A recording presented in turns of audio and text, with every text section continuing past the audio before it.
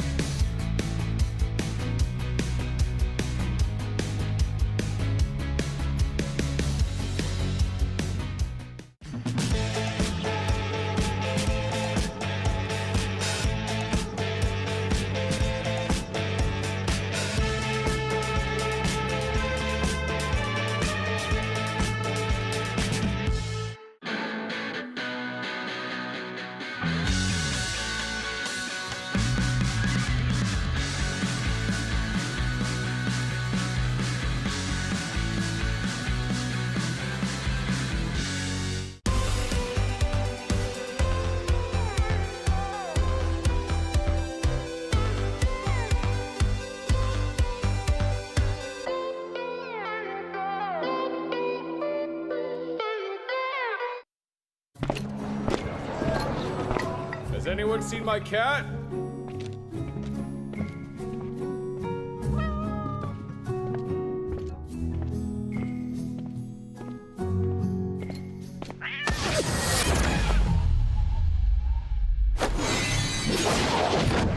Long time no see, hey no!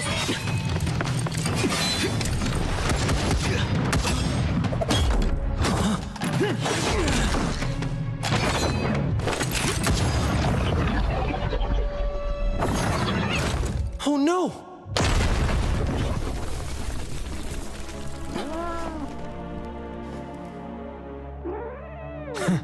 I don't like harming the innocent.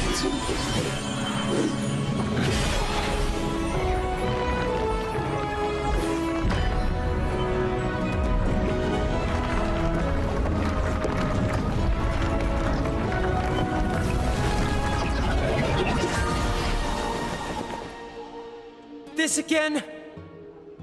Did fate give you an answer? Where the heck's my cat?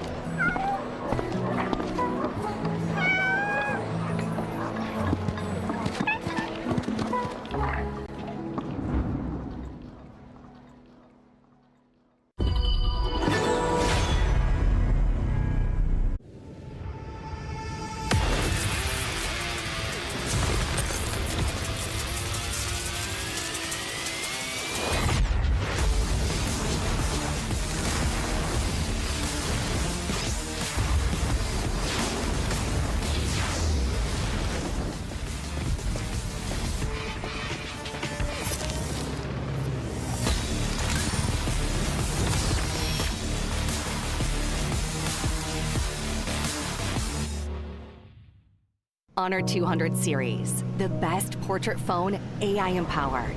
Studio level, AI portrait camera, 3 hardcore portrait modes. Color, vibrant and classic to capture portraits that truly stand out. AI empowered magic portal. Snapdragon 8S Gen 3 AI chipset. 5,200 milliampere per hours silicon carbon battery, 100 watt. Honor Supercharge. This is Honor 200 series. You ever wondered how a Hollywood movie is shot? On a Sony. You review it on a Sony. And how do you make that sound epic? You record it on a Sony. Lunch break on a Sony. So why wouldn't you watch it on a Bravia by Sony? Have you got what it takes to get to the top? It doesn't matter how high you climb. To reach the top, even the biggest champ needs a break. So you can recharge, dive back in, and dominate.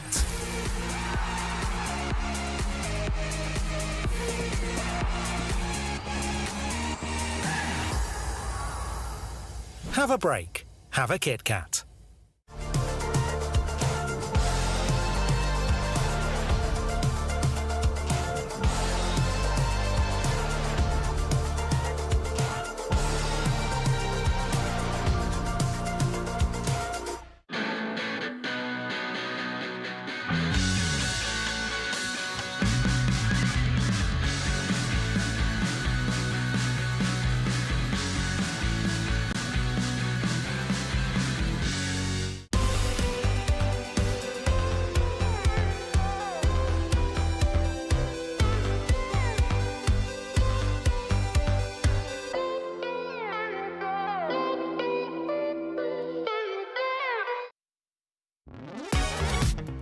Hello， 大家好，我是天云。我们今天呢，在赛前找到了我们3位梦之队的选手，他跟我们有一个短暂的聊天环节，分别是一诺、无畏和 Fly。来，大家跟各位摄像机们打个招呼就好。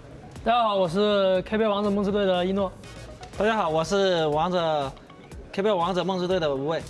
大家好，我是 KPL 王者梦之队的 Fly。怎么这么生疏啊？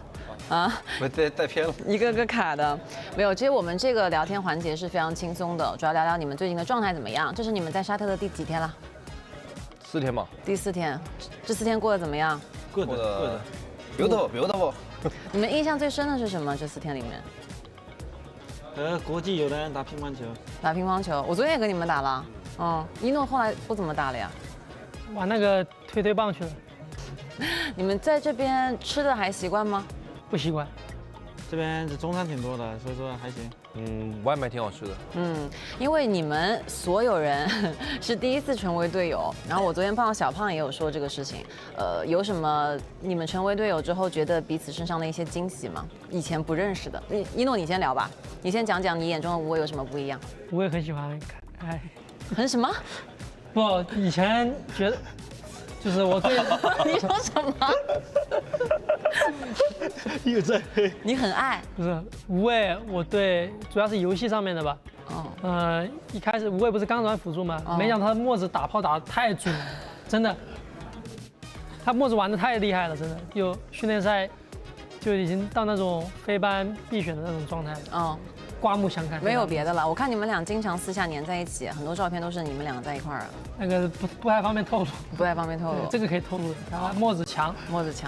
那无畏你说？我对 Fly 的印象的话，就是游戏上就是一直是一个特别厉害。然后这次接触的话，我觉得就 Fly 在这个新版本这个 HoK 服嘛，然后这个达摩就是那个比较光头的，跟他形象十分的切合，你知道吧？就是快准狠，他在玩那个达摩的时候，真的很快准狠。真的是我们的一个杀招。不是，我问你们的问题是，你们对他有没有和之前不一样的印象？你跟我说什么达摩跟那个什么墨子有什么用啊？不是，我之前觉得他墨子不行，但是他墨子棒啊。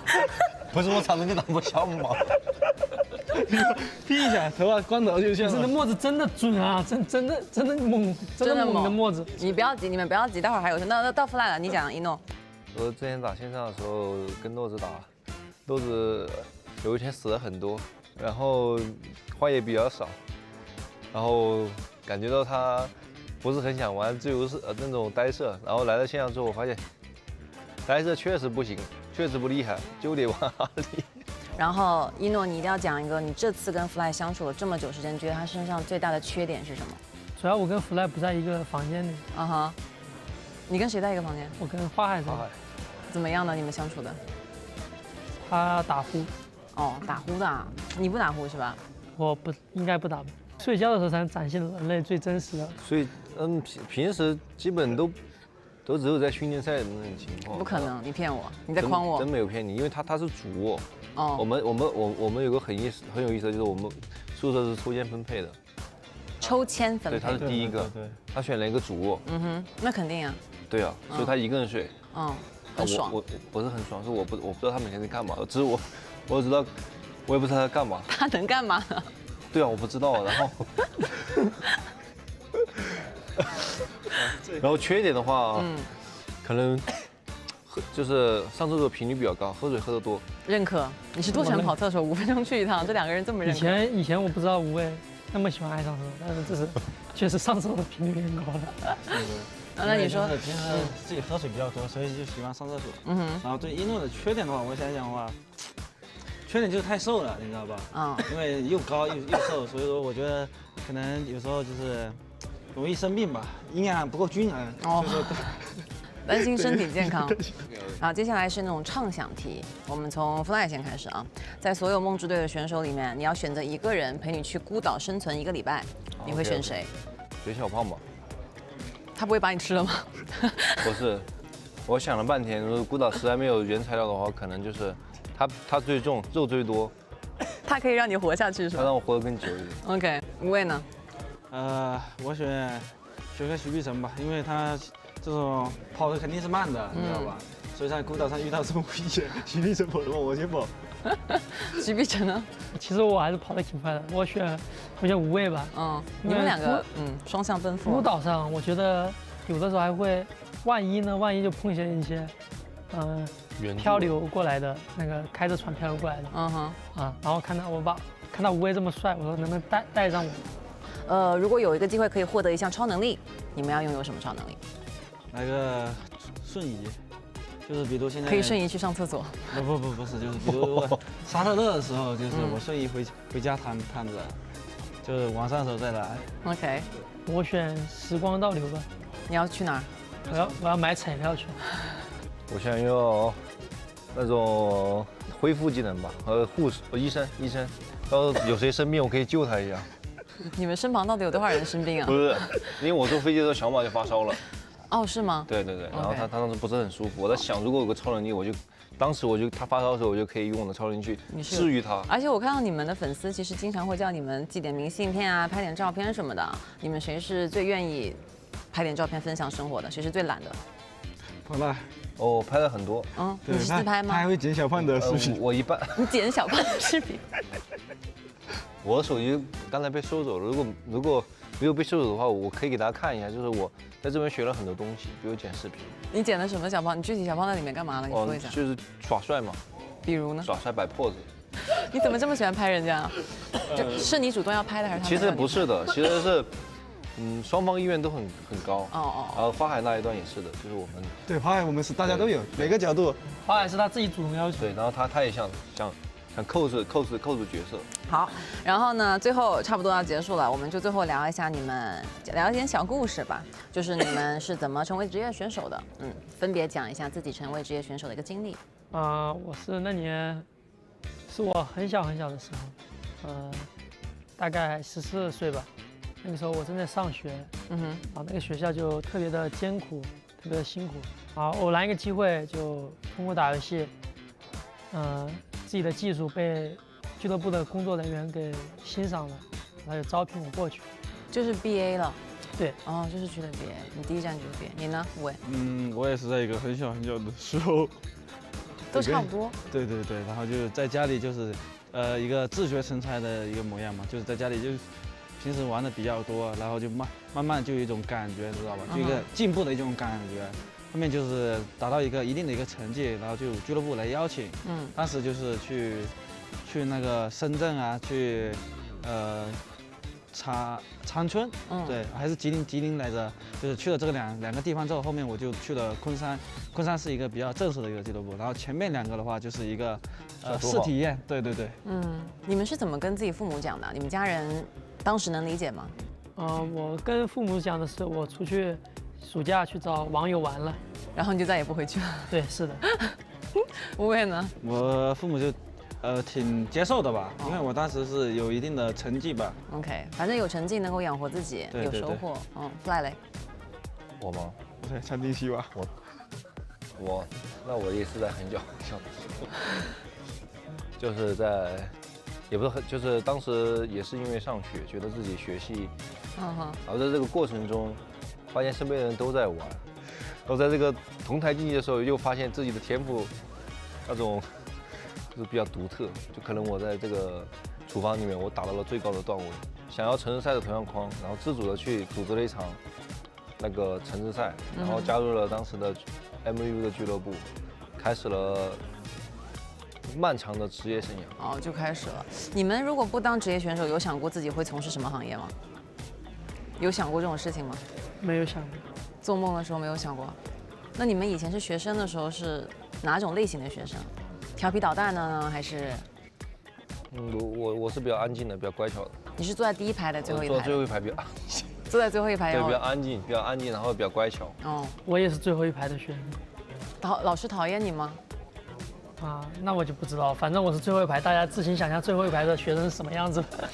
我算是比较聪慧的，因为怎么个聪慧程度呢？就是老师教完我之后，我就脑子一听进去了，然后晚上就忘了，够聪慧吧？反正也都不是什么特别乖的小孩。当时学的时候最好的学科是什么？读书的时候？语文，我最好的是语文。我最好就是数学，因为加减乘除简单一点。99%的赢多少？99%，这时候已经超纲了，你知道吧？算不出来的。你呢？我都很平均啊，都不是特别好，都还行，都还行。OK， 好，那我们最后一个问题啊，就是给10年后的自己说一句话。希望10年后的我们还能欢聚在一起吃个饭。希望10年后的自己能去参加一诺的婚礼。希望10年之后，去参加一诺婚礼的时候，一诺还记得我，然后并邀请了我去。一诺，你的婚礼我也会来的，10年后我们在你婚礼上相见，好吧？那其实我也有点想参加无畏的婚礼，我想知道无畏的新娘有多美丽，多美丽，可以吧？没问题了。好，那以上呢就是我们和3位梦之队选手的一个短暂的聊天，有非常多有趣的内容，我们下期再见吧，拜拜。Hi, I'm LGD JR from LGD. Hi everyone, I'm LGD Xiang. Now we're gonna to play Agree or Disagree. 鲁班具有群体共识能力，因此经常是一个备受争议的选择，你觉得呢？我觉得没问题，我也是觉得没问题，因为确实他的2技能是有控制的，刺客贴他脸的时候都会被推走。OK, next. OK， 射手在比赛里是最强大的重要角色。Strongly agree， 因为射手就是很重要的一个位置，所以没什么问题。我的话，我的见解是，每个位置都是很重要，好吧？每个位置都很重要。群体控制能力的重要性，你觉得重不重要？对于一个队伍来说，非常重要，因为你先控对面，你才能打出伤害。我也是这样想的。进英雄阶段会严重影响团队策略和英雄选择。对 ，VP 很重要。对，团队共成和英雄之间的协同性非常重要，对比赛结果起到决定性作用。协调性很重要，协调性很重要，团队配合，队友之间的配合，队友之间的默契非常的重要。KPL 梦之队不可战胜。Strongly disagree。大家都是2只手，10只手指，为什么就是打不过？我们的手法更猛，说实话，坦克或者辅助角色比输出更容易取得胜利。不知道啊，我觉得输出也是很重要，好吧？看来我们双边的游戏理解都是差不多一致的，没有意见分歧。因为我们都是一个团队的，所以我们肯定要一致才能走向胜利。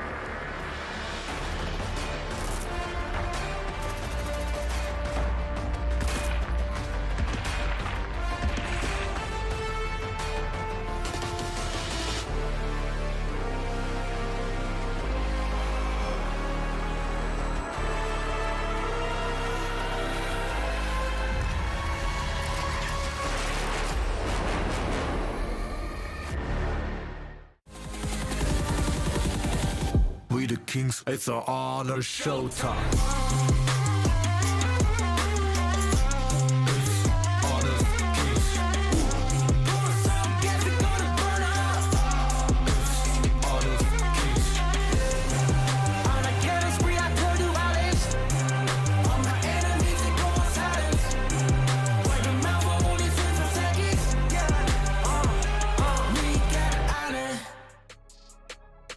Upon a time, it was 12 of them, and right now, we're down to the top 4. This is the Esports World Cup. We're live from Riyadh, from Saudi Arabia. I am Isaac Peña. Boys, the finals are here. King Tofu, get. What's up, what's up? Hi everybody, I'm super excited to be here with the only tofu, as King Tofu. Yeah, your favorite kind of tofu, but you know, the focus is not on me or us today. The focus is on the players and the teams, because finally today we will see who gets to be crowned the champion. But we take it step by step. Of course, step by step, man. Step by step is the way that we have been taking it since the beginning, starting from the BO1s to the BO3s. Today, we're going to have best of 5. If you actually want to win, you're going to have to beat your opponent 3 times. 3 times. Third time's the charm, you say, right? So we'll see if they're able to get 3-1 scores, 3-0 scores. I'm not sure. It's a marathon today, not a sprint. I'm just wishing that we can go the full distance. BO5, I want to see every single match. It's going to be less pressure for some teams and more pressure for some teams as well. Yeah, for sure. And of course, stakes are high, right? Because now there's a lot of money on the line. Not only that, there's also the trophy on the line. Of course, man, they're going to be fighting for a lot of things, for the pride. They're going to be fighting to make history, and of course, for the $1 million that the champion is going to go back home with. Yeah, definitely. Mostly about the glory. I mean, a lot of teams are looking, for this money. But what about the trophy? The trophy and the glory of etching their names in EWC history. Yeah, with the money you could make the trophy, but it doesn't feel as good as winning the entire thing with your own power, right? Wouldn't mean anything. Yeah. Yesterday and the days before, we've had amazing performances. And then Aramco for us has brought to us the top 5 plays from yesterday. What about if we just keep an eye on that and then we check on the top 5? On the 5th place, clearly, we're going to have AG against TS. Oh, this is a really, really lovely battle. AG Global using the teleportation and using Lip, teleport all the team in. And I remember that game. AG Global did so well ending the game out, and that's a great upset towards Team Secret. Yep, they figured out the formula to beat Team Secret, separating the members of Team Secret, cutting them down 1 by 1. On the 4th place, let's see who we got right over there. LPS against LGD. Yes, LGD over here, they did such a great job in the beginning. Early aggressor, almost ending the game under 10 minutes. But right now, they're doing it so good. I'm almost around the 11 minutes mark and ending the game. Yep, today is definitely going to be a faster pace coming out from LGD. Huge expectations for them. It was an amazing performance for them yesterday, for sure. And let's see what's going to happen today on the top 3. We've got KPL Dream Team against Impunity. Yes, this is a history in the making. 11-0 on that Shangguan. What about that? How you feel about that, Kintofu? I mean, you can't go right with wrong here. It's all about the wrong plays. And, no, it's not the different kind of wrong. We are looking at wrong the player. So expecting huge highlights from him today.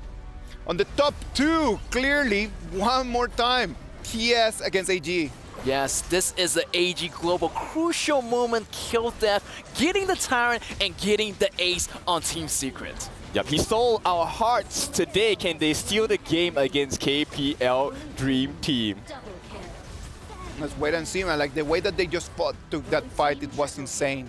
It was incredible because that fight just completely turned everything around. Red team has slain an enemy. Blue team has slain an enemy. And then right now on our top first, and we're gonna have in our first place, we're gonna have Impunity against KPL Dream Team. Oh, this is gonna be a crucial moment here. Fly choosing Guan Yu for the first time, and they have such a great time with Impunity. I know Impunity tried really, really hard, but they just cannot stop the top dog. That's gonna be the KPL Dream Team. That's right. So they're really potent with their strategies, and the execution is really clean as well. There's a lot of players coming out from KPL. They will be able to switch up their rotations in the roster. So we'll see what kind of gameplay does KPL want to bring to the board today. Thank you very much to Aramco for bringing us the top 5 plays from yesterday's. That was amazing. It was an amazing day, man, like the roller coaster of the emotions yesterday. Some people started sad, some people ended up happy.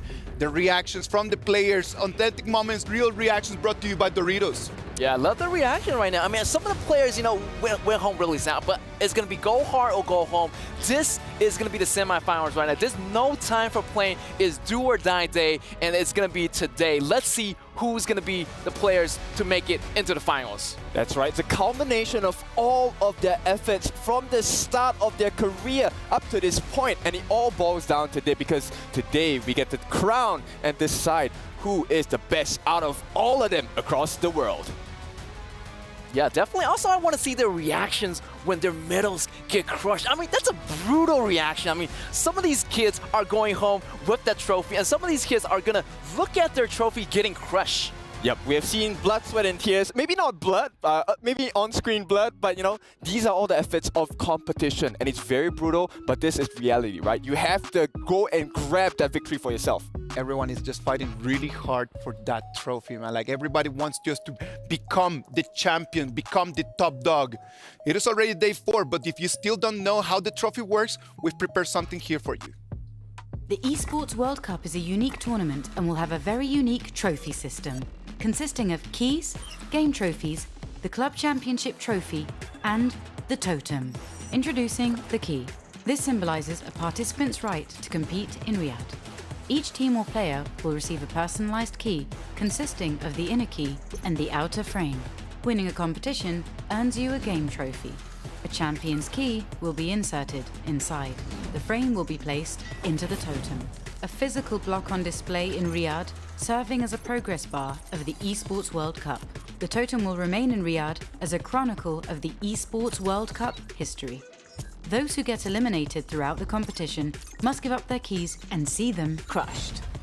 Their broken keys will be tossed into the totem and encased in resin, symbolizing those that tried to win but fell short.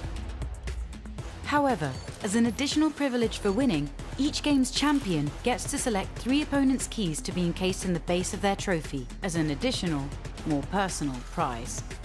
Losers will go home with their keys replaced with a token that marks where they ended their journey. Witness history unfold at the Esports World Cup. Those who tried to win but fell short are going to be feeding that totem, and their names are going to be crashed, but there's going to be one team that is going to be able to put their hands on that amazing, beautiful trophy that you can see on the screens. Yeah, that trophy is going to be right here. You can see on the screen 3D image here, and definitely these high players definitely is going to go ahead and grab it. And yeah, waiting for this to happen. What about you? How are you feeling today, Kendall? I think it's going to be a tall mountain to climb. They need to carve out every single edge of that trophy for themselves. Of course, they have the reward of, you know, crushing their opponent's keys. I really love that function of the tournament and the trophy system as well. So I'm hoping for some big emotions coming out from all the teams that win, as well as those that don't really make the cut today. Exactly. Also, I love the reactions yesterday. I mean, like, you know, AG Global's coach, you know, just pointing at the medals and showing so much respect for the other team as well. Yeah, for sure. It's something that I think we would love to jump on. So we'll definitely keep very close eyes on, you know, that trophy and key crushing moments later on. That's for sure, man, because a lot of keys have been crushed, and QuickShot has been helping us out just to keep us just up to date with all that information. One more QuickShot recap about the Club Championship is coming your way. Hey everybody, QuickShot here from EWC Central. Today, we will close out the Honor of Kings Invitational Midseason. So let's check out what that means in the EWC Club Championship update brought to you by SDC.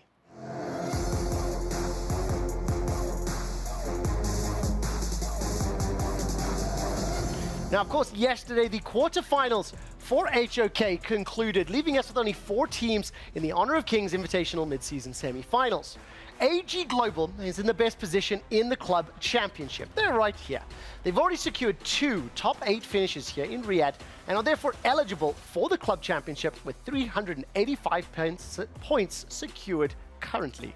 LGD is sitting at 275 points currently, but they only have one more team at EWC where they will have to make it count, make it into the top 8 to be eligible. KPL Dream Team and the Vivo Keyed Stars have no other teams here as of right now, so they will not be eligible for the prize money in the championship. As we turn our attention to the overall standings, we are still seeing a clear lead with Team Falcons at the top of the table at 3,500 points, followed by Team Liquid in second and Na'Vi in third with 1,445 and 1,110 points respectively. Winning the HoK tournament will get you 1,000 points and make it just on top of the top 10. Who will raise the trophy? We'll find out later today. And for any more updates on the EWC Club Championship, as well as all the other games happening here at the Esports World Cup, join us at EWC Central every Thursday to Sunday, 4 till 8 today at twitch.tv/EWC and youtube.com/EWC. We'll see you later. Thanks, Quickshot, right over there, just letting us know that Team Falcons, once they stood on the gas, like, they have not let their foot go, man. And those players have been doing an amazing performance. And if you want to talk a little bit more about the HoK players as well, you can come and show to us your feelings to the HoK camp. Remember to enter the player review section where you can rate and share your opinions on the participating players. During this event, you can also earn in-game rewards by posting your reviews. Remember to head over to the HoK camp now to learn more about the event details. This game, the tournament has been going on for 4 days. It has been amazing, but right now we need to start moving into what's going to happen today. We're going to have 2 semifinals, as you can see over there on your screens. On the right side, we're going to have AG Global against the KPL Dream Team. That's going to be our second semifinal. But on the first game, we're going to have LGD Gaming against Vivo Keyed Stars, and that's gonna be our Jamil Motorsports match of the day. Yeah, I feel like KPL Dream Team, they came, they saw, they conquered. I feel like they have a really good chance of winning the championship, but LGD is gonna be one of their top contenders. Hopefully LGD can make it, but you know what? Vivo Keyed Star might be able to take it away from LGD as well. Yep, LGD have been really monstrous thus far. They haven't dropped a single series yet, and now VKS, with the surprise comeback yesterday, there's huge expectations, particularly for me as well, right, to see if they can beat out LGD. Yeah, I feel like VKS do have that momentum going, but I feel like BO5 is going to be a longer stretch, so I feel like I'm going for LGD here. They have the extensive hero pools, and they do have different playstyles, versus VKS, so I feel like LGD is in the bag for me. Well, I like the fact that we were talking about this just now, and you said that, hey, it's actually a match between the Season 1 and Season 2 champions. Yes, it's going to be the battle of the Titans, Season 1 versus Season 2, but I have to go with the recent winners, Season 2, for LGD right here. Okay, so you like the new update better. Okay, I get it. I am pretty sentimental, so I will prefer Vivo Keyed Stars, especially with the performance they put up yesterday. I think they do have the potential to probably put a dent in the confidence of LGD Gaming. Yeah, for LGD, however, I talked to the coaches, Joker, and the players now. They say they are more confident with the BO5s versus the BO3. Since BO3 is going to be more pressure, but this time it's going to be less pressure, since it's going to be a longer running for the BO5s. Yep, I've said this many times, but I think like I've got to put a lot of emphasis on Joker's master degree here. He's really smart, right? And it's a battle of the Joes. It is Joker against Joko, the coach of VKS as well. Yeah, definitely going to be a super hyped up battle. I just can't wait for this battle to begin. But first of all, LGD definitely have the early game for me. VKS, however, I feel like they stretch it a little bit longer. They're going to have a better chance in the later games. Yeah, I think VKS, they have this late game potential that they can realize. Hasn't been realized just yet, right? We've always seen LGD be very dominant with the invasions, with the kills, with the setups as well. So yes, I know it looks like a clean LGD gaming win, but hey, we also need to prepare for surprises in the end. Yes. Right. What about if we just get into the heads of the coaches and the players? We had the opportunity to talk to the coach from VKS, Joko, and here's what he had to say. We're at the semi-finals with me, Chuchu. Alongside, it's going to be Joko, the VKS coach. Now, Joko, I do know when it comes to the group stage, you guys kind of having unstable performance there. Then you came back during playoffs. But how's the players' state right now when it comes to the semi-finals? Chuchu, hi everyone. So, playoffs is a different beast entirely, and especially against LGD, I have a bit of history with them because we didn't play them back there in Malaysia, but we scrimmed with them. And we had actually really bad results in Malaysia. They were torn on our side. So playing then against group stage here and losing was a bit like a letdown, but now we have a chance to show that we can actually stand up to them. Surprise us. We are waiting for that. Yep. Next, I do know a lot of moms, the players' moms supporting you guys, and a lot of supporters out there shouting out for you. Do you have to say any to any of them? Oh, sure. Yeah. As well as to my mom that always watches. So I want to like deeply thank you all for your support, especially the moms. Like we are here with the boys. I call them boys, and sometimes people... You can say it in People Portuguese. normally say it's like, I call the players boys and say, no, they're grown-ups. Yeah, but there are boys on our view. We take good care of them, so don't be worried, like, everything is covered. And obrigado por todo o apoio, pessoal, principalmente para as mães dos jogadores. Tamo junto. Vamos, it is for the side of Vamos. VKS. That's it for the interview. Thank you, guys. Thank you. Thank you very much to Joko for sharing with us. You know what? I'm going to go with Joko in terms of that, Mala. I'm going to take one thing that he just mentioned. For me, the players are just boys. And it is the responsibility of the coaches just to kind of like guide them and help them out, not only as players, but as human beings as well, man. Yep, they will give them the tools. The boys are supposed to use it to the best ability. And this time they have a buff. It's called the mother's buff, right? The mother's buff is, the mother's love is always empowering. And as a son, they want to impress upon their family that we are the best. Definitely. I feel like there's a lot of moms watching them right now, and they're going to rooting for them all the way. That mom's love is going to go a long way for VKS. Also, maybe LGD's moms are watching as well. Yeah, we won't forget them. Your mom loves you as well, right? Don't worry, we know. Yeah. That is lovely, lad. That is extremely interesting. Now, on the other side, from LGD Gaming, like we've known that all the 5 players have been doing great performances. But of course, there's one of them that we had an opportunity to talk to. That was Jeff from LGD Gaming, and here's what he had to say about it. Hey, it's Chuchu with me. It's going to be Jeff from LGD Gaming now. Everybody was looking for Weibo versus VKS yesterday. You guys mentioned about you want to fight against Weibo, but change of plan. You are fighting against VKS. Now, what do you think about this team right now? 这个队是非常强的队，就是在巴西的冠军 S1， 我们对他有很多也是有很多研究，他们对他们胜出也不感到意外，就是已经做好准备了。So basically, they know that it's going to be one of the strongest teams from Brazil. They are the #1 team in Brazil, so they will not underestimate their opponents. They know that they're super strong. They can actually take opportunities when needed, and they know momentum is a big thing for them. Now you guys actually have some preparation for this team right now. How's the preparation going for the teteam LGD? 这个不方便透露，我们有自己的打法，打他们。但是你看了昨天的微博game，你想一下他们这打法是好像是怎么样的队伍？打法就是比较猛，就是打架队。They prefer aggressive fights. So right now, they definitely saw what happened yesterday, and they do know that VKS do prefer aggressive fights. So they won't share their tactics for now. It's a bit of a secret. We're gonna have to wait and see. Thank you so much, Ja, and good luck for your next game. He really does not want to share anything with us, right? Like, because he knows that it is important. Like, if you can just save a little bit in here, that might be just the key to success. I feel like they're hiding like a secret weapon for this. I feel like, you know, JR doing a really nice job as a farm laner. He has a really nice flexibility on all the heroes play, like Arlie, Lone, and play as a utility farmer, also Deer and Jet as well. So yeah, he has all these tools for success. So hopefully, like, he can get this game on the road and versus VKS on this one. Yeah, this match is going to be a difference of margins for sure, very small ones. Let's start getting our predictions out there, our STC play predictions. The audience is out there just thinking of who's going to win. Boys, what is in your mind? LGD all the way for me. All right, I will have to go on the other camp. I'm going with VKS. LGD Gaming, VKS, like it is already set. I know that the players are ready. They're already on the stage. They're waiting just for us to send it to them. 15 seconds for our first semi-final right over here in the Honor of Kings Invitational mid-season. Ladies and gentlemen, buckle up because we're going to start day 4 in 3, 2, 1, Amazon Arena.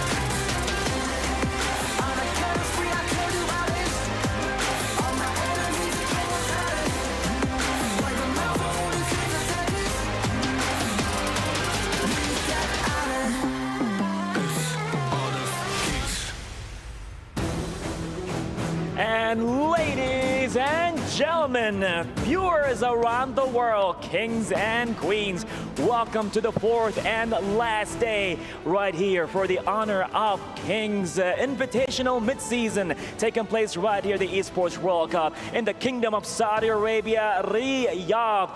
Back to the battlefield, back to the gorge, back to the Amazon Arena to see who will be crowned as kings. I'm Bara Abdullah along with the very talented Sky. How are you today? Hello, ladies and gentlemen from all over the world. It's my honor to be here for the fourth time because we approach into the very end. 大家好，我是天明 Wait for it.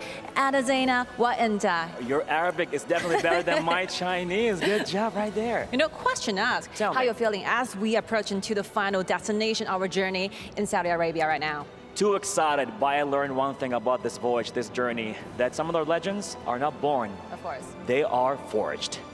Till right now, at this very moment, we have seen 12 teams competing their way towards the very end, and they are still making their towards the final glory. And now we have only 4 warriors remaining on the stage, ready to compete for the final ones. We are so ready. So Sky, the honors is all yours. Let's go. All right, ladies and gentlemen, and the audiences in the arena, please prepare yourself for a thrilling journey in the gorge. Let's welcome to the stage our first 2 semi-finalists. Let's welcome Team LGD Gaming.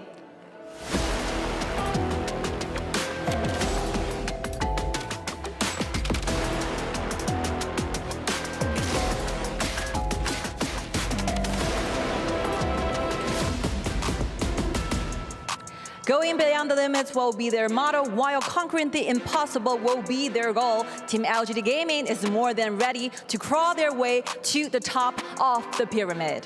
You got that right. And now, viewers around the world, for their challengers, right here at the very own Amazon Arena, the pride of Brazil. Let's hear it for Vivo Stars!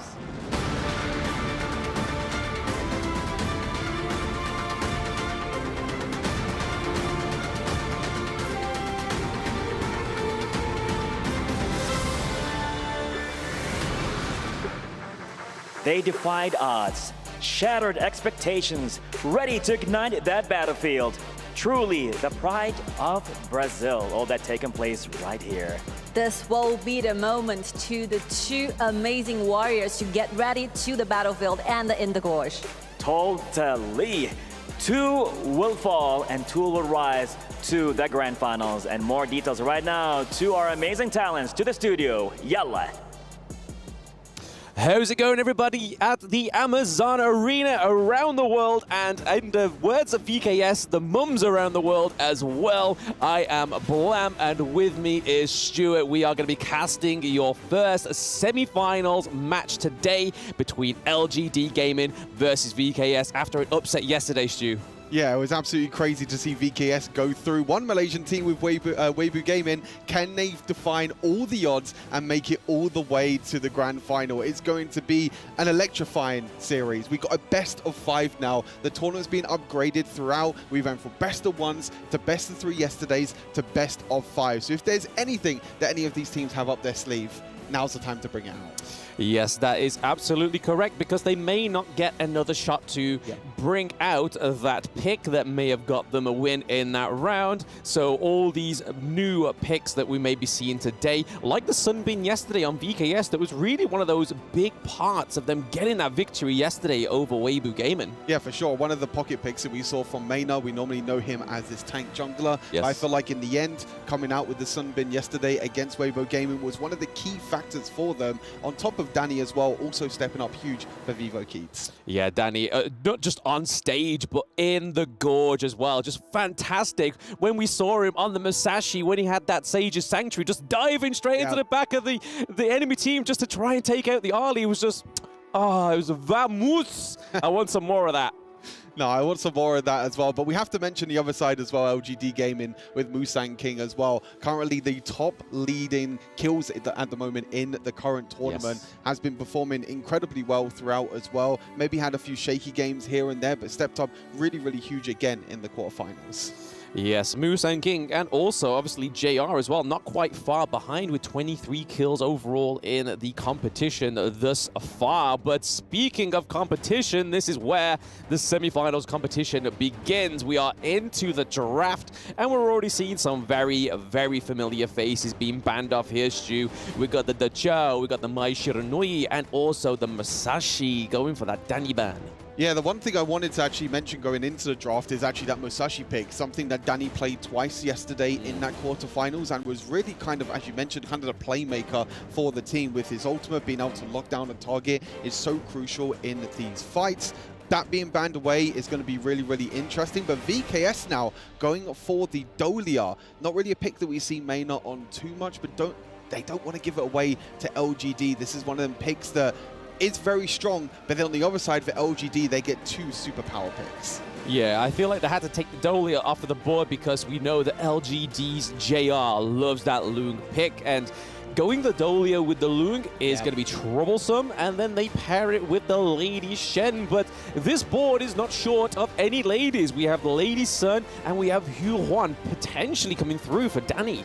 Yeah, I think that's the interesting thing, that the Hu Huan, we have seen it quite a lot in the mid lane as well. We have seen it in the jungle. I believe for Danny at the moment, he's played it. He hasn't played it actually at all in this tournament so far. So it's kind of another unique pick for Danny, which is such a big thing, I feel like, for this best of 5 series, is that Danny has such a wide hero pool. He's played so many unique champions, 6 unique champions. This is actually going to be his 7th if it is played in the jungle. So having that wide champion pool in a best of 5 series is going to be extremely important.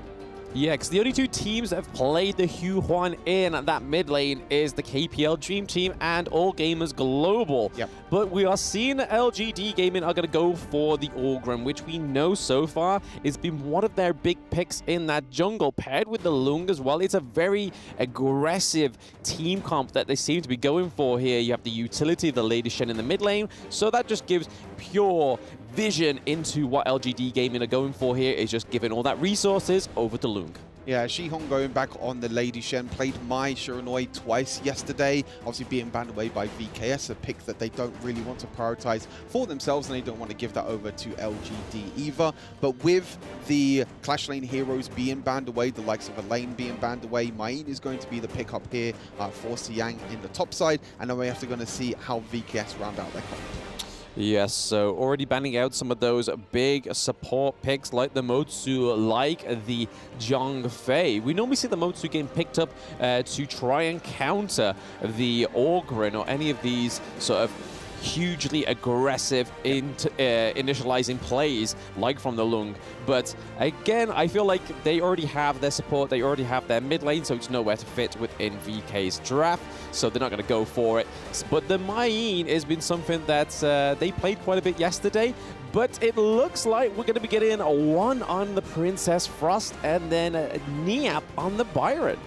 Yeah, I think this is what one's kind of fallen back on when the likes of Mai hasn't come up, when the likes of Lady Shen isn't available. He's actually played 3 times for these heroes. Falling back on the Princess Frost, we know that she did get a little bit of a nerf in the most recent patch. She's maybe not as strong as what she was before. Lady Shen being that priority pick in the mid lane for LGD is a huge one for them. And they're also going to pick up Lian Po as the last pickup as well. So, as you mentioned, full-out aggression for this LGD comp. They want to go in, they want to engage, and it's going to be the likes of the Lady Shen and the Long to protect themselves on the backline.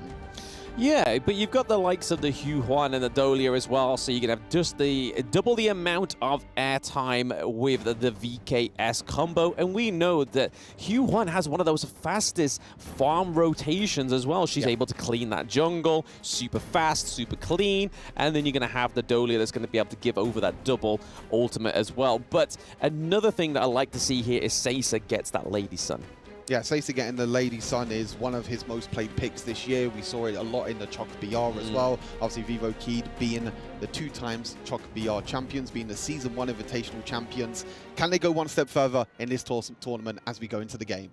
We can only hope so for our Brazilian region going against the Malaysian region. The only time these two teams have played against each other was in the group stages, so it's no longer the first time that we're going to actually be seeing them play against each other on the stage, but it's going to be a marathon. Like Kin said, it's no longer about that sprint. Let's get our top picks. Let's just smash them in one round. Yeah, I feel like for LGD, this is going to be really, really huge for them. This Orgren jungle pick for Musang King was one of the main reasons why LGD Gaming beat Vivo Keyed in the group stage. That was a 9-minute win in the group stage. So VKS definitely need to kind of adapt, but I feel like they've just been growing throughout the tournament. You know, maybe the group stage didn't really suit them with the best of one format, but when it comes to these best of threes and best of fives, this is their time to shine. Absolutely. I mean, even if they don't win game one, it doesn't mean that they're going to be out of the competition just yet. They still have potential of 4 rounds to go from that point. But I feel like if they are going to get any kind of victory in this one, you're going to be trying to see if they can get to that late game potential for VKS, because there is quite a lot of late game on their roster right now. You've got the Lady Sun that we're going to only see activate once she gets that itemization through. But Princess Frost is just going to be ready when she gets to that level 4. Yeah, I think the big thing as well is that with the U1 is actually one of the quickest, as you mentioned, jungle clears in the game, with Orgren as well also being very, very quick. So it doesn't really give Musang King that much time to invade, because by the time he invades, the whole jungle's already gone. So it's really down to when it comes to the ganks with these two junglers as well. We know the crowd control that the U1 can bring. And it's all about Orgren to see if he can look for the flanks and try and look for that crazy amount of sustained damage that he can bring. Yeah, it's definitely a less aggressive pick here for VKS. Danny, we've normally seen him on the likes of the Musashi, on the Luna as well, when the LGD last played against VKS. So going for the Huan makes it seem like Seiza and Niap are probably going to be the most aggressive in this team, because Huan's just going to be there for utility, for just getting that heal in, the knockups as well, and then you're going to have Princess Frost to try and get that zone in, that nuke damage going off for the mid lane. Yeah, I mean, VKS is definitely a team that likes to focus a lot of their gold on their farm lane carry on Seiza, one of the players that has the most gold in all of their games. Making sure that you get all the gold on Lady Sun is going to be even more crucial. Yeah, we don't like to see the utility farm lanes come through for Seiza. There is a bit of engage in here for LGD, trying to give some aggression. Not quite as well-timed as I thought it would be, because obviously the Tyrant is not yet up for another 55 seconds, but you can kind of see the mind games already coming in. Yeah, the Purify coming in for Seiza as well, making sure that he doesn't get knocked up by the Liampo. Really, really smart choice by Mena and Seiza to both go for the Purify in the bot side, since there is so much crowd control on the side of LGD Gaming. You know, you have things like the knock-up from the Lady Shen, the knock-up from the Liampo as well.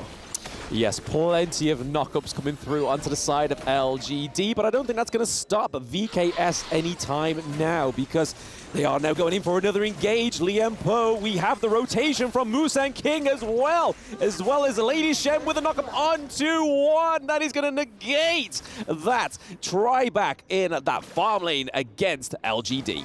First blood to Musang King, another one to add to his list for kills at the moment in this tournament. Incredible job for Musang King to be able to counter gank in the end. I think the big thing was Princess Frost was trying to get that priority in the bot side, but you could see how Orgren could just rotate so quickly throughout the game, just being able to go from camp to camp, go from lane to lane, and that's going to give LGD that small advantage early on. And this is what that bot lane play was all setting up, was for that Tyrant. And it's now coming through, but VKS, Danny, looking like he's got the priority here. Orgren coming through. No, the smite comes in way more earlier for VKS. So Tyrant coming over to VKS means there's a lot of damage coming through into this next team fight. Orgren trying to take down Niap here, trying to put a little bit of pressure onto their clash lane. Mayin, as you can see, on the far left, the stun come through. Here comes a seismic smash from Liampo, but there is no follow-up from LGD. Oh, it's so extremely close. I thought Musang King was going to get caught. Really nice stun there by 1 in the end on Princess Frost, doing an incredible job. But oh, it's actually the jungler Danny being caught out, but it might be traded back here. But Mayin has so much mobility, using the flash to escape as well. Danny being caught completely off guard in the jungle. Yeah, I was giving highlight to Mayin. You could see her just lingering on the Azure Golem side. You know what was about to happen there. Just trying to just clean up anything, any of the leftovers from that last team fight. We saw that no kills were given over to the side of LGD for VKS, but they were very low. Yeah, extremely low, and it was all down to that mid lane fight. You know, as you mentioned, with VKS taking that Tyrant, they wanted to try and force a team fight with the extra damage you're able to get with the Tyrant, but the app might be completely caught out as well in the top side of the map. The burst damage from Long in the end. Support getting the kill, which is not always great, but it is going to secure them a tower in our top sides. Yeah, a life for a life, but then they also get a tower on the Clash lane. They're able to pick one up for themselves in that farm lane. So again, we're seeing that VKS are already trying to dominate the map a little bit more than getting those kills. As we can see, they haven't quite yet to get a kill on the board. Maybe it's the objective game that they're looking for. I really like kind of this split map that LGD Gaming are doing right now. They're realizing that maybe the Lady Sun can do a lot of damage to the Long in the early game. So rotating the Long and the Liam Poe to the top side, completely catching out the app on guard, just gives JR a lot more solo gold. They actually took 2 towers in that Clash lane as well, so just showing how much damage you can do with Long. Yep, T2 down in the 6th minute as well. We saw a nice untargetable come from Danny there, because that could have been a huge engage from Jia on the side of LGD. Speaking of engages here though, Musen King and the Lady Sun are very close nearby, and we're already seeing that macro play come from Xiang on LGD. They get the T1 down into the farm lane as well. Untargetable comes through. Yeah, Untargetable comes through, and maybe the stun's going to be enough as well, but no, the ability in the end from the Hugh 1, but here comes Cavalry for LGD. The Orgrin going to try his best to try and kill out Danny, but it is going to go down. The Dolia tried to reset the Hugh 1 ultimate, but didn't come up in time. Yeah, a little bit unfortunate there for VKS. I feel like LGD just know how to sort of move around as a team. And we're already seeing the Lone Ranger that is Xiang. He's always just in the enemy jungle, just kind of just waiting for the time to strike. But at that same time, he's just trying to push the T2 into the farm lane, because if those 2 T2s go on those side lanes, that's just the same amount as pressure as losing your T1 in the mid lane. Yeah, for sure. I feel like in general, LGD having 3 towers being taken at the moment is really a big sign for their gold lead right now, and you can see they've got a lot of confidence that they're trying to invade in the jungle. Yes, not quite getting that Azure Golem for themselves, LGD Gaming, but it goes over to VKS, which is huge for Danny's hero right now. He needs that mana, and if he lost that Azure Golem, it would have been a troublesome 60 seconds for him until the next one came up. Mayin, again, just still macro plays from Xiang. We normally see it from JR. Yeah, I think the big thing is that VKS are really trying their best to try and defend this mid lane tower, and they're giving up so much pressure in the split sides of the map. Yes, and again, the T1 falls. This is just true LGD fashion, just dominating that map. And look at the goal difference, Stu. We're going into the 8th minute here, and they're up by 5.4K. Yeah, I love the split pushing by LGD in this game. I feel like they've done extremely well. As I mentioned, that split map that they were able to do, getting JR into the top side, being able to take both the tier 1 and the tier 2 tower. You can see also Long going back into that Clash lane, creating pressure. I think Vivo Keys at the moment are so grouped that they're not respecting the split pushing coming in from LGD. Yeah, there's a little bit of a tunnel vision coming through here. We see that Danny's trying to get another kill onto Xiang, but that is just to keep that Mayin alive. But we have Maina, we have Caesar here as well, but the rest of the boys from LGD are going in. There is Xiang picking up the kill onto Maina. Down goes Xiang, though. That is a 1-1 trade, 2-1 trade for LGD, sorry. That is a lot of combat going on right now on this map, and we're getting to that 9-minute mark, which is where VKS lost before. JR completely wiping out that Clash lane. Triple kill in the end for Musan King. They're going to try and look to finish this game in the same time that they were able to in the group stage. 9 minutes and 30 seconds. LGD draw first blood in this best-of-5 semi-final. Yes, LGD Gaming manages to get that first blood this time around, and the first victory in this best of 5. Even though they managed to win that sprint in the group series, LGD Gaming are definitely in this marathon. Incredible game for them, as I mentioned. Pretty much the same time as what it was in the group stage as well. So they're kind of running it back with a similar composition, a very similar plan as well in this game. It was a little bit different in terms of in the group stage, they were doing a lot of invading. In this game, the early game was very back and forth. But again, the split pushing that they were able to do to get the tier 2 towers on both the clash lane and the farm lane was such a huge credit to them. Yes, and we're going to be passing it back to the studio to get their thoughts on this game 1.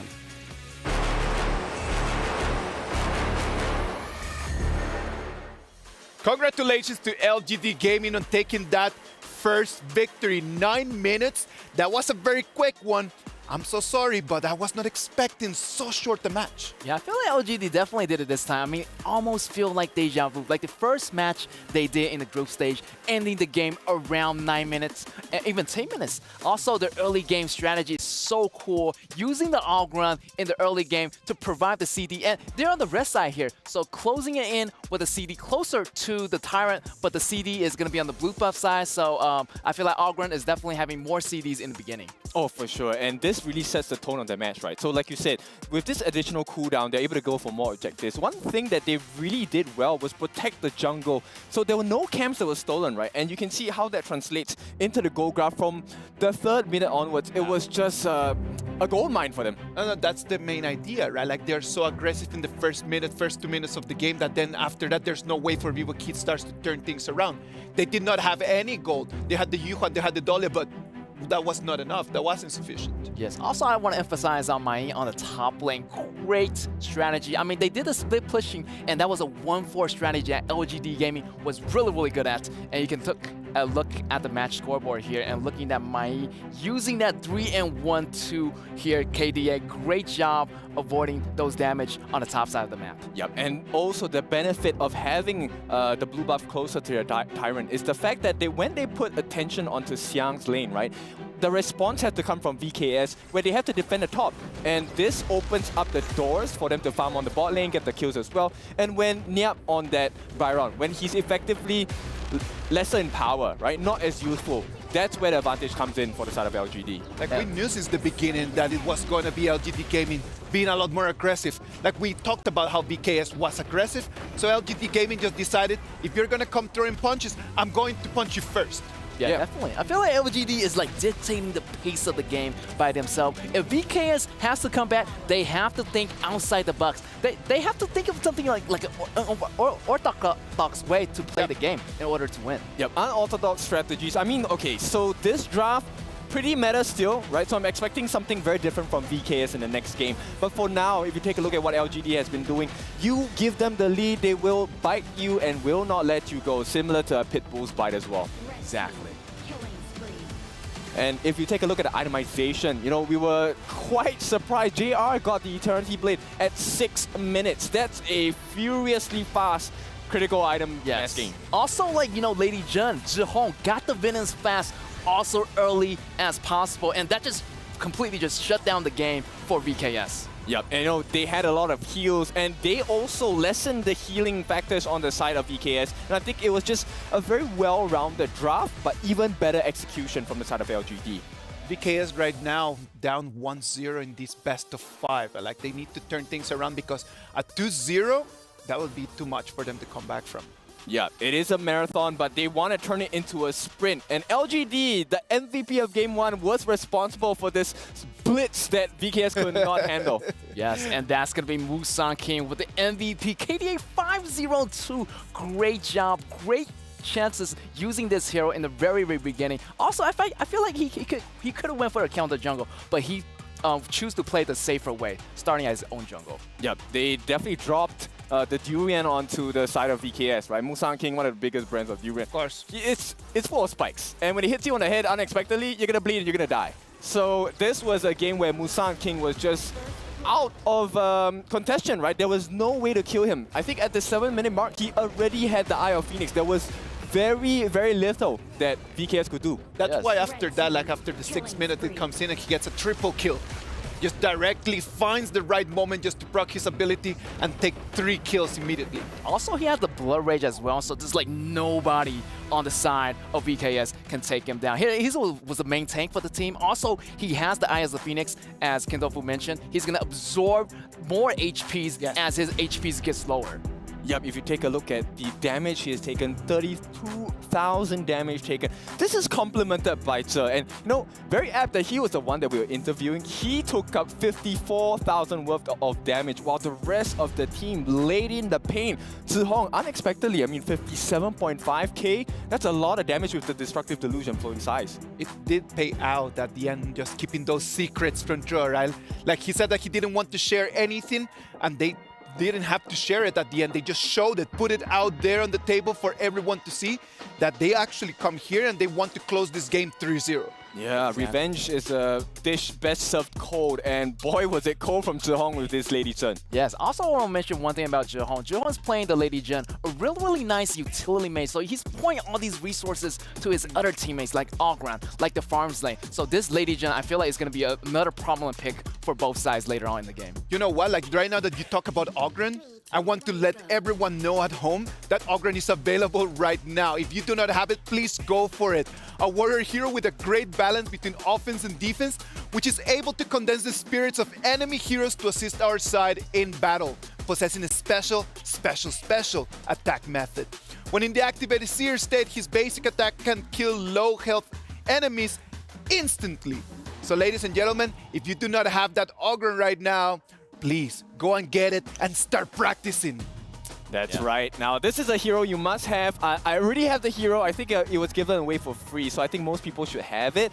But having the hero and playing him well is a different story. So I think you can take a look at how LGD was using him to learn the best. Yeah, definitely. I feel like in a lot of ranked games, I'll always ban that Ogran. Super OP. What about if we just take it to the Amazon Arena for a game 2? Welcome back, everybody, at the Amazon Arena online. Wherever you are in the world, you are watching a battle between regions right now, and LGD Gaming are taking game point 1. Can VKS take number 2? Stu, what do you think? Yeah, I mean, it's back to the drawing board, really, for VKS. I feel like they still have a few pocket picks up their sleeves. They are going to decide to stay on this left-hand side for this draft. Their bans have changed. They have banned out the Dolia this time instead of the Mai, and that is going to actually go on the side of LGD. So one big pickup that is open and available in this one is going to be the Ali, but VKS now pick up the Ogran for themselves. This was a big pick in game number 1. We know how much Musang King has been performing on this, and it's going to be such a huge pick to see if VKS can come back in the series. The Latino heat has been turned on here with the Ogran pick here, and I'm very excited for this. I honestly thought they were going to try and lock in either the Musashi or the Mai, but that gets banned away once more.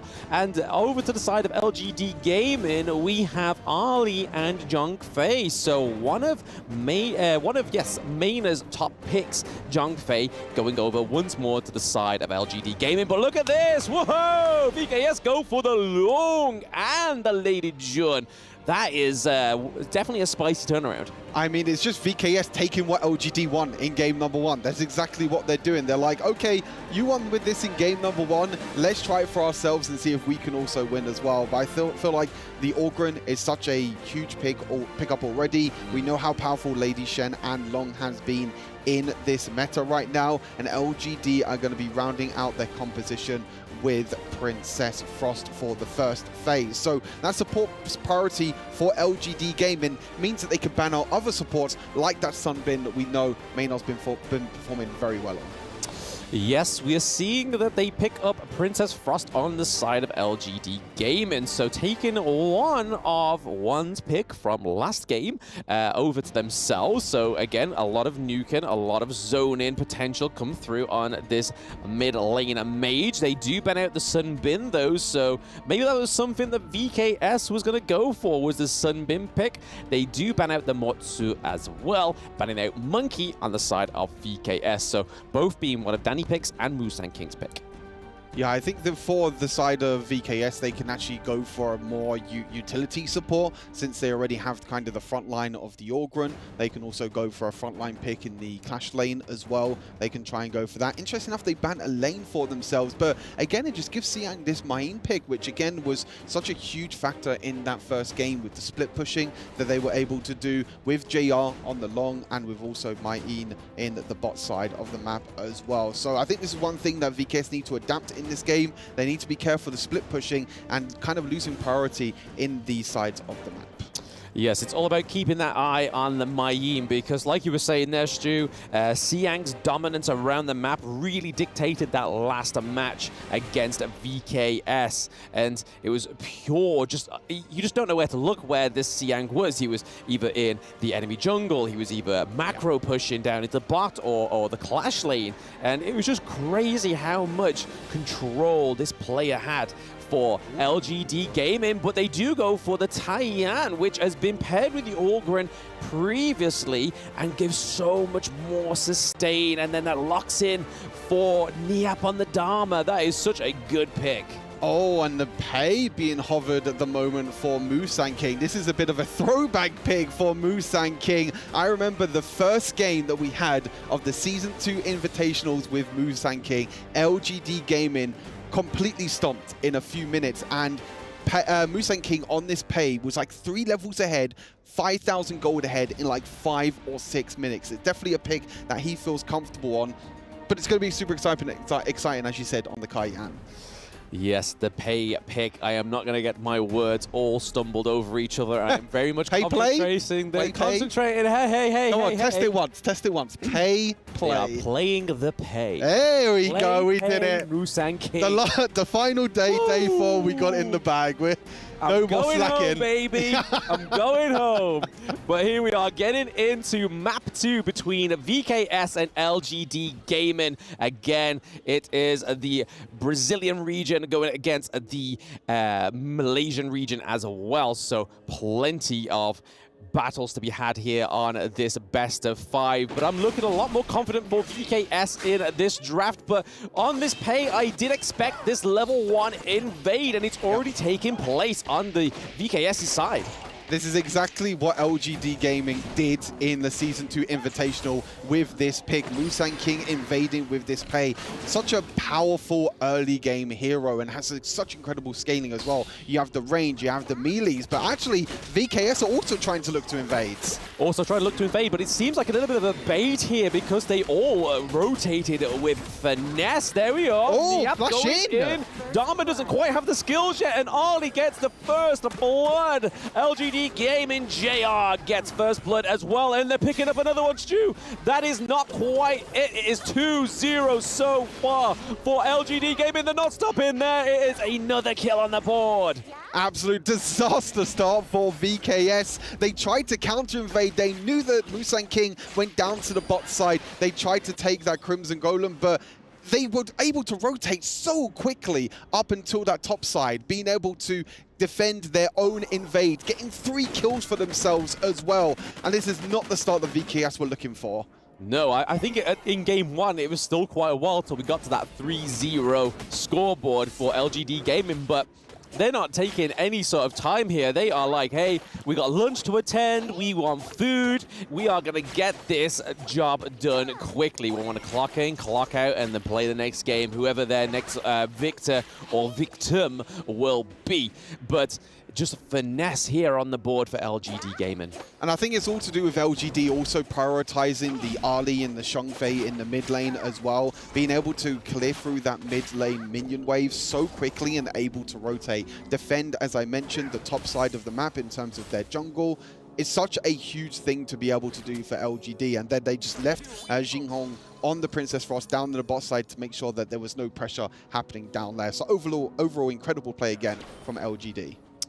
Oh yes, we saw that level 1 invade, we saw a counter invade that ended up going into a 3-0 thus far, but there we are, Zhang Fei with the Unbridled Rage coming through, Lung having to get out of there with that ultimate, because once you fly high, you cannot get They're still by. going! He comes in from behind here, it is going to be a takedown onto Tian, and the Lung once more, so a double kill going over to the mid lane. That is a lot of gold, baby.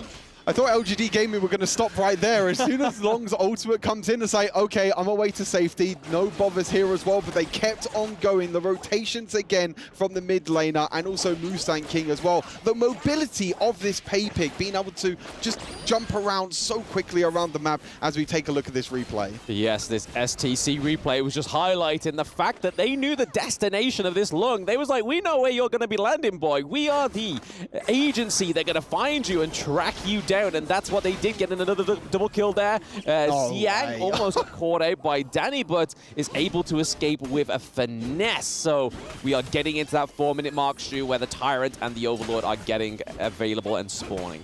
VKS can't get anything this game. They're trying so hard to look for surprises in the enemy jungle, in LGD Gaming's jungle, trying to look for picks that they can try and get, but they are finding nothing at the moment. And again, look at this. It's kind of the split pushing of creating pressure in the side lanes. Again, VKS not respecting the side lane pushes. Danny trying to jump in, but Zhang Fei is there to protect. Yes, almost 3.6k gold up, and then more gold going over to LGD Gaming, just getting the kill up to Niap, and then Mina goes down as well. So another 2 kills going over to the support as well. It's across the board. The aggression on the side of LGD Gaming is crazy. They have got VKS like, please, sir, can I have some more for the resources? It's so difficult for VKS at the moment to even go walk through their own jungle. LGD Gaming are everywhere this game. The Tyrant gets taken down. Their mid lane tower is potentially going to get taken down. One more auto attack actually needed for the Arlie in the end, but not going to be able to do it. But look at the goal lead. 4,000 goal lead in 5 minutes in this game. Touching just clever rotations by LGD Gaming, just whether they're grouping up as 4, whether they're grouping up as 5, they know where to create pressure, and they understand the game so well. When VKS are on one side of the map, they create pressure on the other sides. Yeah, when you're going against a Titan like the LGD Gaming crew here, you can't hesitate, right? Because if you are hesitating, which is kind of like we see normally a very tamed early game, but they are just not letting up. The T1 going down in the mid lane. Maina once more going down as well. That is 8 kills on the board for LGD Gaming. Seiza maybe getting another one here. Goes up to the sky. He is not quite retreating yet because we see Lady Sun and Lady Chen starting to come through. Ogren and Dharma looking to try and force a fight here. Musang King looking pretty low. Dharma going in. Is Niap going to get the kill? No. Princess Frost stops him, but JR, I am speechless, Stu. Going straight into their base to claim the kill onto Seiza. This is pure domination from LGD Gaming. They just don't have a chance, VKS. I mean, again, it's VKS that just... They're not respecting LGD Gaming with how fast they can push down towers, with how quickly they can rotate around the map. VKS are just not keeping up with the tempo at the moment. The early game just went so wrong for them in terms of the invade, trying to get the extra trade-off in terms of the jungle camps, but nothing is working at the moment. The stun tries to come through there for Princess Frost. Maine is just going to escape easily, maybe, with all her mobility. As you can see, so much mobility, being able to jump around, and maybe it's Danny now, the one caught out. Yes, potential here for the T1 in the Clash lane to go down, and it is looking like that is a comfortable takedown into the Clash lane. VKS still not being able to take a single turret off of LGD Gaming, which is troublesome going into the semifinals, this best of 5. They are already 2 maps in. We're seeing Jia going in from the back line. There is so much going on here. That is a 2-0 trade onto Niap, onto 1. We see Musang King get another kill, and that is a T2 turret takedown. They're chasing the Long. It is a long chase for the Dragon. Dragon's going to be able to escape, but the Dragon's escaping on the opposite side of the map. LGD Gaming, a high ground tower at 7.5 minutes. We know that the record time at the moment for finishing a game in this tournament is 7 minutes and 40 seconds by the KPO Dream Team. Doesn't look like LGD are going to be getting that record in this tournament, but still, it's just pure domination, pure control over the map as well. And VKS, they only have one tower left standing in that bottom side. I don't think we expected anything different when we saw that pay come through in the draft, right? And I mean, look at this, a gold graph, well, not gold graph, sorry, the equipment here, 205, he's 6.5k gold. Danny's only on 4, so that's a 2.5k difference in the jungle alone. And it's just really showing here with how much damage Pei is doing, but Pei is an early game hero. But that's normally where VKS get their footing in, but Seiza goes down as well. We are getting the kill onto Niap. That is a 2-0 trade once more. They love their 2-0 trades. They are going for the no-death run on the side of LGD Gaming, and they're at the crystal. 8 minutes in, this is a quicker game 2. Stu, what is going on? VKS just not starting. LGD Gaming, a flawless run in game number 2. Not a single death and not even a single tower takedown for VKS. They need to go back to the drawing board, and very quickly as well, because LGD are looking to speedrun and steamroll through this semi-final and go all the way into the grand final. I mean, this is the second semi-finals that they've ever been to on the stage. Obviously, Season 2 Invitational, they got a solid 3-0 victory. They are looking to maintain that reputation for LGD Gaming. And honestly, I feel like this is a more brutal LGD Gaming than we saw from Season 2 Invitational. Yeah, for sure. I mean, VKS in the meantime was a little bit difficult. They couldn't really go for the invades. But let's head back to the studio and see what the analysts think about that dominating win by LGD Gaming.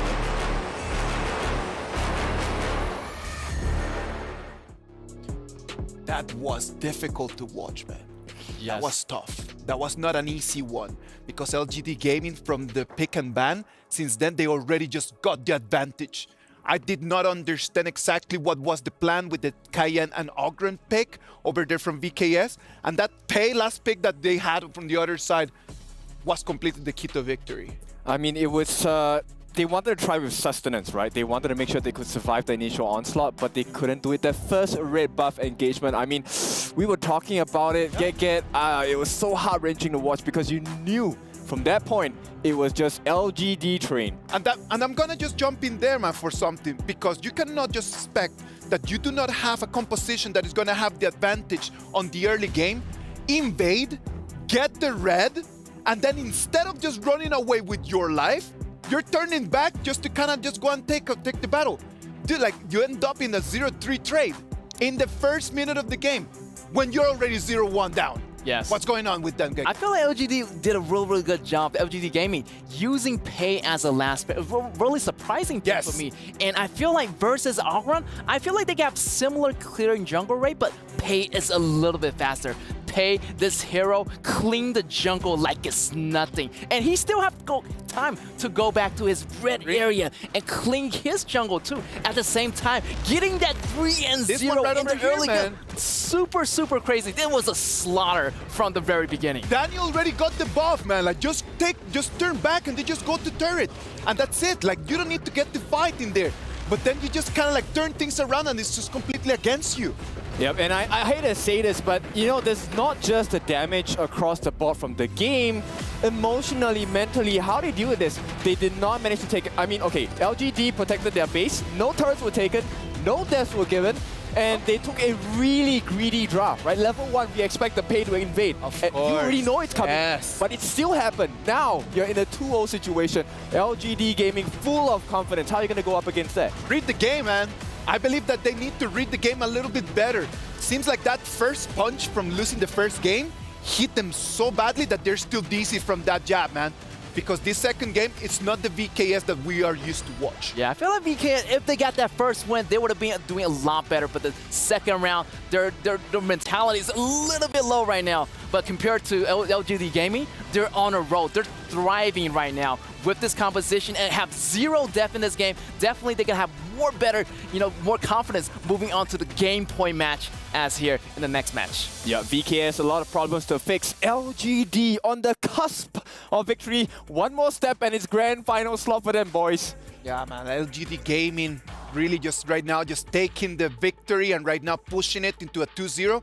This is going to be their match point in the next one. The MVP for this game is going to be the one and only on that Tranfe. 309. Joel has been just collecting those MVPs. Like since day one up until right now, how many can we count, man? Like it's been so many of them. I feel like 2 or 3. I feel like he played the Limpo very well. Also, he played this Janfei very well. Great engagement. You can see a lot of time he's in the front line, taking the damage. Also, like he's not really playing as a support. He's just charging there, and Janfei has that knockup, has that damage, even getting the double kill right here in the red area. Yeah, that's exactly what you should do, right? So if you're taking a aggressive jungler with a double smite strategy, the one thing you want to do is let's invade. And at this point, it was just crazy because there was so much damage already coming from their jungler. But hey, suddenly you have a beast that's unleashed upon you in the form of Tse, and I don't know how you deal with that. Congratulations to Trey on that MVP, man. Like he can just take that one and just kind of start just piling them up as this. If he makes it to the final, and I'm not just kind of jinxing anything, if they make it to the final, Joy is going to be one of those keys just for them to actually have an opportunity. Yeah, definitely. I feel like LGD this match, they're in the zone right now. The momentum is going really, really strong for them, for LGD Gaming. I feel like Vivo Keystar definitely have to go back to the drawing board. Talk it over. I feel like they need to get this last point in order to have some kind of, miracle happen for them.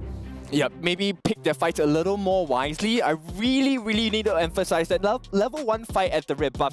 Like you said, they should have taken it, ran away with the buff, and try and prolong the game because you wanted the sustenance. It did not come because LGD were just too fast, too furious. Learning, man. That we have been talking about that. That L is not for losing, that L is for learning. And if everybody wants to learn from the pros are right over here to share with you some tips. You want to be strong? Learn from the pro now. When you're attacking a tower, you might accidentally target an enemy. Or when attempting a tower dive, you end up targeting the tower and minions instead. Professional players execute such impressive moves effortlessly. While you may feel overwhelmed and get killed by the tower, your control settings might be holding you back. Change the recommended basic controls to advanced. This activates extra basic attack buttons for minions and towers. Turn on show enemy avatars to accurately select the enemy's avatar for the kill and better assess vision exposure. Give it a try and play as smoothly as a pro, easily crushing the enemy faction. Learn from the pro. Learn more from Honor of Kings Global Esports. Boys, when I just started learning the game, I remember I used to make that mistake. Just not understanding how the settings in the game actually work, just literally just slowed me down a lot at the beginning. Yep, definitely. Something that I think once you are new to MOBA and you learn this kind of settings for yourself, it really changes your game by that much. Really, it does. Exactly. In the beginning, I didn't even change it. I was just smashing the auto attack button. I didn't even know there's an attack button for the towers and another attack just for the minions. So that's gonna be a really great tip to do. I'm gonna go do it right now after I get home. Well, right now we gotta just talk seriously about this game, man. Like because VKS, we know that they are a momentum team. Yeah. The moment that they just get the momentum, no one can stop them. Like yesterday, we just saw that. They get the momentum, and they're just that big stage team. They need to be on the big stage for them to really show us what they're made of. The momentum is not on their side. What is going to be key for them to turn the tide around? The ultimate lesson I've learned in all of competition is almost is never enough, right? If you want to go for the victory, finish it, clean it, and you will be able to get it. So at this point, VKS, hey, we could see a reverse sweep, not saying anything much, but yeah, it is possible, right? So you just need to be in that mental state, look at what the win conditions are, and go for it. Definitely. I feel like VKS do have a chance to bounce back. They need to stay together on this one. I feel like, going to this match, think of something outside the box, definitely. For LGD, however, Gaming, they're still looking really strong. They have a really extensive hero pool right now. I'm still, they have a lot of trick up their sleeve, so I'm looking forward to the third match here. Yeah, I think that the hero pool is just going to come down to that, right? Like, we've been talking a lot about the players, we've been talking a lot about the heroes. what are some options in there for VKS in terms of hero choices that would allow them just to kind of like turn things again? I think it depends on what kind of strategy they want to go with. So we've already seen the early aggression, right? Let's pick the pace, someone who is going to invade your jungle, get the advantage from there. That could be something that VKS would want to try, but it's a high risk, high reward kind of strategy. So I'm not sure whether that's up to their palate at this point. Get, what kind of strategy would you prefer? Would you like the aggression, early invade, or let's I'm basic? feeling LGD Gaming are going super fast. I feel like they're going super more aggressive. I feel like next match, they're going to go with the more aggressive. Every single time. They're going to pick up the pace every single time. How do you go more aggressive? But I feel like, this time they maybe want to slow down for a bit because VKs might have something different for them in the next map. I mean, okay, it was a 17-0 scoreline. No turrets taken. No deaths, and they pretty much took every single buff, if I'm not wrong, right? The jungle was not for Danny's entry at all. Yes, exactly. I feel like Danny definitely has to pull something together with Miap because they're a powerhouse combo here. So maybe focus on the top lane, maybe do some target bans on the top lane of LGD Gaming and have some kind of like a teamwork in the very beginning, like focus on their top lane priority more. Maybe that's an option for VKS. Yep. To complement that, I think we have not seen the Sun Bin come out from the side of Mena, right? He was very, very premium and optimal with the usage of his ultimate, the time lapse as well. I think that could be something that they could go for instead of being respectful and say, hey, let me try and tank the damage, just go blow for blow, right? Fight fire with fire. Yeah, definitely. Champion is going to be a prominent pick as well, also with Yuhuan, and they can use it as a great sustainability combo. So yeah, that champion is out there, and I'm just wishing they can just really use it to this maximum potential in this next third match here. Yeah, but I cannot imagine the stress that you're going through, right? If you're in a decider match, this is the last potential game you get to play as VKS, right? And now you have to claw your way back up against LGD Gaming. I don't know how I would be feeling if I was from VKS. You know, man, like LGD Gaming right now, they've got the upper hand, that's for sure. They just need to do that last push just to send VKS back home. What about if we learn a little bit more about LGD Gaming in this profile that we got for you?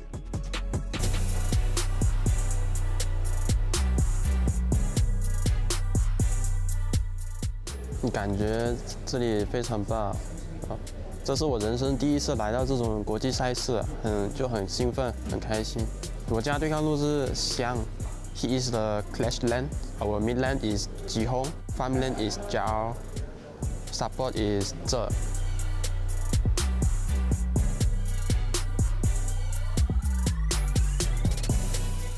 我觉得我的团队会赢，因为梦还是要有的。 万一实现，我们就平常心打就好了，不要紧张。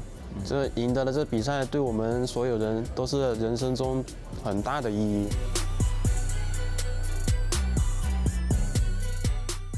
谢谢你们，我们会尽全力拿下冠军的。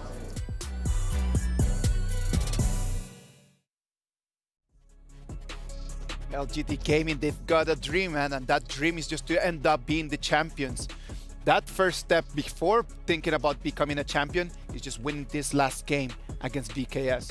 Yeah, before we dive right in, I want to know whether this is an L or number 7, right? 7th heaven or? I feel like L for learning, as Isaac said. Yeah, I feel like, yeah. And let's keep learning a little bit more about the game, man, as we're going to move into the Amazon Arena one more time for Game 3 of this matchup. How's it going, everybody? We are back in the Amazon Arena for some more learning, some more lessons, and as Kin was going on about something about the number 7. So, anyway, we are back into the map number 3, and VKS really need to do something here, Stu, to try and take a victory over LGD Gaming. Yeah, I feel like for VKS, they're going to have to bring out their pocket picks in this one. As Kin was saying, it's pretty much do or die for them now. They have to win this game to stay in the tournament. And one pick I actually wanted to highlight is a pick that we've already seen from them, Jiang Yu, from the app in the top side. Picks like this is something that can catch LGD Gaming off guard and could be crucial for VKS to try and come back in this series. Yeah, it's something that they're very comfortable with. I mean, we saw Niap on the likes of the Guan Yu as well, which we saw that the KPL Dream Team brought out yesterday. But again, I feel like that's more of a power move, whereas you kind of have to be in control of that map 3. But we are into the draft now, and this is where all our questions will be answered. So the Chow and the Orgren being banned for the VKS, and then over to the side of LGD Gaming, they are target banning that Masashi for Danny and also the Ali.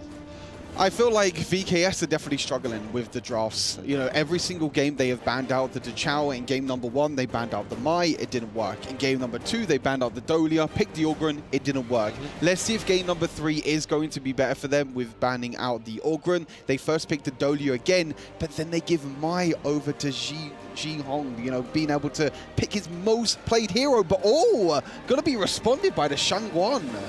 So Shangguan and Haino coming through for VKS. We know that Danny loves the Haino in the jungle, and then Juan on the Shangguan is crazy. But another thing that I really want to try and understand here is VKS always go blue side. They always want that priority first pick. Whereas I've been seeing throughout the most of the competition, that red side, be able to lock in your first 2 picks after that first prior one is pretty strong. And then you can follow it on to something like the Titan pick, like the Zhang Fei.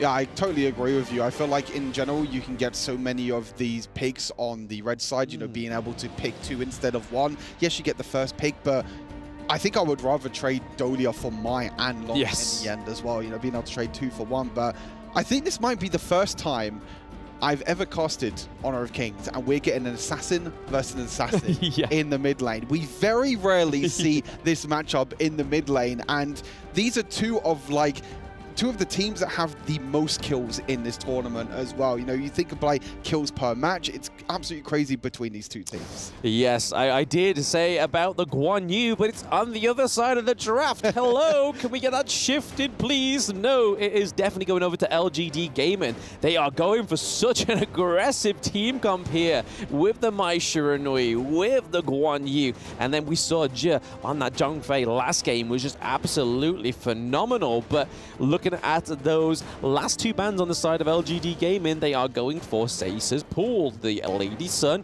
and the Ho Yi. And then over to the side of VKS, we have the Mayin finally taken off the board, and then the Elaine. Yeah, I mean, Seisa has to go all the way down to the Marco Polo, so I thought it was actually going to be the Durenji, because a lot of players have defaulted back to the Durenji once the likes of the Ali and the Long are off the board, but this might be one of the first times we've seen Marco Polo as well. We know that it could be a super aggressive in the farm lane. You can go in with the ultimate spin to win, do a bunch of damage, but Musang King on Luna. My God, this LGD Gaming team looks scary. If I was playing against LGD right now, gaming, like, all I'm seeing is just aggression. Yeah. Guan Yu wants to go in. Yeah. Luna dashing in. Shofei dashing in. Mai Shiranui dashing in. Where's the safety net here for VKS? How do VKS survive against this composition? There's none. I mean, if you look over to the side of VKS, you may be able to get the Dharma to try and push them into a direction that isn't going to be onto the likes of either the Shangguan or the Marco Polo. But then you've got Danny on that real comfort pick for the Haino as well. So I can imagine, yes, it's super aggressive on the side of LGD Gaming.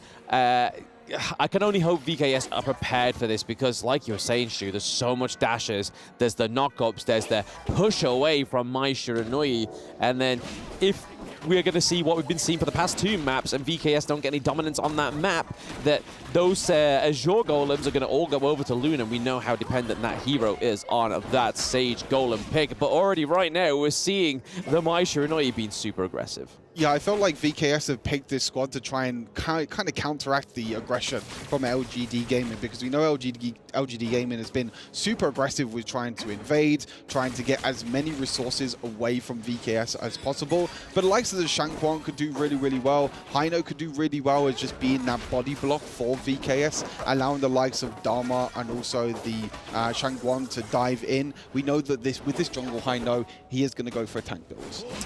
Yes, it would be a detriment to the team if he didn't go for a tank build, because there's nobody else that's going to be able to tank that damage. But Guan Yu, Luna, and Mai Mai already on that top side of the map, looking to cook something up here. They were trying to take the Azure Golem buff away from Danny, but they were unable to get there. He kind of farmed it very quickly. But this Guan Yu and Luna combo going up to rotate to the Dharma is very troublesome. No invades right now from either side. Musang King looking to try and invade a little bit early on. I feel like the lockdown in general is not that great for VKS. I feel like with so much mobility for the likes of the Luna, the Mai Shiranui as well, there's not that much lockdown for VKS. They don't have anyone that can really shut them down. You know, the likes of Danny and Juan on the Shangguan and Haino. Yes, you can jump in and try and do a lot of burst damage. Yes, you can tank a lot. But the only real crowd control they have is on that Dharma, so they're really relying on Niap this game to get, as you mentioned before, Bam, with the crucial ultimates, being able to push some players on the side of LGD Gaming up against the wall. Yeah, I want to just get back to Get's point as well, is that we would thought at this point in the game that we're going to get a bit more of a synergy by Niap and Danny, but oh, here we go. One gets first blooded onto LGD Zhong there. So again, just LGD Gaming always bringing the first blood of all these 3 games so far, Stu. It is so aggressive, and we expected nothing less from this Mai Shiranui pick. Shangguan couldn't do anything there, unfortunately, just proving how Mai is so powerful, so much mobility, the knock-up, the pushback as well with the ultimate, even using the flash in the end as well to get that extra bit of mobility. Niap, actually on the wrong side of the map there for a second, also has to flash away in the end as well. So again, LGD Gaming, this is not as aggressive as what we've seen from them in the first 2 games, but still, in terms of the lanes, in terms of the solo kills, Jin Hong on this Mai pick, he picked it 2 times in the quarterfinals and was completely dominating.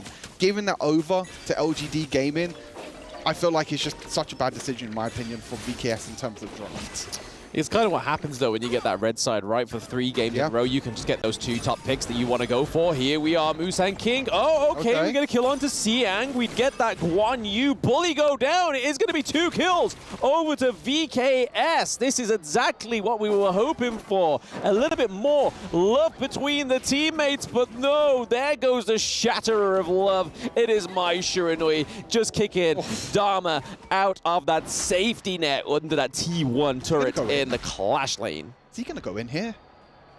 He's waiting. Is he going to recall? Is he going to go in? He's just going to I thought for a split second that he was going to limit test and he was actually going to go in even more there. But yeah, the setup play from Niap, you know, Niap and also Juan do an incredible job as a duo there, being able to get that kill into the top side. It was traded back in the end, but now we're going to try and see who's going to be able to take these big, massive Tyrants. Yes, Tyrant battle is going on right now. Danny is already looking pretty chunky with that health as well, and they're trying to just whittle him down just before that Tyrant gets the crucial point. But there we go. We see Xiang come through as well, just pushing them all around. Double kill. Triple kill. Is there going to be a quaddy on there? It's not looking like it, as we do see that VKS, Danny, and Niap are pretty safe from that quad kill from LGD Gaming, but Tyrant and a quad, damn. Xiang there with the perfect flank. The members of VKS were just completely caught off guard. You can see how much Guan Yu can rotate, be able to get onto the back line. That flank as well, the push potential as well. As we take a look at the replay, look at the bottom side of your screens. Guan Yu just waiting for the right moment. You can see just waiting for the next auto attack, being able to push the members of VKS into LGD Gaming means that it's so difficult for them to try and escape. Incredible work there from Xiang. You was mentioning how Guan Yu is a pick that they've been picking in Brazil region quite a lot, but now it's actually LGD Gaming that are just like, hey, we can also play the Guan Yu as well as you. Yes, and they're playing it pretty beautifully here. Here we go. Once more, Danny getting pulled here, but we could get that fake rewind come through. It does save Danny, but is he going to save Niap? Oh, Niap taking down Xiong. And here we are, the final stroke. Is that going to be enough for Zhang Fei to be taken down? He is still tanky as ever. Danny is just not going to be able to commit to that one because we do see the lung comes through as well, hoping to clean up some of VKS, but it wasn't quite working the way they wanted to. But this could be the leg in a little bit too far away for the Shangguan. Yeah, we know how strong this Dolia-Shangguan combo can be. Dolia giving the double reset over to Shangguan with the extra mobility that she can get. The untargetable ultimate as well being so huge. But you can see at the moment, right, we look at the gold difference at the bottom right now. One only has 2,500 gold, has less gold than the support over on LGD Gaming. And this is an assassin in the mid lane. We know that these assassins, they need the gold. You know, we know that VKS like to put all their gold on their farm laner, but we need Shang1 to get a little bit more gold, but they're really struggling to balance this gold at the moment for the side of VKS. Yeah, I mean, she needs to buy a paint, she needs to buy a paint brushes, she needs that resources to do the damage as well for buying those magic damage items, as we saw there, a little bit too premature with the final stroke onto one of the teammates of LGD Gaming, so wasn't able to actually quite get up to that standard there. But here we are, we see that J and Musang King going in onto one, punishing him and Maina with the double kill from overstepping, and this is the Guan Yu bully that we know. It's kind of like, you want to go back to your base? Denied. You want to go back to your base? Denied. It's just, again, just trying to turn down Danny, but he's able to recall there, but it's not quite going to be enough. He doesn't have that double ultimate. Dahlia is so much healing. And he's still sustaining all that damage from the LGD Gaming crew. It is still in it. What is going on? He just took so much damage in that exchange. There were 4 players on top of Danny there, and it took them so long, but finally he was able to be taken down there as well. But you could just see the power of this high note pick, how it can be so annoying to play against. But as you mentioned, Xiang on this Guan Yu, such a power pick in this game. I feel like Xiang in general in this series has been a standout player. Main in the first game, Guan Yu in the third game as well, sorry. Just being able to go around, go for the flank, push the members of VKS into their squad, and it allows this follow-up because there's so much crowd control and there's so much AoE damage here on the side of LGD with the Luna and the Mai. Yeah, and we're just seeing typical LGD Gaming just be able to push them into their own corner. They can just absolutely negate everything and dictate all the direction of where they want this fight to go. That is already a 2-0 trade for Musang King and the LGD Gaming team. They are down by 1 member. It is only Shang1 alive. They take the T2 in that mid lane as well. We honestly thought that they were going to try and give them a little bit of a leeway there, and we honestly thought we saw it with VKS Danny getting that high new pick, but it's just not the case, Stu. Higher ground turrets falling in the farm lane, falling in that mid lane. This is pure aggression. Really, really strong here from LGD Gaming. They know the right way to engage. They know the timing. They know the aggression that they can bring out as well. Again, we've seen that early level 1 aggression early on in the previous games in this series, but this is very well thought out. This is them knowing their composition, where they need to wait for Xiang to join the fights. They need to wait for Shangfei to join the fights, and the likes of Musang King, the likes of Xinhong can actually clean up as well. Shut down again, though, for Niap. Niap is getting a few plays here in this top side, but unfortunately, it doesn't seem like it's enough for now. Yeah, a few plays isn't quite going to be enough there, but here we are again, just seeing the dominance from Musang King once more, and then Maisha, just coming from the back there. There's just so much jumping. There's a double kill onto VKS that we missed there. JR actually showing some claim to his name, and a triple kill as well. Could we get that quad that was denied earlier from VKS? Maina already pretty low. We have 2 pretty stacked minion waves coming down in the mid lane and the farm lane. The Fate Rewind comes through onto the Hino. Maina is going to be here with Zhongguan trying to just deny the crystal takedown. Zhongguan goes down. LGD Gaming are at the crystal, and here are your first finalists into the grand final. LGD Gaming with a brutal 3-0 against VKS. A flawless run for LGD Gaming. Into the grand finals they go later on today, and they will face either the KPL Dream Team or AG Global, and they're looking to take the crown after taking the S2 Invitational just a few months ago. Incredible job here from LGD Gaming. You have to feel for VKS. I feel like coming into this tournament, they were expecting to try and get into the top 8, trying to get into the top 4. They did incredible showing yesterday against Weibo Gaming, but LGD Gaming is just a different beast that they have to try and get through. Yes, we saw a bit of love there between Je and Danny, actually going for a hug rather than the conventional handshake. So there's clearly some already relationships being formed here between these players. And I think that's a beautiful thing about Honor of Kings. Even though it's a competitive scene, you see all these players go for breakfast, dinner together. And it's just a beautiful sight to see. And to be honest, LGD Gaming Season 2 Invitational champions taking another victory. And now they're going to have to wait and see who their other grand finalists are going to be. This is such an important game for them, such an important win for them as well, keeping the momentum from the Season 2 Invitational as well. They've got one more step. We heard from one of their players before as well, saying that this means everything to them. This tournament means everything to them. They will do everything it takes to take that trophy home. I mean, that's what all these players are here for, right? At the end of the day, that KPL Dream Team trying to make that team bleed is going to be LGD Gaming's potentially next mission for them in this mid-season invitational. But we're going to pass it back over to the Amazon Arena to hear from one of the teammates. And congratulations to LGD Gaming, pretty much heading to the grand finals. Such a historical moment right here in Saudi Arabia at the Esports World Cup. Now, being here in this moment, what do you want to say to team members, to your family, to your audience, to the fans, to the world, right now standing here going to the grand finals? I want to tell to my family that I do it very well.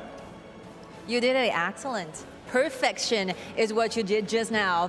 So congratulations one more time. Make it to the grand finals. Something happened in game one, which is very interesting, where the 4 members of your teammates are on the bottom side while you go solo on the top one, getting the high ground down. So what happened just now? Because my team let me go to push the tower, then can fight 4v5.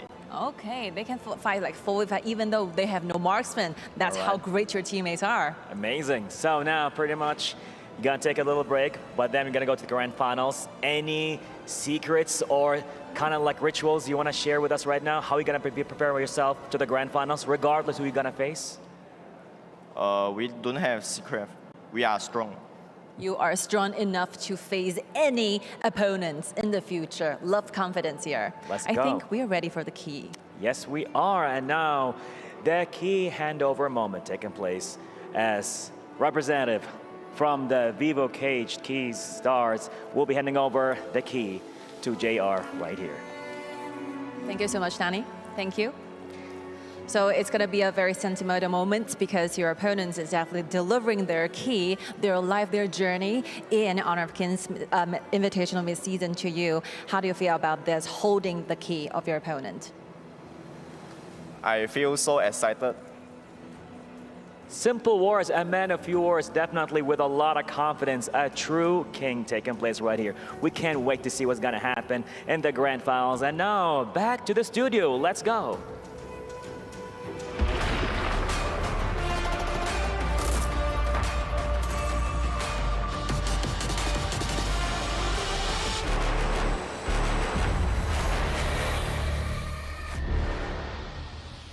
The Season 2 champs sealed the deal and grabbed the ticket to the final, and they're gonna be our first finalists for this tournament. Congratulations to LGD Gaming. Yeah, what a game for them to kick it off. It is a 3-0 scoreline. I mean, Get, what do you think about that performance? Crazy. LGD Gaming, pedal to the metal, all damages and no breaks at all. That was a fast and clean move here in that game point match. It was fast and clean, man, and the audience, they knew it, that it was gonna be a 70% against 30% difference in what the predictions look like in our STC Play predictions. Yeah, really impressed with the fans though, because they're not only supporting from online, they're supporting here in the venue as well. The queues were really long this morning. Yes, definitely. LGD Gaming done so well. 3-0. Who could expect that? I feel like, I feel like LGD Gaming have gone a long way, and I feel like they're just waiting to see who is going to be the other finalists for the finals today. Yeah, and I'm very sure both teams, regardless of who they are already taking notes on LGD Gaming. I want to talk a bit about the players as well. I mean, the performance has been spectacular. thus far. And I think later on, we'll have a couple of small clips. I want to just talk a little bit more about Xiang as well. But first and foremost, let's take a look at this gold graph. It was a different trend in this one, at least, right? Like the gold advantage did not actually start up until about the 4 minutes. That 4-minute Tyrant fight was exactly what just opened the gap. It was the way that Guan Yu comes in, rotates from behind, and gets a triple kill. The gold was equal before that.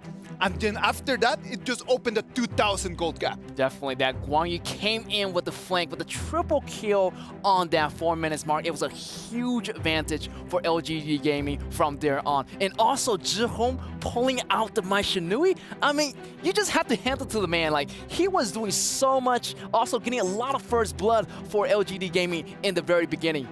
Exactly. It's extremely painful to have to experience the Zhihong Mai firsthand. It all started from this right here. First blood. Beautiful. Like, he just wanted to fight, man. Like, since the very beginning, he just wanted just to go on, and he was not gonna wait for anyone. And the way that Guan Yu just came in here, man. Yeah, Guan Yu came in here. I want to put a really, really nice detail here. He just kind of like scoop around the back and pushing VKS one by one into the Dragon Pit. In addition, they got the Tyrant and they got the ball rolling from there on.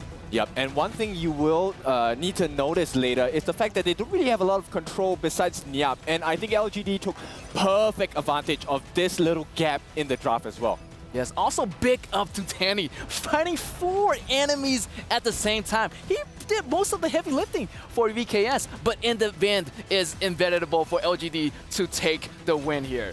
Yep, so one of the things you'll notice also about LGD Gaming is the fact that they always isolate Niap all alone, right? This Dharma actually was one of the big win conditions for the side of VKS. If he could get the control down, you could see there were a couple of moments that VKS capitalized on certain mistakes, right? Niap got the stun in, they got the kill as well. But late game, I mean, this is even late game. 9.5 minutes, it felt like LGD was playing this game for at least 20. Yes, also in the very, very beginning, laning for Marco Polo was so tough. So really, JR was having a great time on the farm. So later on in the game, I feel like Marco Polo didn't really have that damage and needed to save VKS here. It is always very difficult just to be Marco Polo and then just start in the laning stage. In the laning phase, Marco Polo is one of those heroes that never has the advantage. And that is very difficult. And in terms of this game, facing that Loom with that triple kill at the end, it was just the show that we knew since the pick and ban. Yep, exactly. Now, MVP, I'm pretty sure we are in agreement. I think it should be Zhihong. Let's take a look at who it is this time. It's Musan King instead. Yes, Musan King with the KDA 616. I mean, this Luna was flying everywhere, all over the place. And he started with the blue, knowing that he's going to be on the red side. So great advantage and trying to get that blue really early and getting the Tyrant also at that 4 minutes mark. Exactly. So always consistently having the blue buff, but also consistently stealing away the buffs on the side of VKS. And if it wasn't stolen, it was put onto the wrong person. There were a couple of times, I think it was one who, unfortunately, was the one taking the red buff instead of Dani. Yes, over here, Marco Polo is doing good, but look at here, double kill on Luna, and also not to mention the Guan Yu jumping in every single time, bullying VKS members back into his towers. Yep, and you can see when Niap is isolated away from the team, what can they do? There's nothing much left for VKS to kind of put up a fight with. Yes, in the final moment, they tried to defend, but it came up way too short. The damage was godlike already on the side of LGD Gaming, and their damage is way too much for the end to defend. Yep, and you can see it's status quo for the side of LGD Gaming here. They are ready to head into the grand finals. They've secured their slot here. Let's take a look at the other stats of the game. Yes, and look at that Guan Yu, man. The damage taken, a lot. Also, their team fighting rate is like significantly a little bit more even compared to the VKS side. Yep, if you take a look at the damage dealt, right, Musan King dealt a total of 96,500 damage, but that's not the only problem they had to face on the side of VKS. JR was a consistent problem. Now, this damage that they got was built upon the success of Zihong in the early games, right? That first blood, that increase of damage with the Scepter Reverberation, allowing him to get the burst as well. He only dealt 51, but it's because of his 51 total damage that allowed this 96.5 and 79.9 thousand damage to really be a reality for the side of LGD Gaming. Yes, on another note on that, double smite here for LGD Gaming. So their objective is going to be more advanced. Also, you know, being an advantage with that double smite, grabbing the objective and getting those objectives on time here for the push. I'm really happy that this is happening. So now my ranked games, nobody will scold me for taking a smite as a roam. And yeah, so I'm happy with that result. And of course, very happy that LGD Gaming is the winner. I think so far in this tournament, they've put themselves as the top seed, top of the group. And I think this is testament to the skill level they have. I do believe that the one thing that LGD Gaming did really well in their homework preparing for this game has actually been just the pick and ban. They understood that VKS, because of the way that they like playing with the momentum, they're going to bring the fight. So they just understood, okay, what we're gonna do is just to really have multiple ways to initiate fighting. And that's something that I wanted to discuss with you guys. What is your take on this multiple initiators composition that we just saw right now in this game? I feel like they just like went with the role here, went with the flow. They have a lot of heroes that initiate, like Mai Shinui, Guang Yu in the last match. So multiple flanks coming in from multiple directions. It's gonna stop VKS in its track. So you know that VKS is a team with momentum, so they want to stop that momentum as soon as possible. Yep, every single initiator is a key, right, that you can use to open certain doors into the draft, into the backlines as well. And it's also an offensive measure, right? Fight fire with fire. You can't really attack if you're being attacked at this point. There was a key moment in that game that we really wanted just to highlight and just to dissect for everyone together, right? What about if we put eyes on that one just real quick? Because for me, it was like the moment that turned things around. This one right over here. Yes, and here you see Guang Yu coming in from mid lane. Also, he kind of like slowly scoot around the back. He sees Shangguan, but he's not going yet. Now he's going in. After Marco Polo uses the ultimate, Marco Polo got drawn into the back, so he goes down first, and rest is going to be history here for VKS. Yep, the Razor Cavalry was on point. Not only did he manage to escape from the finishing stroke, it cancelled the finishing stroke because there was no other target to hit. At the same point of time, if you take a look at this fight, there was one more thing that was happening, and that is the control onto Nyap. He's going to be left and pushed away from the rest of the team, and with the unavailability of the stuns, there was no way to turn this fight around.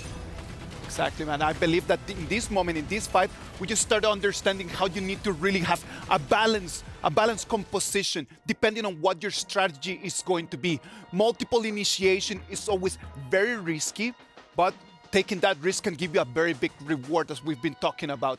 What are some of the hero choices that people at home can actually choose when they were thinking to play really aggressively like this? Yo, for one example, definitely Mai Shinui, great control of the mid lane. Also, like, multiple rotations on the very beginning for Zihong, so definitely Mai Shinui is going to be one of those heroes. If you want to learn this hero, learn it now. It's going to gain a lot of advantage for you in the early games. Yep, another one you can take a consideration and look at is actually Zhang Fei, right? So Zhang Fei, if you do take the smite, he will be able to help you in the jungle. That's number one. Number two, with the Leaping Savior into the Unbridled Outburst, that's a combination that pushes your opponents into the death box of your team. And I mean, in my ranked games, I love to see that. I love to perform that set of actions for my teammates as well. And it's just a cleaning service. Oh, here we go, it's a freebie. As analysts, when you start thinking about like the way that VKS actually took that pick and ban, the only initiation that they had was just anything that Nyap could do with that Dharma. Yeah, for sure. So if you just focus on one particular win condition, which, you know, hindsight bias, of course, to us it's like, hey, this is a pretty clear problem, right? But when you're in the heat of the moment, maybe there's too many things to consider, too many things to look at. So you kind of miss the point that, hey, you know, the only initiator we had that was consistent and safe was Nyap. Yeah, definitely. I feel like they rely a little bit too much on their Dharma in the early game. So yeah, I feel like having multiple initiation for the core players is going to be a little bit better, like how they did with the LGD Gaming composition. Yeah, I really like that. So this is something that I hope that LGD Gaming, okay, not hope. We know they've been doing it. They've been showing it since S2, right? All the way until this stage. So now the expectation is, okay, you have the right composition, you have the confidence in the players as well. I think we had a very clear indication that all the players of LGD Gaming are really strong, really confident. They have secured the seat Their hands are on half of the trophy. Yes. Right? They can't put 2 hands yet, just 1 hand. And I'm curious to see how this key crushing experience is going to be like for them. Before just moving into LGD Gaming and just started talking about like their hopes and their opportunities for the final, what about if we just take a couple steps back and we talk about VKS, Season 1 champions. Then they come to Season 2, finish in semifinals. Come to the EWC, finish in semifinals. What do they need to do if they want to actually take back that crown that used to belong to them? Yeah, I feel like VKS did a really, really good job. Season 1 champions coming into the series of EWC, getting to the semifinals. Definitely they have a lot to learn. They're going to go home with a lot to learn as well. As they go back to the drawing board, they're going to do a lot better next round here. Yep, we should take a look at the brackets, but of course, building your hero pools will be great as well. As we look at the knockout bracket right now, LGD Gaming with a 3-0 victory against VKS. Sadly for VKS, that's going to be the end of the road for LGD Gaming right now. Their hands are already there. I know that their palms are sweaty for sure because they're going to come in to watch the second semifinal between AG Global and the KPL Dream Team to take notes, to really try to find that little opening to see, is it going to be the AG Global team or the KPL Dream Team, the ones that they're going to have to be fighting? I'm not totally sure that they're going to put their phones away and just take a pen and paper for them to start taking notes. Yeah, for sure. This is a good learning lesson, not just for VKS, but for every single team that's also still in this competition, right? So AG could potentially take a page out of the book of LGD Gaming and maybe use it to perform against KPL Dream Team. Yes, KPL Dream Team has been the top dogs of the seasons right now, so AG definitely is going to learn a lot from their team. Also, LGD Gaming is watching this game as well, so they're going to learn from it too. So yeah, it's a difficult one. It's kind of like you go to school, people give you a pop quiz, because right now there is a chance of rotation for the roles and the people playing for KPL Dream Team. So how do you exactly prepare for that? Because, maybe I'm looking to fight against Eno and suddenly chance comes up, right? So it's quite difficult for AG to prep. And I think this matters. Number 1, hero pool. Number 2, what kind of strategies do you want to pull up against KPL Dream Team? Because I'll be honest, if I were in AG's shoes, it's a tough position to be in. KPL has shown you that we can take the Ogren, we will crush you with it. We can fight against your Ogren, and we'll still crush you with it. Yes. You know what, like before we actually start thinking about the final, we need to finish this semi-final with the key crush, man. Like some keys need to be crushed, some dreams need to be crumbled, and sadly we need to go and look at that right now. I'm here with Team LGD who have just crushed the key of their opponents. Tell me, please, how does it feel to hold the key, the crushed key of VKS in your hands? I feel so happy and excited. Excited you are, but tell me, please, how do you feel going into the finals that are going to be so soon ahead of you? I feel like I'm a god. Awesome, thank you so much, and good luck in the upcoming games.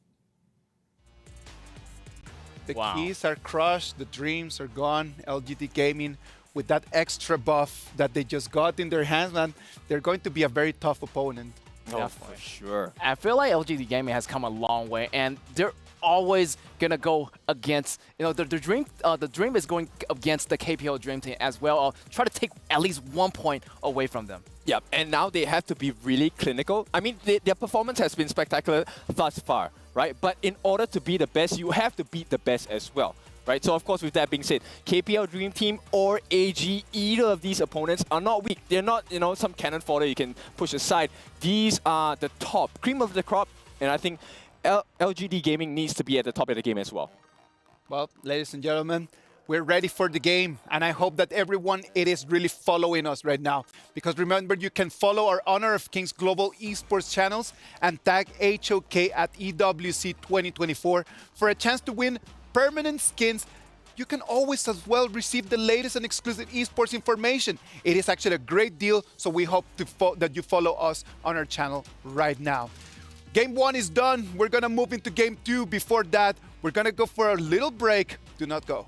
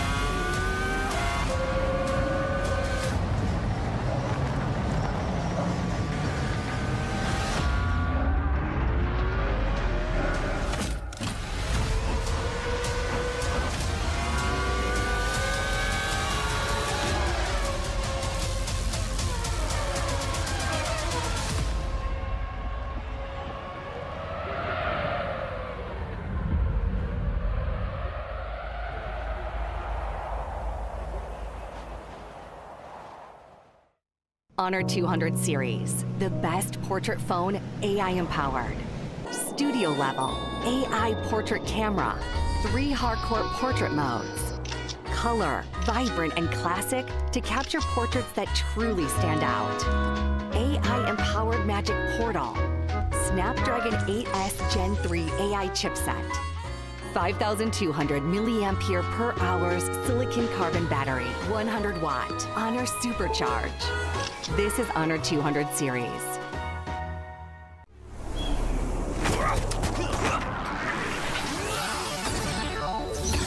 Ready, set, go.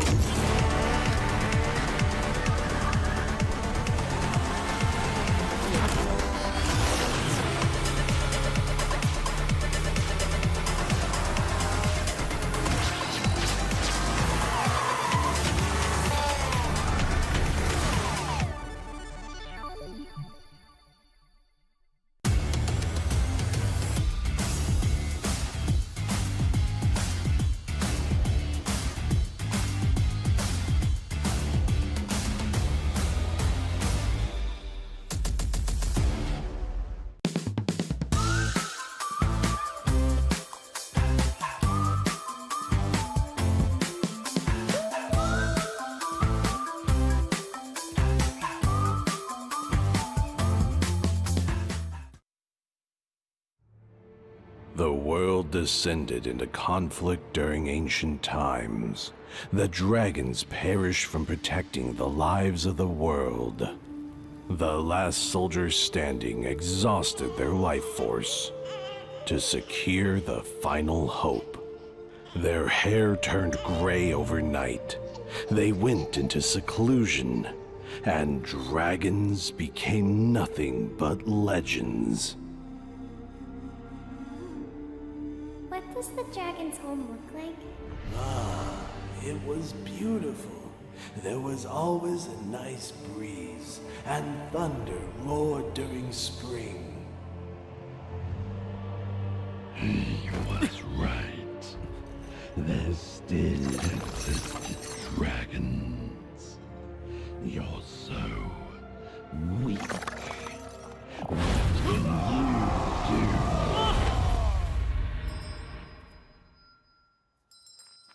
Grandpa, what's this? A horn. When you grow up, you'll know what it means. We don't like horned monsters. You are a monster. You're not welcome here.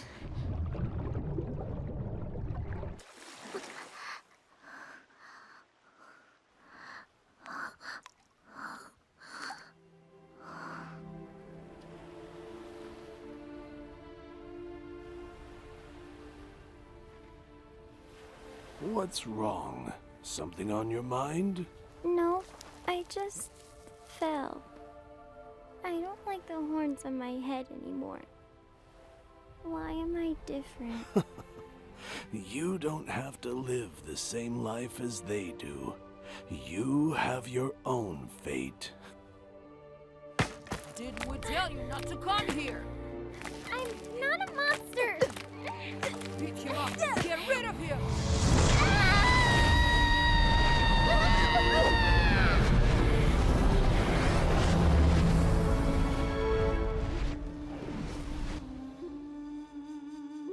Why do you always play this song?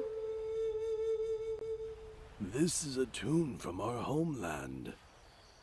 When we hear it, it reminds us of where we come from and who we are, so we don't become lost.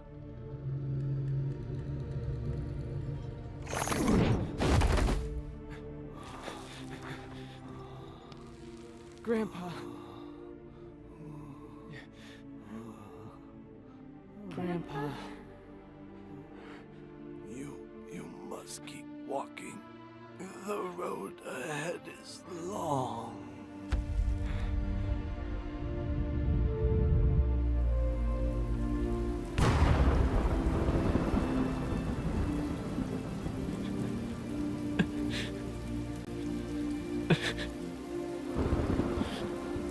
you hear that? Your ancestors are crying for you.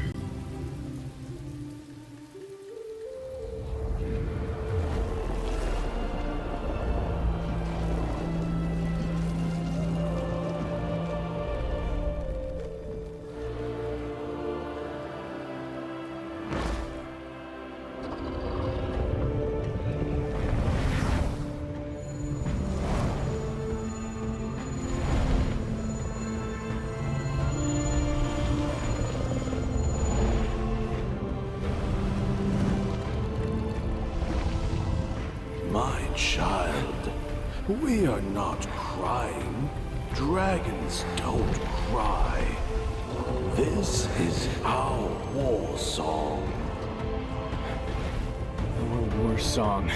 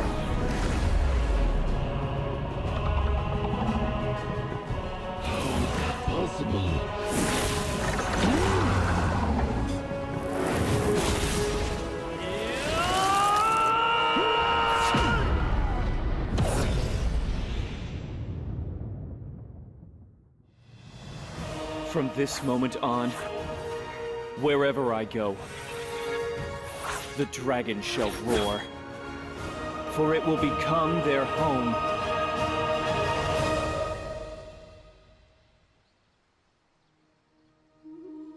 Grandpa, I will keep walking.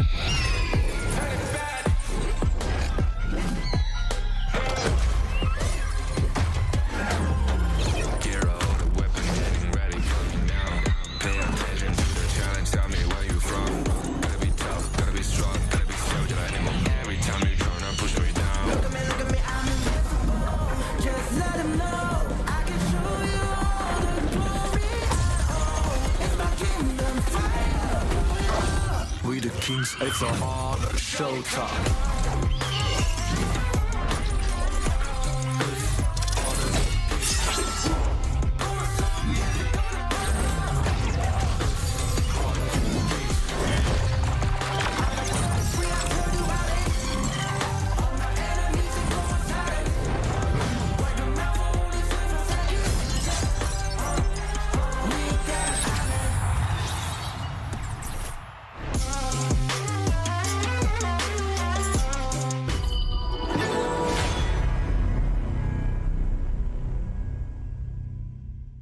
As you can see on your screen, that is the Heaven Blade Elaine skin. We're launching during the EWC this exclusive skin. From August 2nd to August 8th, you can purchase this skin at a special offer price of 710 tokens instead of the full price of 888. What's even more exciting is that if you spend tokens to purchase the Heaven Blade Elaine through the in-game new skin event page, you have a chance to participate to get limited time tokens back. This is an amazing opportunity that, ladies and gentlemen, you do not want to miss. Welcome back to the Honor of Kings Invitational Mid-Season. I am Isaac Peña, gonna be your host. Kim Tofu is still with us, and right now with us, the one and only Holler. Thank you so much. I'm honored to be here and sharing this stage with both of you guys, Kindofu, and of course Isaac on this one. Semi-finals, a lot of pressure, a lot at stake. What are your thoughts on this first matchup here? I'm stressed. I'm really, really stressed because like this is going to be a banger of a match, right? AG and KPL, you need to understand the stakes are the level of the stakes that we are at, because at this point, it is going to be no lower bracket. This is the result you want. You want to win. Yeah, and of course, AG Global doing a great job winning out against Team Secret yesterday. That was a bit of a surprise and getting themselves up on this one, but going up against the KPL Dream Team, I'm kind of scared for them, no? Yeah, let's take a look at them as they walk in. It's the handsome devil himself, no fear. I can hear the cheers of the girls all across the stage as well. It's crazy, man. Like, did you see outside, like, the amount of fans that they just flew all the way here just to cheer for them? It's insane. Yeah, and actually the cheers were not the girls. That was actually me. That's what I'm fanboying it. I'm loving it. That's a very high pitch, mate. Dogs only can hear it. Yeah, but okay, and it looks like AG Global are also rolling in. They're just as stylish, just as good looking, let's be honest here, but they're nice little suits, and they're going to be rolling in, and they're going to be doing it in style because they just made top 3. Oh, yes, and I like the fact that they call all gamers global because they want to be the global standard for all gamers in HoK. That is amazing, just for us to see, like, AG Global is going to have a very, very, very high mountain to climb if they really want to be able to go home with that trophy. They need to beat the KPL Dream Team in semifinals. What do you think is going through the player's mind right now? I think they just need to kind of slow things down. I think not be intimidated. Yes, they're amazing, and we've seen the replays of just, it's highlight reel after highlight reel for the KPL Dream Team, right? But hey, they took down Secret, and they did it the same way. They took it with baby steps, and they kind of built up that foundation, and they built up that momentum to get them through that series. Okay, so here's the thing. Yes, there's many KPL Dream Team highlight clips, but AG just needs one. They just need the one highlight clip that says, congratulations, you've made it to the grand finals. They really want to be able to write their name in history books. They really want to do that. A person that has already written his name in the history books, it's Fly from the KPL Dream Team. We had a chance to talk to him before the game. Let's see what he had to say. And we're back with a special interview. I've got my man Fly here with me representing KPL. Fly, we've got some important questions for you now going into the finals. The first one is, how does it feel playing in front of all this huge crowd? Does this make you a bit nervous or more hungry for the win? 那你们的粉丝就飞过来了，飞来萨德，就是看你们而已。然后观众们也是在这里，就是看着你们，你会不会有很大的压力？其实没有很大的压力吧，就更多是开心吧，因为有很多很多粉丝因为我们然后过来看我们，给我们加油，感觉非常的感动。因为这个距离也比较远，要坐很久的飞机过来，所以挺感谢他们的。He's actually not pressured at all. He's super happy about it. He's even touched about it because how they're willing to just fly across the other side of the world to be here. It's going to be a long journey, but they're willing to sacrifice just for the sake of the entire team. All right, and this crowd has something special for you, my man. So let me give you this paper right here. What do you think about this one? 这个是你们的粉丝，刚才观众们是给你的，所以他们叫我们在后台给你的。你自己的感受是什么？感觉比较开心吧，因为这上面的话，他写的是个小将嘛，因为我本身在在自己的联赛里面已经打了8年了嘛，然后其实算是个老将了，然后这大家对我的一个也相信我能够做到这个再打第10年吧，然后我也希望我继续加油，然后早日完成目标。So basically, he's very happy about this. He's touched about it because he's one of the most veteran players in this scene right now. He's been here for 8 years, and for them to actually wish him to go for another 10 years, he's super happy about it. He definitely will want to try. 你对你的粉丝有什么要说吗？尤其是这观众给你的。Fighting hour. Fighting forever. Let's go. Yeah. Anything else to add? 还有吗？我会继续加油的，谢谢。I'm going to try my best. That's it, and thank you. All right. Of course, we wish all the luck for our KPL team, the favorite to win this tournament. And xie. Flyman, a real rock star. He knows what he means to this game, and that's the energy, the aura that he's always projecting. He knows that he has already set the bar, that it's going to be very difficult for other people just to go over. I mean, 7 times finals MVP, 4 times best top laners. I mean, he's the guy, like, he's basically just, like, taking over everything, right? He's that man. He is the guy that you're going to be blowing up against. But seeing him play for years, and I want to see more, but, man, give somebody else a chance. Yep, 10 years, going close to 10 years already. There is a Chinese idiom that says 10 seconds on the stage, 10 years in the making. Yes, of course, man. And 10 years in the making. Can HG Global really just come in and show us something that could take down that KPL Dream Team? STC play predictions, boys. KPL Dream Team or HG Global? I love the underdogs. I'm going to go with AG for this. All right, I have to go with KPL Dream Team. I just think they're just too strong at this point. Let's wait and see. 15 seconds for us to go to the Amazon Arena. It is going to be our second semifinal. Whoever that takes 3 victories is going to put 2 feet on the final to try to work their way for the trophy. And we are back again to the Amazon Arena, the second match for the semifinals, as we're gonna have 2 armies coming up with 1 goal, 1 destiny, and 1 spot to the grand finals. So how do you feel about this? The moment where everything will be finalized. We have 1 ticket taken, just now happened for the very first semifinals, and we are ready for the next one. We are absolutely ready. So, Sky, let's go.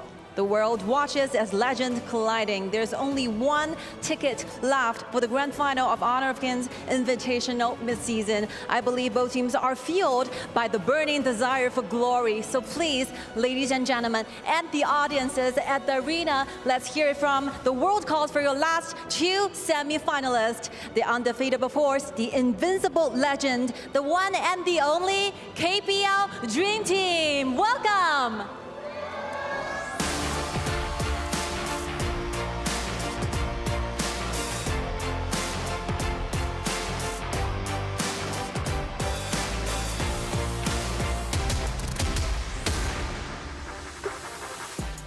This top-level elite team from Kim Pro League has brought us nothing but perfect executions, surreal performance, and absolute dominance. They're here, ready to break more records, ready to set new history. Beautiful energy and hype, and now we are ready for the competition itself with their challengers. And let's hear it for AG Global!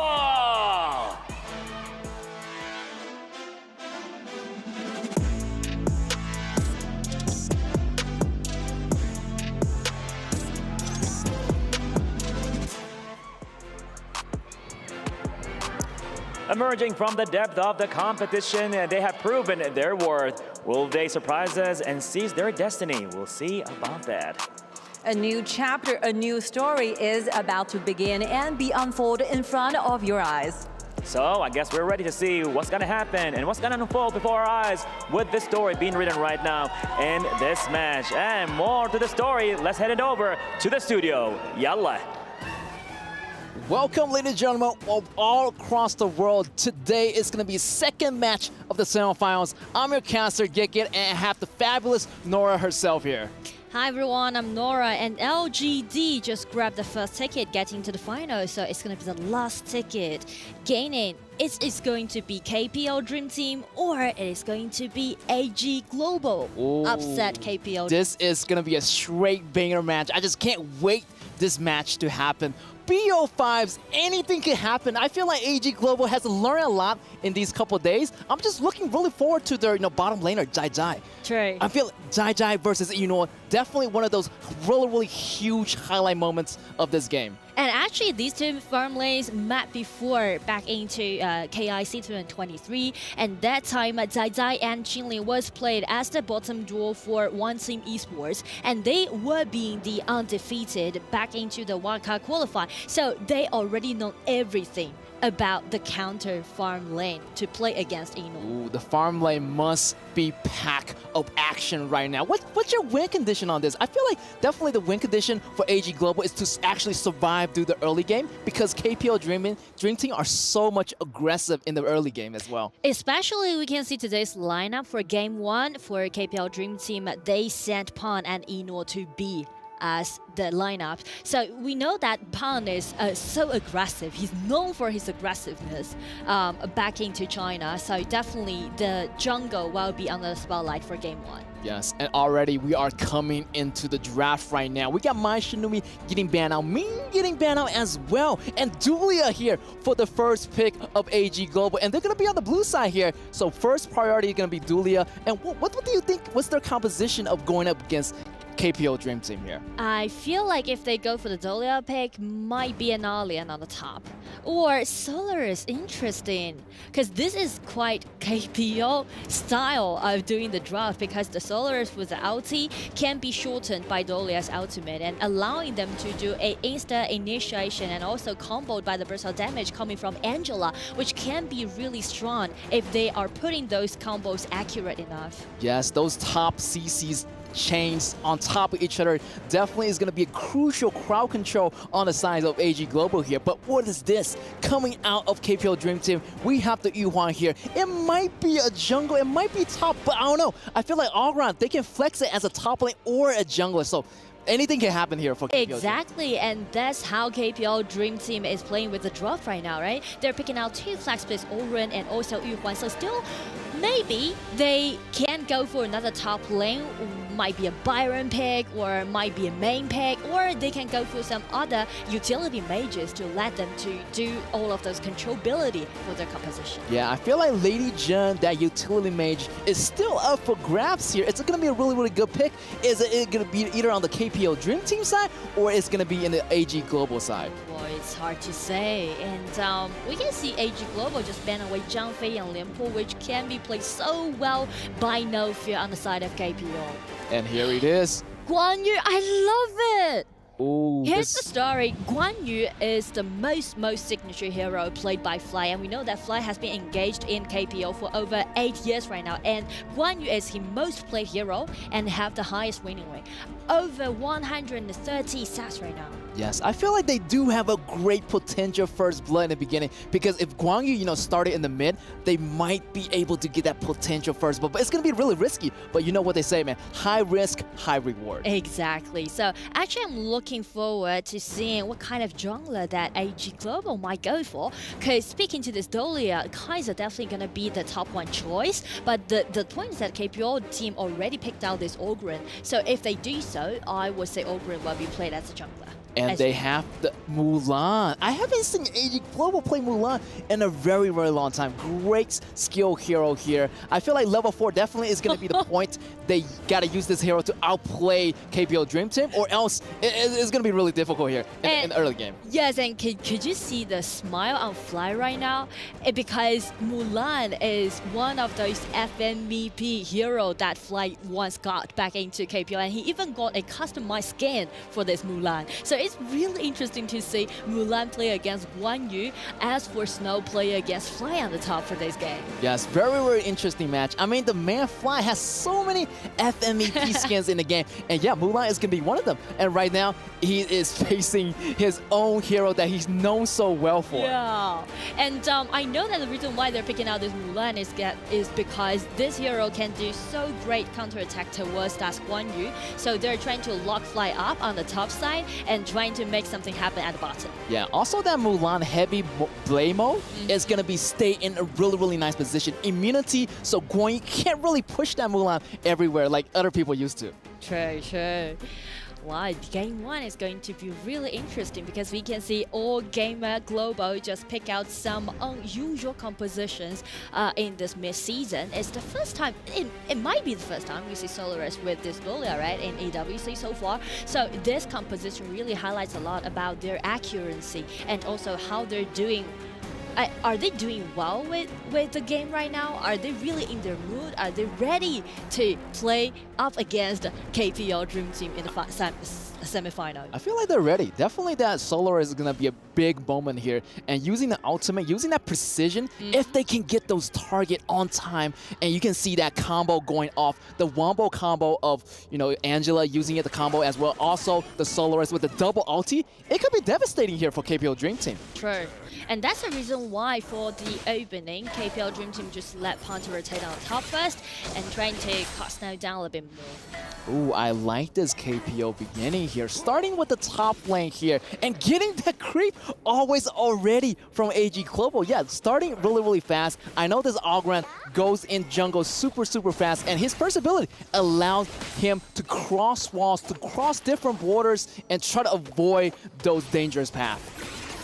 And I feel like KPL Dream Team already warmed themselves up because you can see No Fear is showcasing right now by his second ability how accurate it was. And also he used a flash to change the direction, just landing on the Solaris, trying to chop down the bars on the bottom. Yes, also on AG Global side, you know, Qingling is doing a really, really nice job with the sustainability. You know that HoE and Solaris in the very beginning doesn't really have a lot of sustainability. So, you know, this Dulia is kind of like babysitting this, you know, on Solaris until he gets his level 4, until he gets most of his damage online. And that's one of the factors why Dolia being so prevalent in this patch.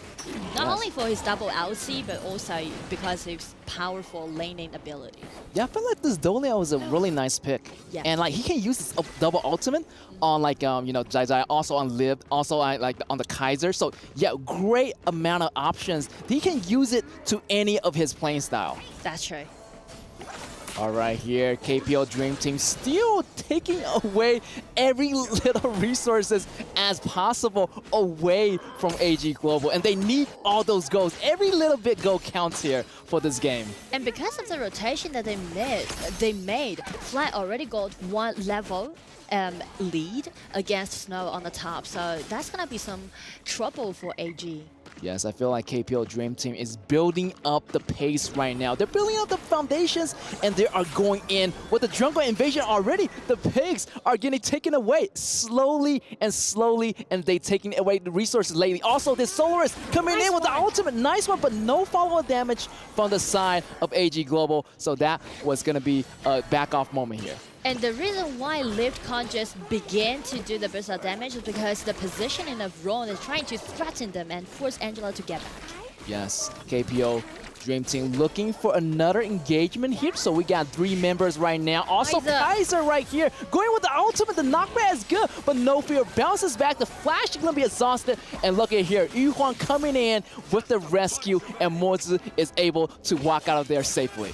You can see like KPL Dream Team right now is playing a quite calm stage because they're not rushing in to take that Solaris down. They know that that might be a bait, and they granted that by years experience that they gained from the plays. Yes, KPL Dream Team definitely are veteran players. They have a lot of experience under their belts, and they've been playing this game for a very, very long time here. Also, top side actually is getting a lot of pressure here from KPL Dream Team. So painful for Snow to play Mulan. Yeah, a little bit of struggle here for AG Global Snow. Yeah. And here's the Solaris ultimate is not gonna hit, but however, look at here, ultimate coming from Angela, a little bit damage, not quite big here, but look at KPL Dream Team going for the bottom, thinking of something new here, try to maybe go for the tower dive, but it's gonna be super, super hard because this Solaris is holding its tower and fighting under the tower right now, but the protection is already off, and here we go, KPL's Dream Team is stepping up to the plate. I do like the way how KPL Dream Team is microing this game because as you can see, AG Global pick out the burst out damage from Angela and also Solaris. They did it really well during the laning, but KPL Dream Team just constantly back off Fly and let him to be so liberal in game. And right now they're just trying to take those tyrants and easily to get invade into the other jungle. Yeah, the timing of the rotation is really precise here. As soon as 4 minutes come in, you can see Ogren already taking away that tower. And also the bottom lane tower is already gone. Here's the Solaris with a hit. Great job on the ultimate connection here, but the ultimate by this Yuhuan, he's gonna survive here, and not much is going on here right now. Ooh, so many damage. Also, KPL Dream Team is playing it really slowly. It's very surprising. They're actually taking it a little bit by little, not to rush too much, because they know that AG Global has been learning from them in these past few days. Ooh, first blood by Enor right here on the Solaris. That's going to be bouncing in. But look at Pot already tower diving into the end. AG Snow getting out this monster here. But look here, the damage is going to be too much. Double kill on Mulan. 2v2, even Trey. Now KPL Dream has to back out before they lose too much member on their team.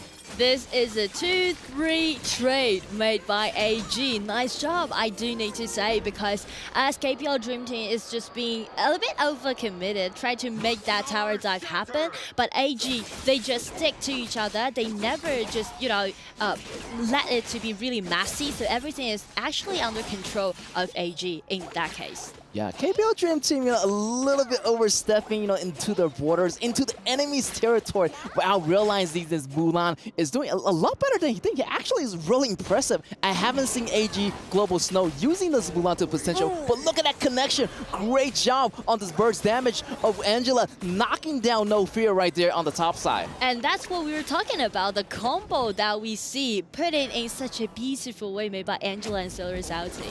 Yes, also here with the camping, great job in the grass. Looking here, the ultimate combo coming in. Also the double ulti. He's gonna chase underneath the tower. He's gonna get the kill on Ron. And can he escape? Here's Enor going in, using the second ability to bounce back with the umbrella, but he's gonna be cornered, and that's gonna be the kill for No Fear to take on. And check the mid, it's already be so chaotic. That was a 2 versus 3 or 2 versus 4, but Fly and Pong totally kill it. Yeah, and now AG Global is going head-to-head with KPL Dream Team. This is unbelievable right now. They are actually going toe-to-toe with the greatest team right now in this in the team's flavor. Exactly.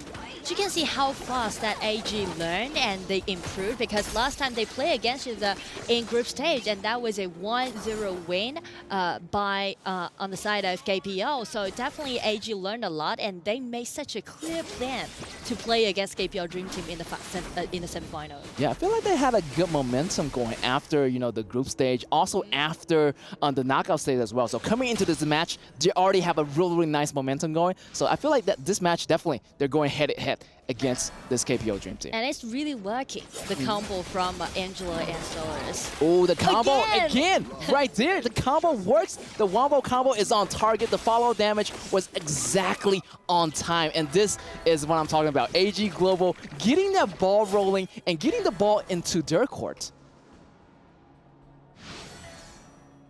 Another thing is that KPL Dream Team might want to step back a little. I feel like AG Global, they're no joke right now. They're not playing around. They have the combo. They know how to execute it. The Solaris ultimate is really getting more accurate, and the mid lane tower might even go down here early, but KPL Dream is not going to quit, but still, the connecting damage of this Angela is also going to take down Ron once again. KPL Dream Team a little bit hasty in this moment. They might want to step back and kind of calm down a little bit. This might be the most difficult game that KPL Dream Team plays so far in EWC. And everything is not that promising. Yeah, I feel like the scores, normally you see KPL Dream Team having a positive score right now, but they're a little bit behind. Look at Pan, try to go in with the ultimate, try to gain more tankiness for the whole team, but the damage is not going to quite connect. They're still hiding underneath the tower, but they're going to choose, try to push that tower anyway, but it's going to be really, really risky here. Top side, however, here, Guang Yu going in, getting the top side tower. It's going to be, the top side is going to be opening, so might be their next move is going to be going to the top side and invading the jungle. Agree, totally agree. Because I would say KPL Dream Team better to do those full one push, I guess, just let Fly to clean up one side lane and then just trying to, distract AG a little bit more and just buy more time for themselves. Exactly. Buy more time definitely is going to be a good option right here. KPL Dream Team did not see this one coming. Yeah. AG Global, I mean, they thought they were a little bit in a pushover, but no. They are fighting back, and they are fighting back really, really hard. Seems like they learned so much from the KPL Dream Team, and they're like actually, kind of copying their strategy one by one, and they're learning super fast. Sword. Missed it, but no worries. Still, AG Global, they're waiting for the flying sword to land it, and right now, speaking to that vacance, KPL Dream Team is coming in. Oh, Fly, push it, getting down that. Mayo Sota is going down. That's going to be a crucial disaster here. That's going to be the dragon losing. Because this is a 10-minute dragon, it's going to be a crucial dragon to take away here. If KPL Dream Team take away this Tyrant, there's going to be extra damage, extra buff movement speed for them in this next battle. We might see the game turning into their favors right now if they do another great battle and maybe kind of like fighting back against AG Global. So clearly KPL Dream Team had their plan in their mind, taking down this Shadow Tyrant, and AG Global right now with the miss of the jungle, it's going to be uncontested towards this Pan's Ugra. Yeah, I like that run with the flash, coming in with that control ability and allow Pan to go in as well, pushing a lot of the AG Global members into the tower and still have damage enough to finish them off.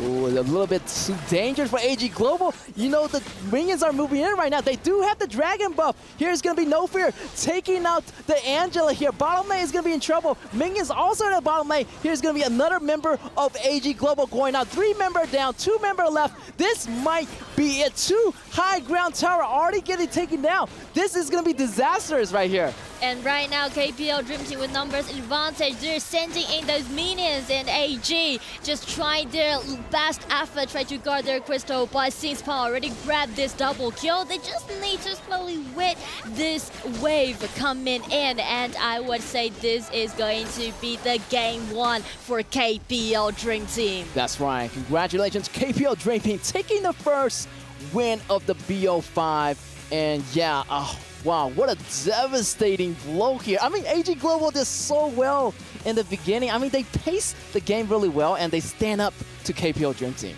Yeah, you can see Fly was hugging No Fear. I can't really see the face because they're at the back, but you can see it was so stressed for KPL Dream Team. They didn't really realize that this could happen for game 1. Yeah, and let's see go back to the studio and think what they think about the first match.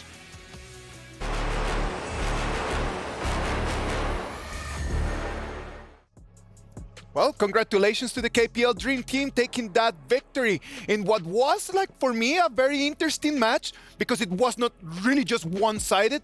AG Global on the other side, really just brought the game. Yeah, I mean, they brought the fight to them, and they were trying to kind of dictate the pace of the game. But I mean, you were talking about the fact that they were farming, right? KPL, regardless of what was happening on the map, KPL was still able to find farm across the map. Yep, so here we go. 5 different members, 5 different problems, right?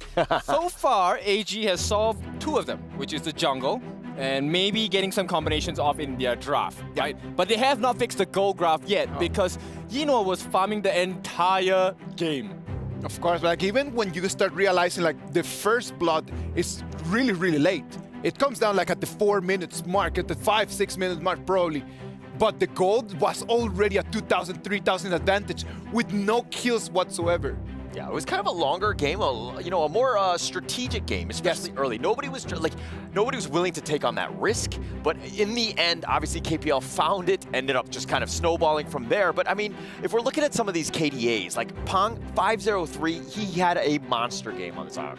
Yep, besides him, Fly as well, 115. He was doing pretty well against Snow, but I have to commend Snow at the same time. He managed to hold Fly on his own, right? And if we take a look at 2-0 and 5, at one point of the game, he was double the farm of Zeiss. That's really scary.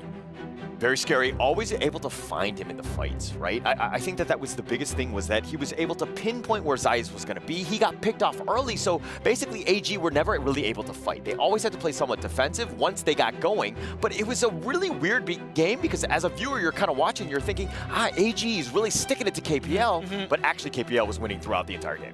Exactly. And if you take a look at the Mozi, No Fear, super impressive with his cannon blast, especially the last snipe in the base. I forgot whether he caught Zeiss or Liv, but that was a nice one. We were at our seats kind of commending No Fear. And if you've seen the interview before, they were laughing at No Fear for his lack of competency with Mozi. But boy, this is a different class.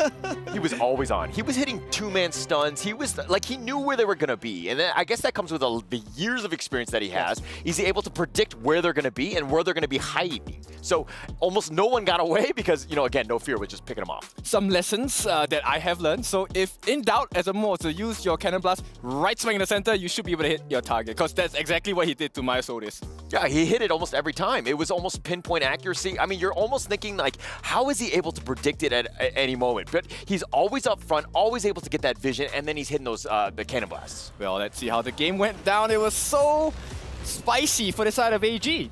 Yeah, and just getting that first blood kind of snowballed his farm, right? He was on point throughout the entire game. He had a level advantage, and he was kind of largely left intact. He was kind of had so much space to do what he wanted to have done, and this is the part where you're kind of thinking, wow, AG really sticking it to him, getting all these pickoffs, is doing very, very well here. Yeah, but at the same time, was farming all the way. But I need to commend this gameplay by AG because they really fully use the functions of their ultimates to act as a combination. The Solaris Zeiss with the Burning Sun arrow leading into the Chaos Cinders into the Blazing Brilliance. Perfect gameplay coming out from the mid and the farm lane of AG. Yeah, and that combination was on point. We were kind of like, oh, they really came in with this strategy in mind in that draft, picking it second and third for them. And they were just kind of like, they were hitting it on all points. But unfortunately, when you're up against a monster like KPL, not the easiest thing to do to capitalize beyond that. Yep, so they need to fix more than just, the combinations. Now they need to figure out how do we deal with this Yinor. And especially it's a early Yinor. It's a very hard one to catch. Yeah, and top 3 meta, right? Everybody wants the Arlie, and you're seeing the potential and why it's just so good. It has high damage, it has mobility, it has everything that you would want from a farm laner. Yeah, exactly. And Zeiss, of course, with this Solaris, I think he did pretty well. It's not a pick we've seen since S2 or even this competition, right? This, if I'm not wrong, is the first time we've seen a Solaris in the competition. Yeah. And so far, I think pretty good showing. Not the best.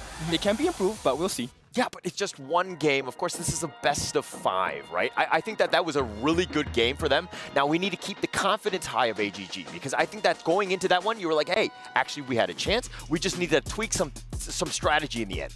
Yeah, for sure. And of course, the pacing needs to be fixed in that case, right? They need to slow down, not just Pang, they need to slow down Ino as well. And with that being said, we could see the potential of a roster switch again just to mess things up in terms for Martin on the side of AG, right? Yep. Martin is the coach. Yeah, I think you might want to. I think it's a nice change of pace. Plus, it keeps the enemy team kind of on their toes as of the playstyles are very different. The hero pools are very different as well. So it's kind of, they have to react to this literally all-star cast where everybody's amazing. Yeah. Everybody is amazing indeed, man. Like the way that they played in here, like one of them needed to take that MVP, and that MVP for this first game is going to be Pang. Pang is going to take that MVP with that Augur and the 5-0-3 coming into the fights in the right exact moment. Yep, this is a perfect pose for Pang here, cracking his knuckles as he pounds them into the ground.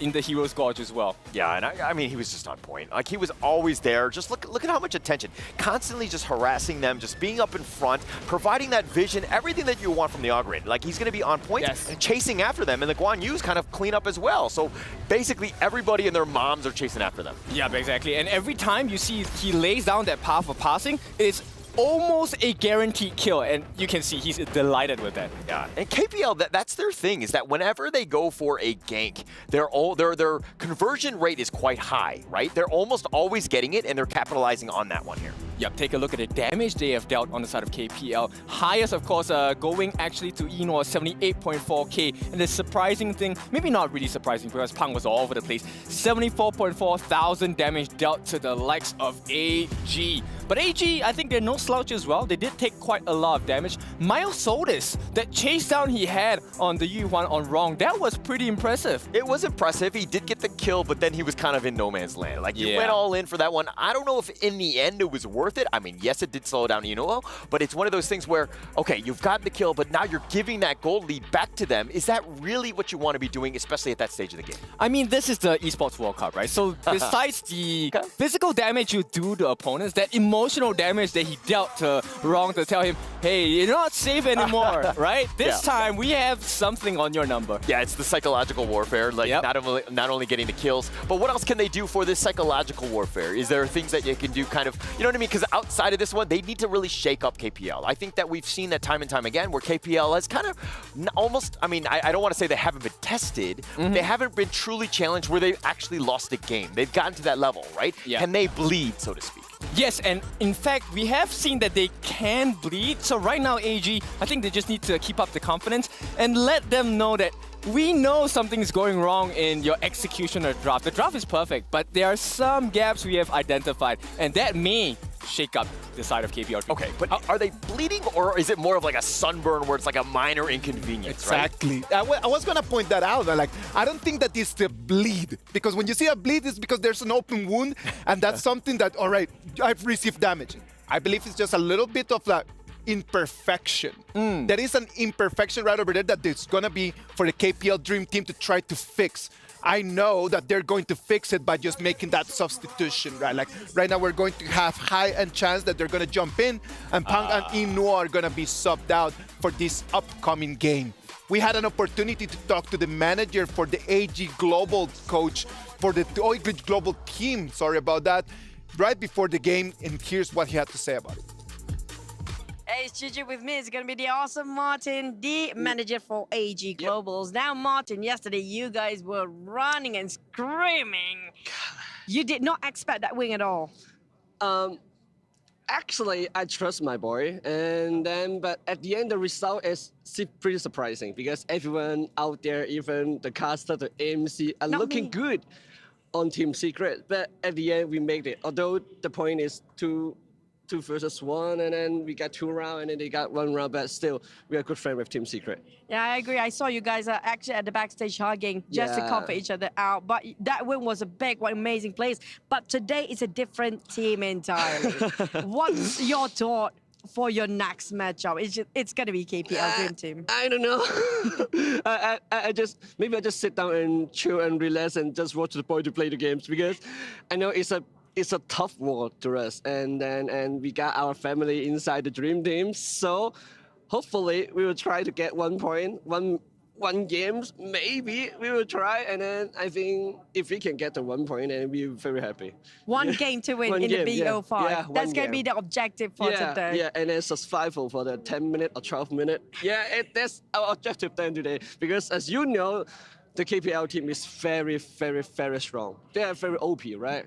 They're from different world entirely. Yeah, the level scale is big different, right? the skill set and the mindset is big different. Yeah. But who knows? They're all talented and then professional players in a long time in China. So yeah, that's we'll it. See. Yeah, we will see. We will try it. So I wish you all the best, and that's going to be the AG Global's interview. Hopefully they can get 1. Now, what do you guys think? Yeah. Taking that first game, just like taking just 1 victory, if that is their real goal, just to take 1 victory, I'm telling you, they could actually use that momentum to take the whole game and just make the biggest upset that we've actually seen ever. Now, everything needs to start with that first game. Can they take that first victory, though? I think they can, right? It's kind of like a puzzle piece for them at this point for KPL Dream Team. They have figured out kind of a formula to say, hey, this is the potential solution. But once they find one, I think they can really break the code. It's all about baby steps. Just small wins. Get yourself into the game so that you have a chance at that mid-game.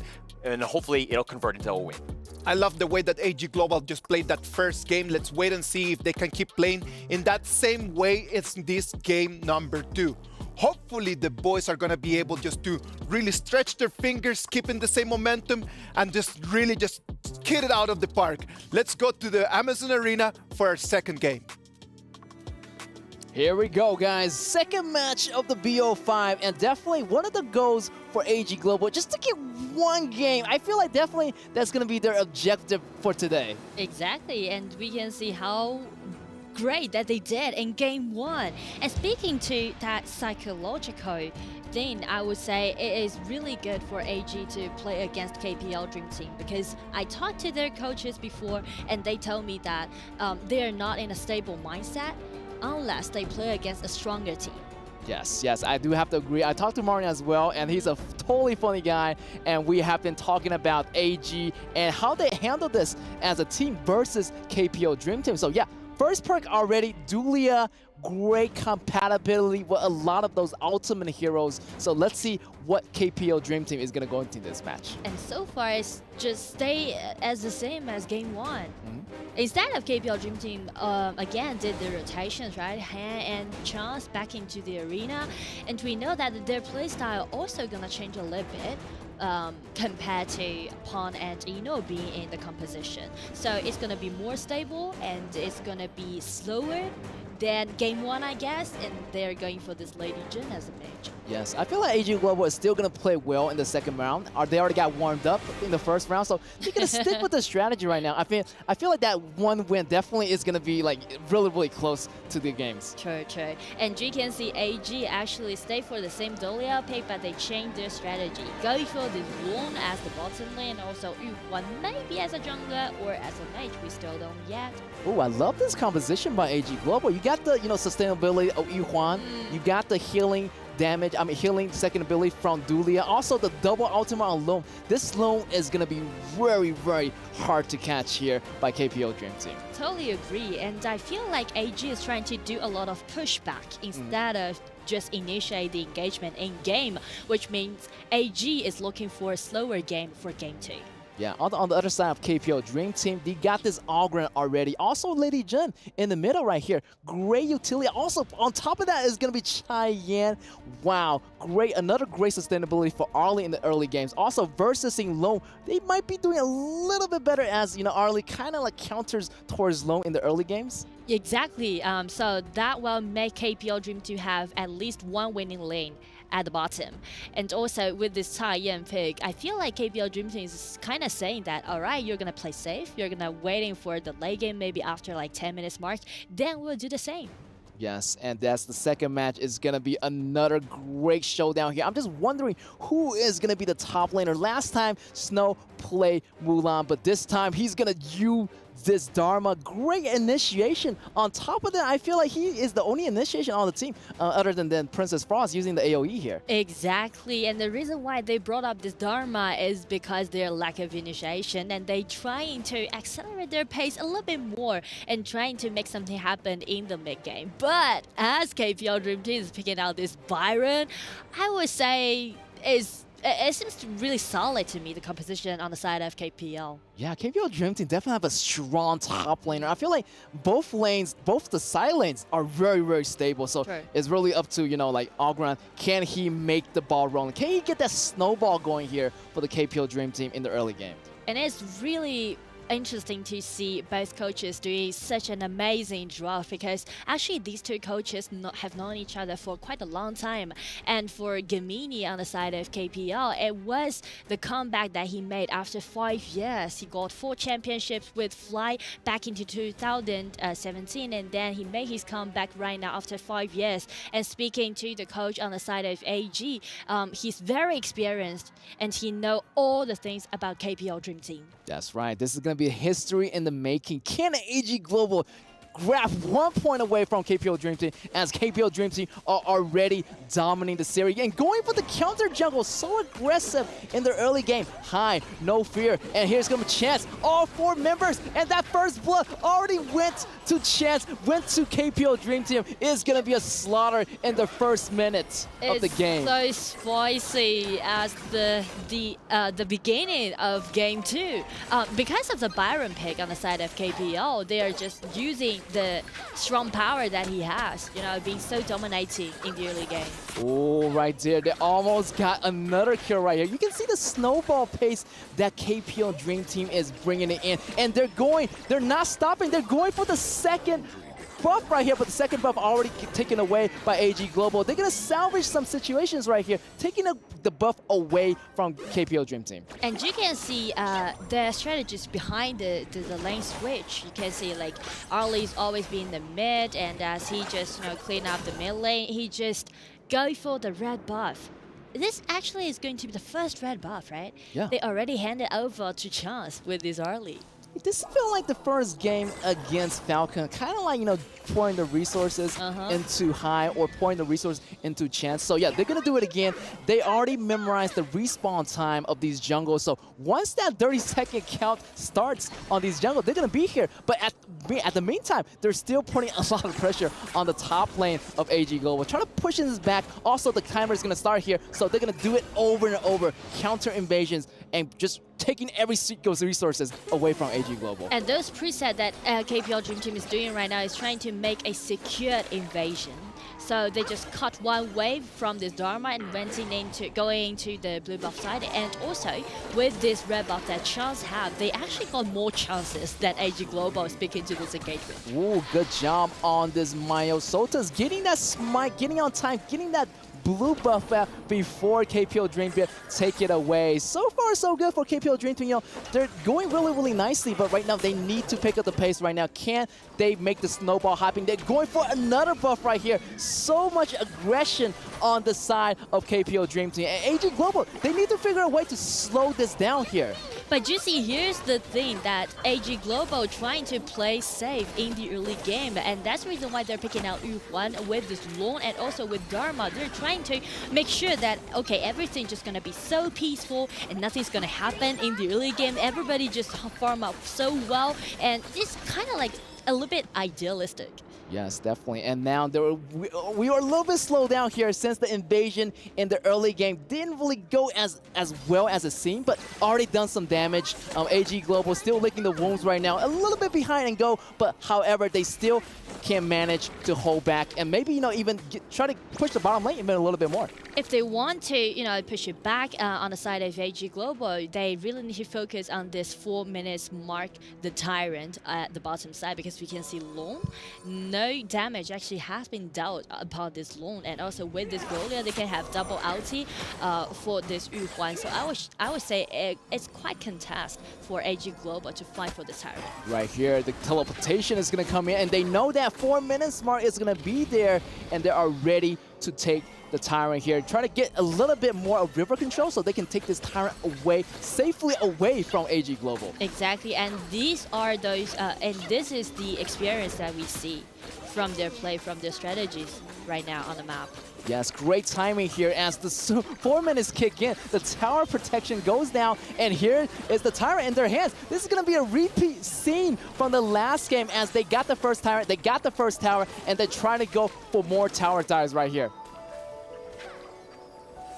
And again, it's gonna be a team fight at the bottom side. Around the tier 2 tower, here comes Yu-Huan again at the rear, trying to make something happen upon this early, and Chance has been taken down by Myosotis. That's right, but High is still pushing it really hard. Double kill, and they're gonna take that rep up away. So double kill, rep up, great snowball going right now. This game just starting here. Fly 1v1 on Snow. Can he make it happen here? But still, High has already got a lot of goal lead. Double buff on his side. Also gaining that time, already pushing that goal to his limits. Already like 3K goal ahead of AG Global. This is kind of like deja vu of game 1. Fly again got 1 level lead against Snow, and also that team fight happened at the bottom side. Even though Myosotis find a really nice positioning and take the marksman down the side of KPO, but with this all Ogre high, just getting in, grab some safe kills, and then rotate to the blue buff side again.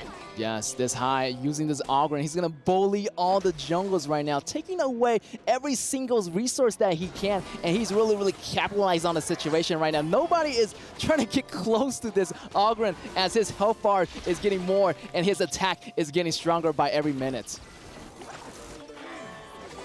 Another kill right here, another buff taken away from the side of AG Global. This might be devastating here as they go for the middle tower right here. All 5 members in the middle lane, like using their life to protect this last defense. If this middle tower goes down, the whole jungle is gonna be wide open, and they do not want that to happen. And speaking to the pushing on the side of KPL, this game will be much more easier than the last one since they're picking out this Lady Jin as a mage. So you can see he can do harm with no hands on other enemies and just easily chop down the bars on the side of AG. Yes, although Lady Jin has really nice self-defense. I mean, second ability like frozen herself, kind of like a free Splendor as to speak. So true. Yeah, so he got that Splendor, he got that second ability, he can really defend himself. Also, he had that crowd control, very crucial for defending. Also, is really good for initiating as well. So as you can see, the positioning of KPL right now, Fly just flying in, and with this burst out damage, Chili just vanished. Wow, it's gonna be melted here. AG's no goes down, and what about the double kill on high here? Still pushing middle tower goes down already for AG Global, and now they're working their way to the tier 2 tower, and later on the bottom tower is going to be open, and that's going to be a really fast pushing. 7 minutes already, and they're already arriving at the doorsteps of AG Global. 0-2 trade, no more time left for AG Global right now. As we can see, KPL Dream Team just being so aggressive. They're just, caught every single chance that AG Global might have to push it back. Constantly doing those engagements. Then the bottom tower is going to be going on here. Unstoppable on high, and they're still pushing. This might be it. There's only 1 minion in the lane, and that's going to be possible here for the crystal to go down. Congratulations to KPL Dream Team once again. Not like last game, no more fun. They are being so serious. It hasn't been 8 minutes, but KPL Dream Team just shut the door for AG Global for game 2.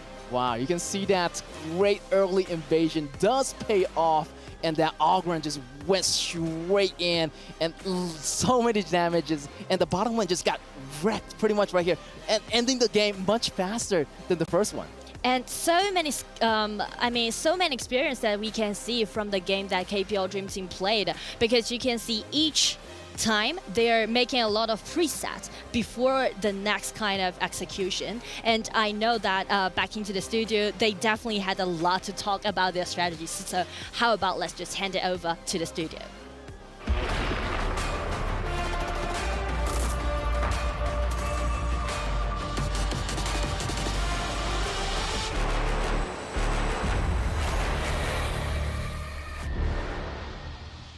Welcome back, and we do have a lot of things to talk about, Like Nora, thank you very much for the trust. We do have a lot of things to analyze. Already 2-0 an advantage for KPL Dream Team that right now just puts AG Global just 1 step away from that big downfall. It's a bit scary, right? I think that Martin said it himself, the manager from AGG. He was kind of like, hey, we just need 1 win. And I think that right now is very optimistic, right? Trying to get into that, just being real, right? And I know that he's called us out yesterday because we did choose Team Secret in that sense. Really? But yeah, we did. But nonetheless, I think that this is one of those situations where, hey, I think Martin is kind of like being very real with this one. This KPL Dream Team is on another level. Yeah, definitely on another level. And the thing is, they were close to figuring out KPL Dream Team.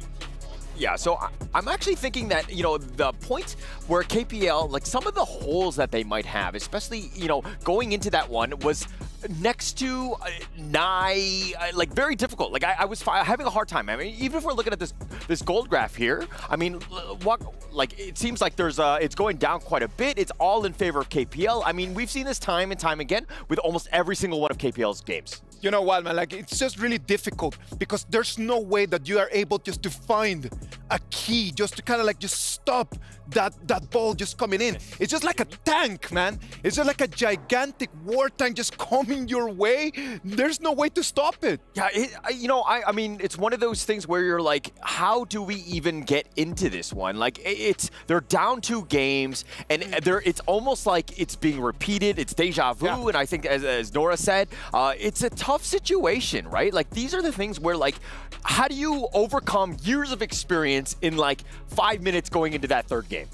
It's difficult, right? Because at this point, yes, you were really close to figuring out the first style of KPL Dream Team, and now they changed the members, and it's a similar, if not more, devastating result. Yeah, and I'm going to go super dork with this one, but it's either Backstreet Boys or NSYNC. They're both boy bands at the end of the day, and they're both doing very well. Exactly. Record breaking and record selling as well. Let's take a look at the gold that they have accumulated for themselves. This time, Chance, he's still quite high, 5.9 thousand gold in the pocket. Highest, of course, going to High, who was just high off of the fumes of all of the different members of AG, 5-0-1. Yeah, taking over everything, controlling it, and everybody else from KPL was just setting him up. I mean, they were always there, and they were very aggressive, taking away the buffs, making it difficult for AGG to get any sort of farm. I mean, we talked about it, Kindofu, about when they were sticking together in the mid lane, nobody was split pushing, everybody was stuck there, and they were sharing XP.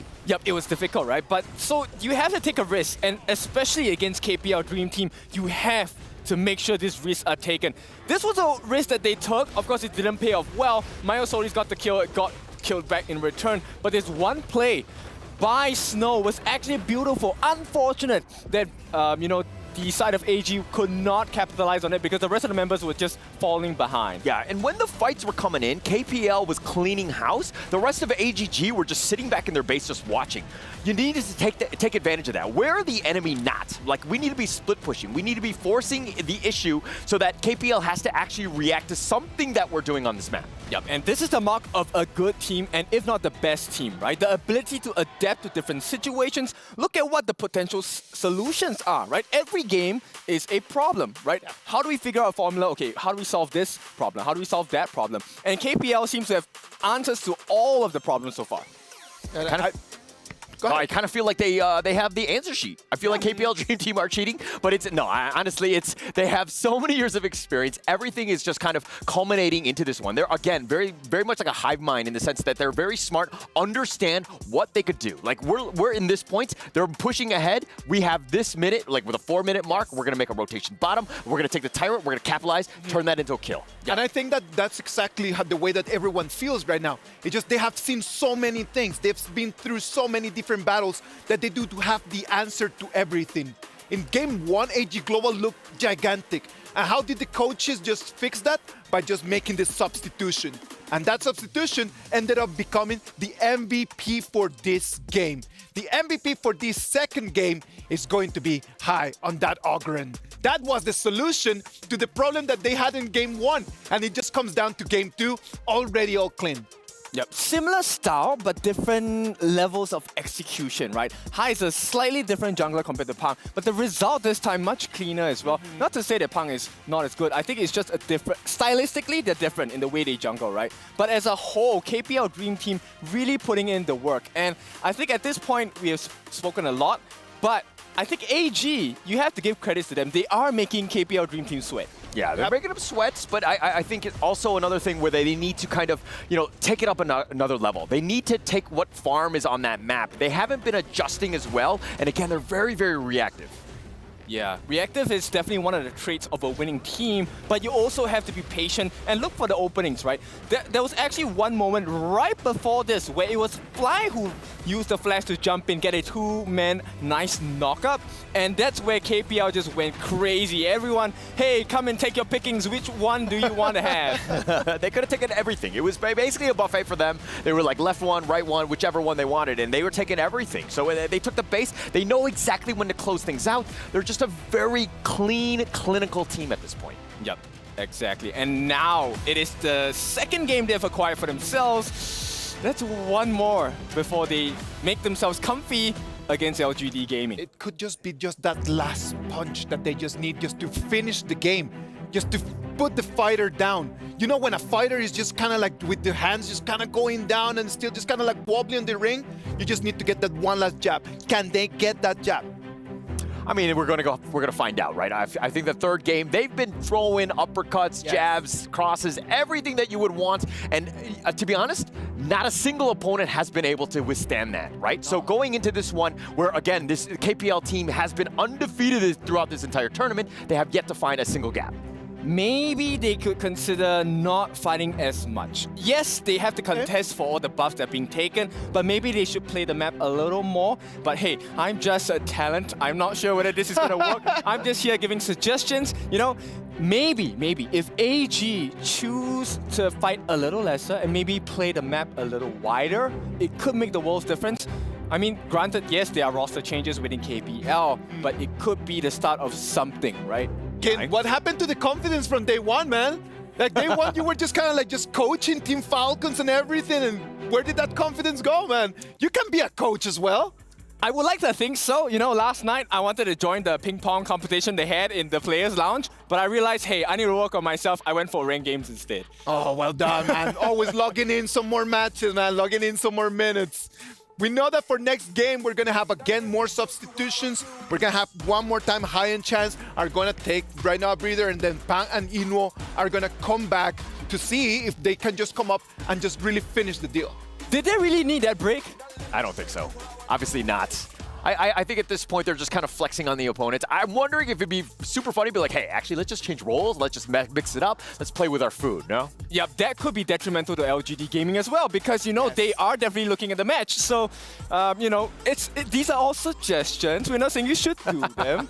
But hey, we're not coaching stuff, but you can take a little bit of...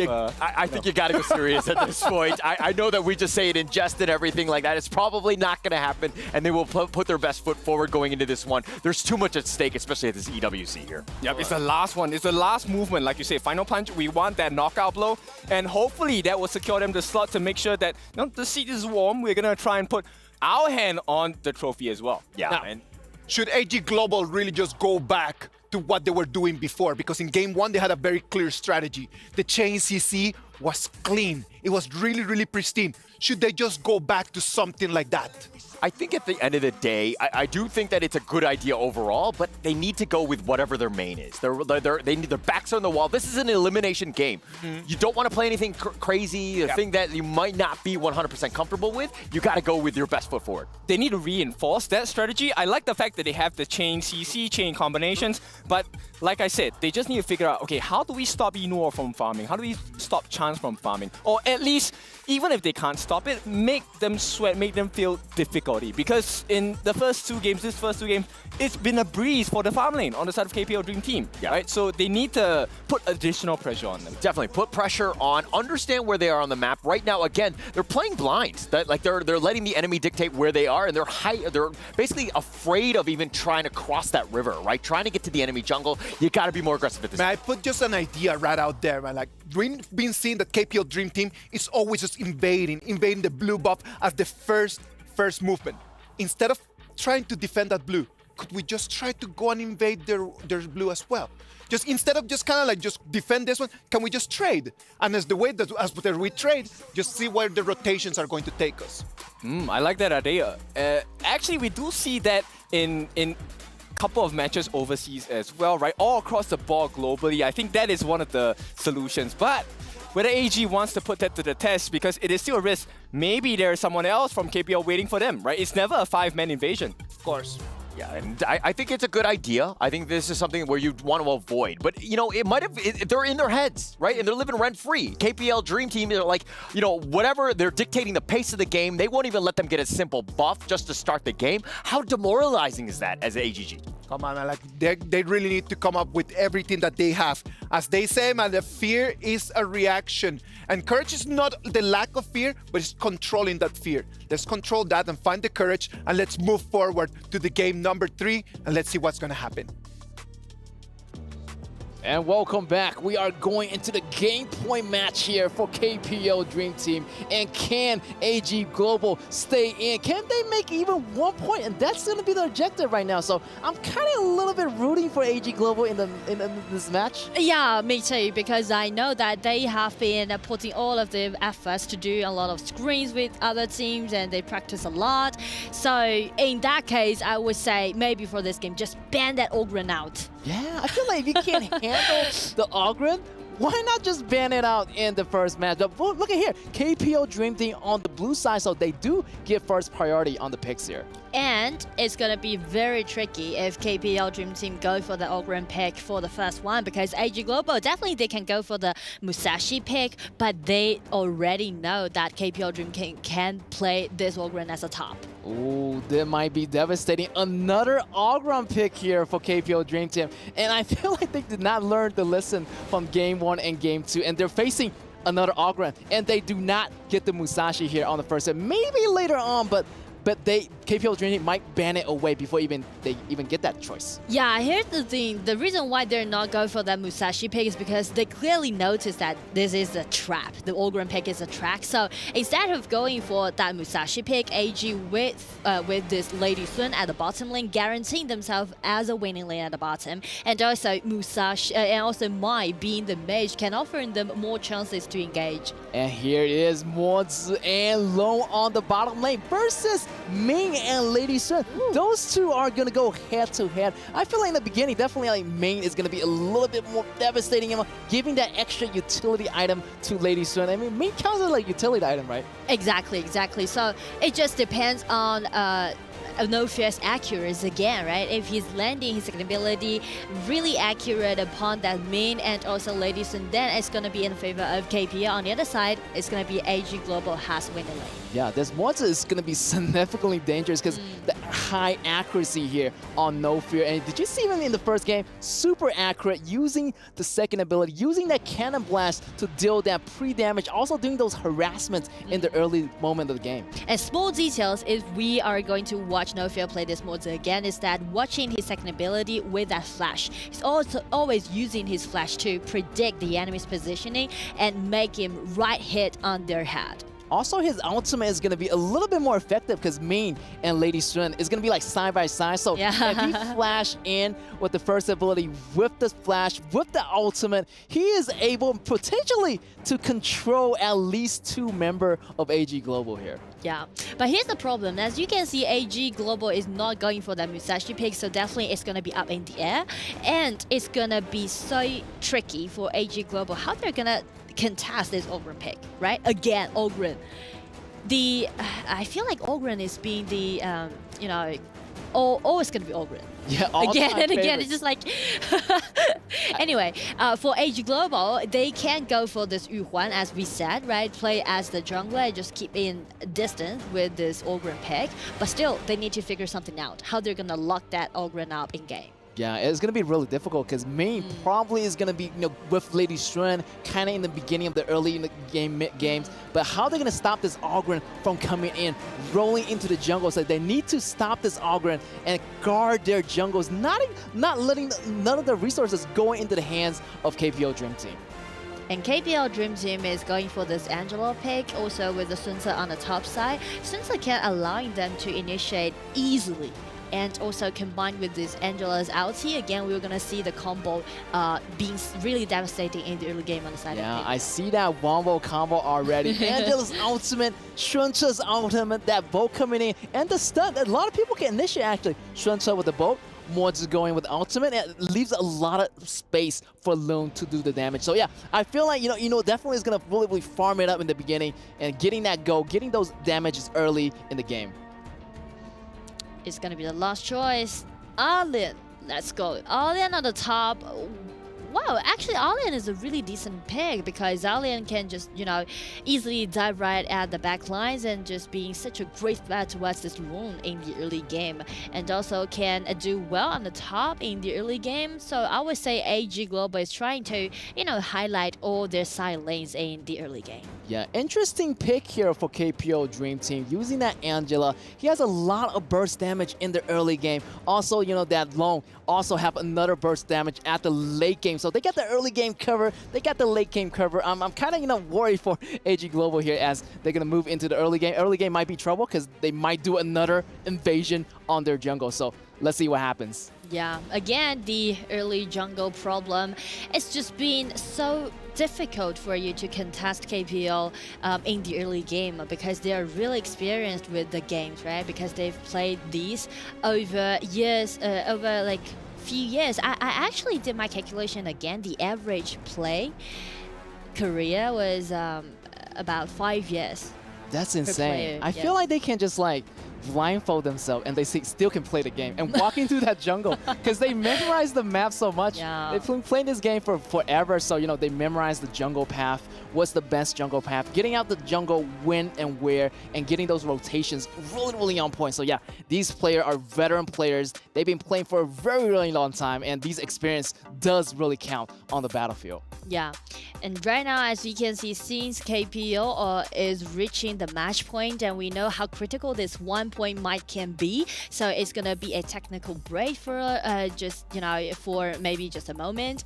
And I actually want to share more stories with you guys about KPO Dream Team because please do. We do have little time to talk about them in game because everything just happens so fast. Exactly. Okay, as they already made their name in EWC right now in the mid-season, I don't want to talk about how dominant they can be, how powerful they can be. Instead, what really amazed me by their performance that each of those players are actually from different teams. They're from individual teams. So usually in KPL, they are sitting at 2 different sides on the stage, being the enemies, right? They had never, ever cooperated with each other together. Besides Hai and Ron, they were from the same team. But you can see this is the first time they played together and they only got little time to train to do the scrims together. But you can see how well they performed in game. I mean, like the least thing definitely the least thing that we need to worry about KPL Dream Team is their mechanics, right? Because they're really experienced. But I was so worried about their coordination, to be honest, at the beginning of our tournament. But as they're playing so well, perform so well in game, I feel so touched for their performance because definitely they put their efforts in it and they need to, you know, someone need to hand over the goal to others. Yeah, I feel like, you know, they practice in a very short time. They put this crew together maybe like around 1 month, and they only have like 1 month or 2 months to prepare. Also at the same time, they have to, you know, prepare the other KPO match as well. So putting these teammates together in such a small period of time, so impressive. I'm so proud of them making it here into the EWC. And I feel like that's kind of like the sportsmanship, the teamwork spirit, all works for all of the teams. Yes, exactly. And we are still on a technical break, but however, you know that how important is this match is going to be. Stakes are really high, and we are jumping into the match as we speak here. KPO Dream Team on the semifinals against AG Global. I mean, this is the last ticket, so definitely both team is vying or crying for this one last ticket. That's right, the stakes are high and we might see another counter invasion, but I feel like, you know, with Pan and Eno rotating in, they're gonna take it slow, kind of like the first game.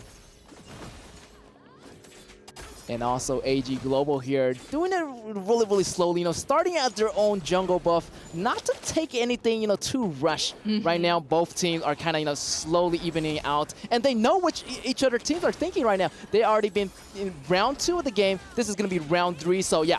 Everybody knows their strategies, so they kind of like reading each other's, kind of like an open book, but I feel like KPO Dream Side definitely, they're going to have a little bit upper advantage since they got that Ogren in the first pick. Yeah, and it's going to be an ambush coming from KPL. Nice initiation and a nice gank. Shinli already been halfway down about his HP bar.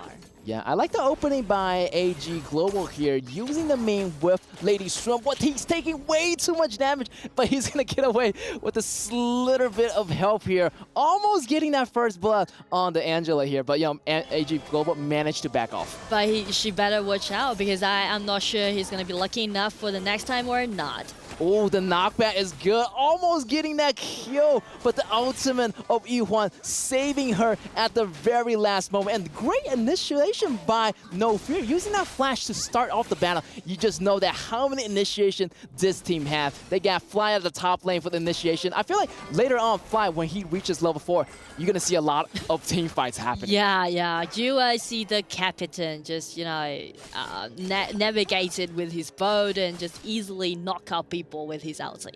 Yes. Also, I like the fact that AG Global has the double Purify here, just in case those CCs start to happen here. This crowd control might be a little bit too much for them, so the crowd control's effect is going to be really devastating. So Purify is going to be there to help them with that, but it's only 120 seconds per round here for Purify. True.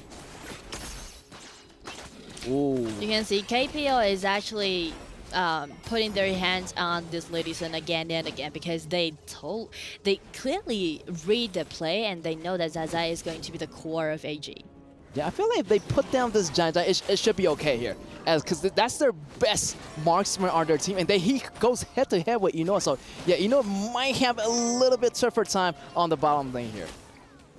Oh, I still remember last time when AG played against KPL in group stage, that was Zai Zai taking the first blood upon Inoue. Yes, that was a really good highlight there. And yeah, I feel like, both of the team learn a lot from that, and they know how the KP2 Dream is played. And look at here, great initiation from Liv, but the first blood goes into the Pawn's hand. The dragon is going to be out here using the ultimate, but it's not quite going to be it. The bolt comes in, the knock is going to be good on Alain. Alain goes down, double kill here for Pawn, but also Inoue goes down as well. But that's going to be a really nice trade, really worth it trade as 1 ADC for 3 enemies heroes here. And 2 kills already be given to Pawn this Ogren, and I feel so suffering to see Lady Sun being put into such a difficult surrounding. Yes, and yeah, Lady Sun, he has that Purify available, but the damage coming in from Angela, you're not going to block that because that's going to be continuous damage from his ultimate. So there's no way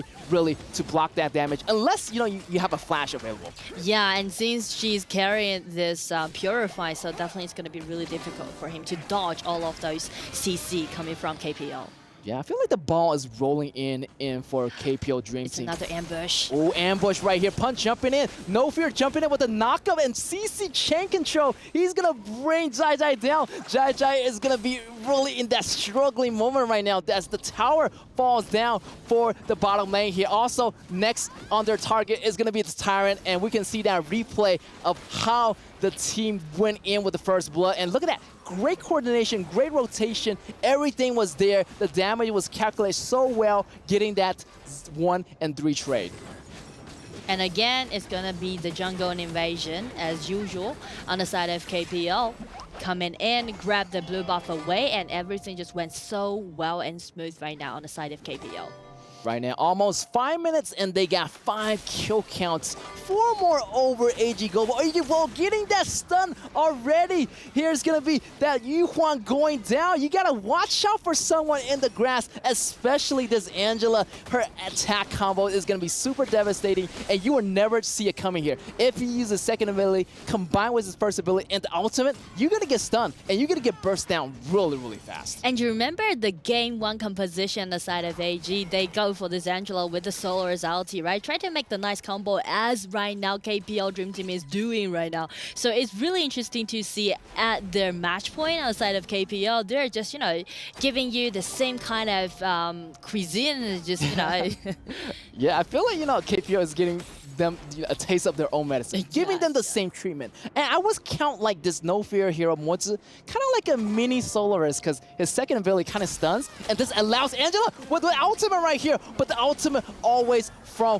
Mayo. Sotas is going to save himself, but the battle's still happening here. Ogren jumping in, getting my Shinui, and he's going to go in really hard. The bolt connects, the damage connects. Here's the double kill, maybe even a triple kill right there. The MP goes so low, maybe even a quad right here. He's going in really hard. Alain taking out Fly. Fly still going in hard. Quadra kill! The first quadra kill. Oh, the game is gonna go into Pon's hand. Quadra kill. This is the reason why Pon was being named as the Pon King back in KPL, because he knows everything about the jungle. He has everything in his mind. And with this quadra kill, I do believe the whole map is under control of KPL right now. That's right, the minions are moving in slowly, and you can see that teleportation from Loom going to the bottom lane here. The pressure is going to be real here for AG Global. Can they defend their jungle? I don't think so, because the buff already got taken away. Pan getting most of the item, double buff on him right now, and he just on the front lines,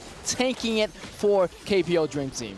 The way how KPL is piloting in Game 3 at their match point is feeling like it's a push back and it's coming Pan again, making his legendary, making his name. Oh, this is going to be trouble here for AG Global as the bottom lanes are moving in. The minions are slowly moving in the mid lane as well. They're going to find themselves in a really tough spot, really getting suffocated by the KPL Dream Team right here. The battle is going to be happening. Lone getting those damages right now. Our lane jumping in, but he has to bounce out. Here's the ultimate coming from Angela. Angela almost taking out one member out, and that's going to be the middle tower goes down in the meantime here, and KPL just going to back up, and they kind of want to get a buff and to get that safe win on their side. And here is the interesting thing is that KPL, they rotate back with this Pawn and Eno partner, being as the jungle and also the marksman. So they are using the Angela strategy again, and it hasn't been 8 minutes, not like game 1. Everything just being that kind of promising around like 10 minutes mark. This time it hasn't been 8 minutes. It already approached AG Global's high ground tower. It kind of gives me a feeling that KPL Dream Team with this kind of lineup, they are just trying to get revenge. Exactly. And you can see that Angela is hiding in the shadows right now, lurking, trying to see who is going to be their next victim here. And look at the boat. The boat is starting the initiation, try to come here. Maybe he's trying to go for that top tower right here. You never know when this boat is going to arrive. And that's going to be a great hit. But the damage really, it kind of connects, but doesn't really connect. The damage almost is enough to take down Jai Jai. Jai Jai still have to purify, exhausted, trying to block some of the damage away. But here is the lane. Also, getting the kills also on the top, and the minions lane also moving in. They're waiting for the high ground towers on the top side, which only lasts for 1. And it's going to be the minions coming in. Oh, right here.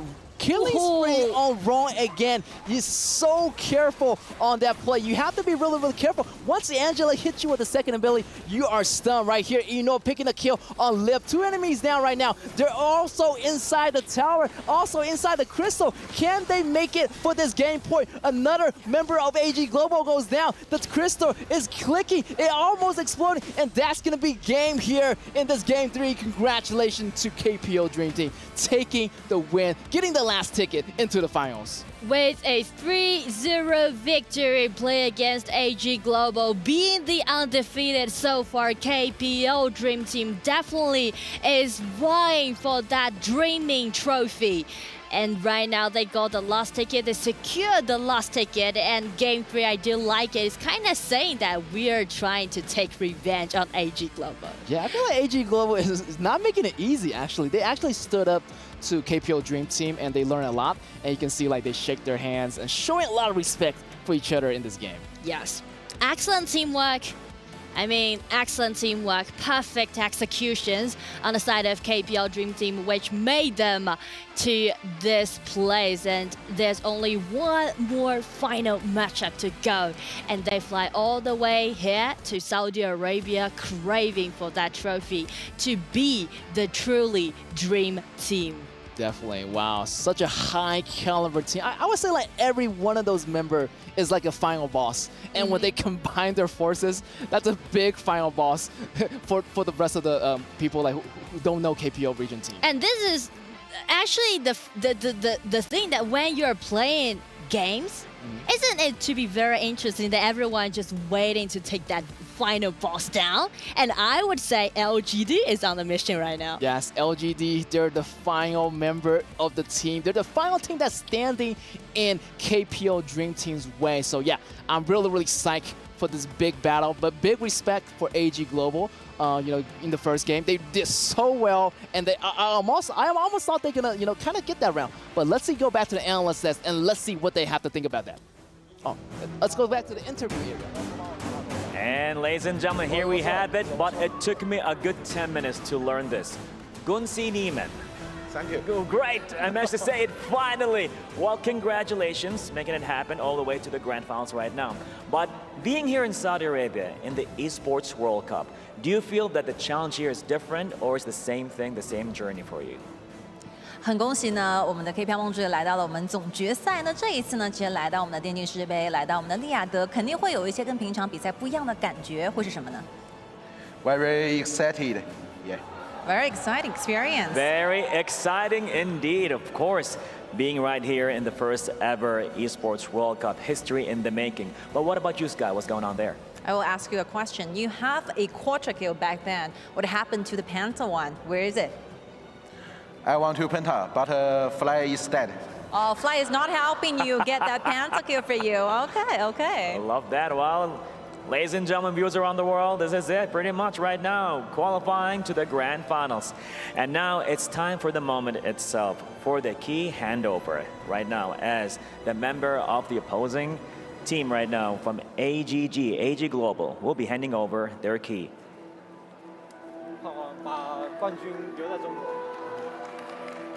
Thank you so much. You guys are talking about something. Please share what you guys talking about.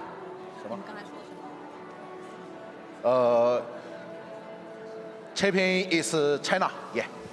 They want to lift the champion, world champion for the Chinese team. Definitely, it is going to happen more and more. Let's see what's going to take place in the grand finals and more thoughts. Back to the studio. Take it away, guys.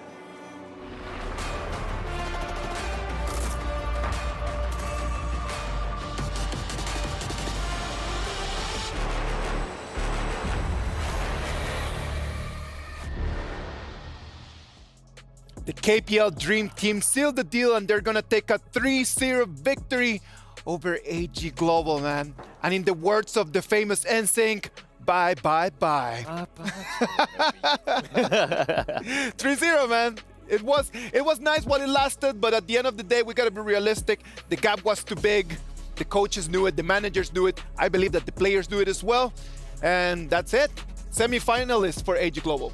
Yeah, I think actually Get said it best in the sense of every single player is an individual raid boss, right? Yeah. It's not just the team is a raid boss, but every individual player. And everybody showed up today. You're seeing exactly why they're so good. Yep, and the worst part is they synergize so well. So instead of 5 individual bosses, it becomes one big boss with 5 different specialty skills. Yeah. And they're basically like Power Rangers at this point, just kind of going into that giant robot that you see. And I mean, to be honest, I'm not sure how you're going to deal with this team going in. We've just learned so much. But let's take a little look at this gold graph here. Yep, so similar story, right? They wanted to protect their jungle this time, didn't manage to do so. But there was a slight difference in the way KPL played, which I will highlight later. I think they really found out a lot of information on where the AG players were at. And with that particular information, they pulled the trigger, got every single fight in their favor, and that's why you see the gold graph being realized at such a peak at the end of the game. Yeah, and that's kind of why KPL are so good. Their vision, they know where everyone is. Like,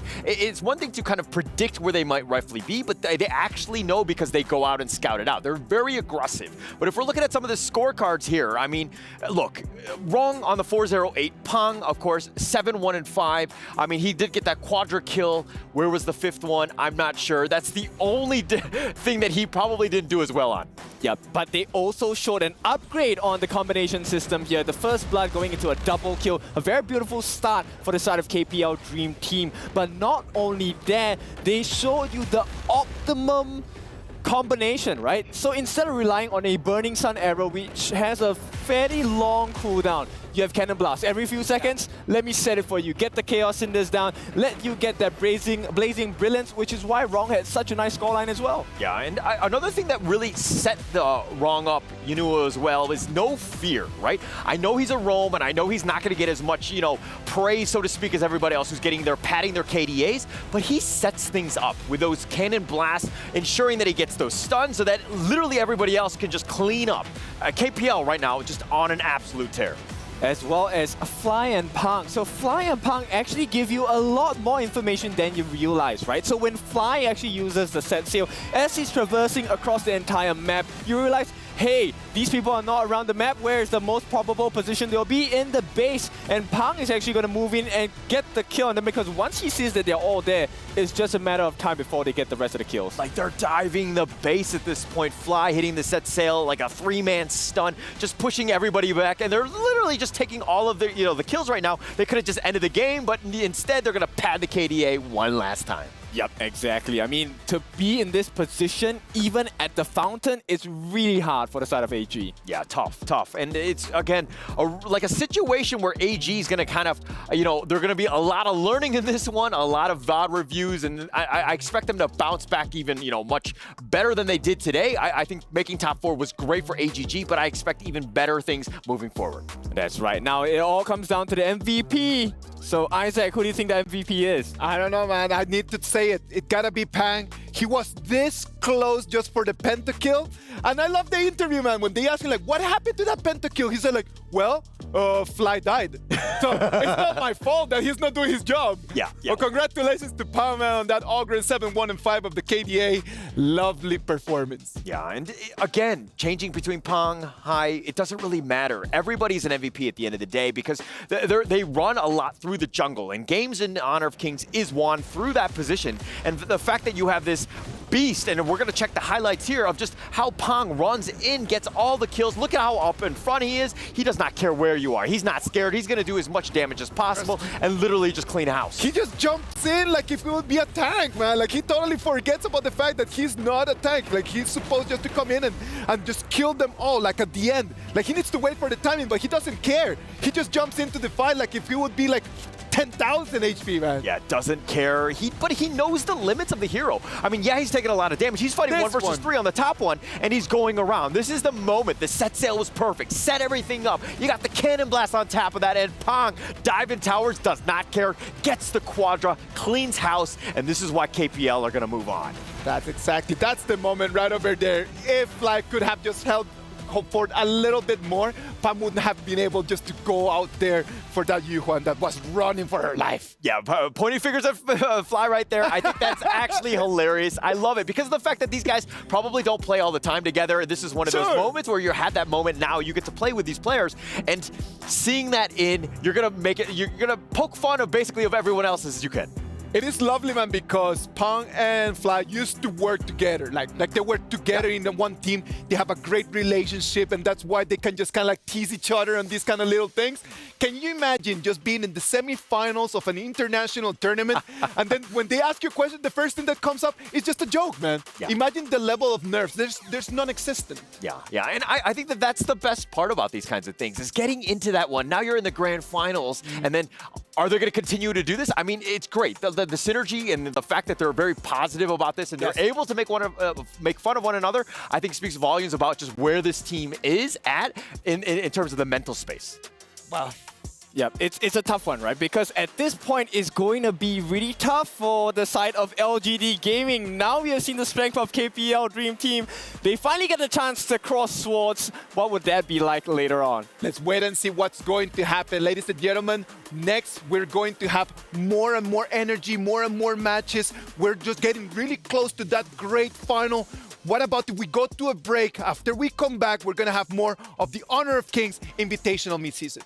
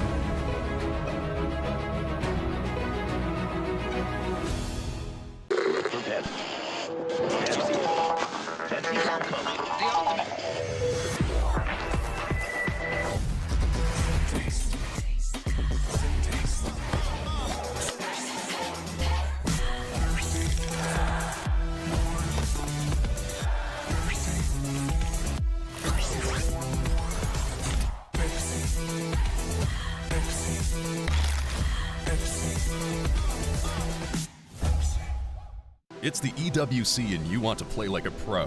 Well, we've got a lesson for you. Axe on. You're fresh, ready to fight and grind those long hours. It's how it should be.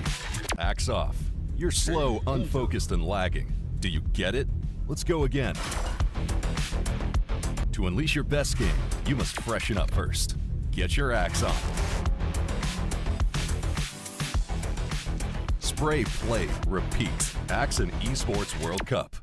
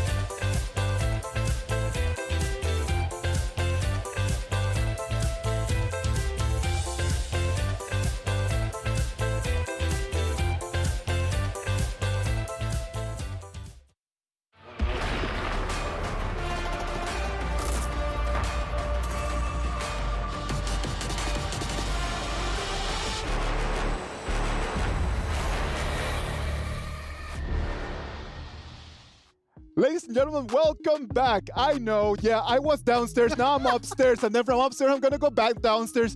I am Isaac Peña, thank you for being here. With me, Stuart, Nora. We're ready to bring you an amazing and special show match that we have prepared for you.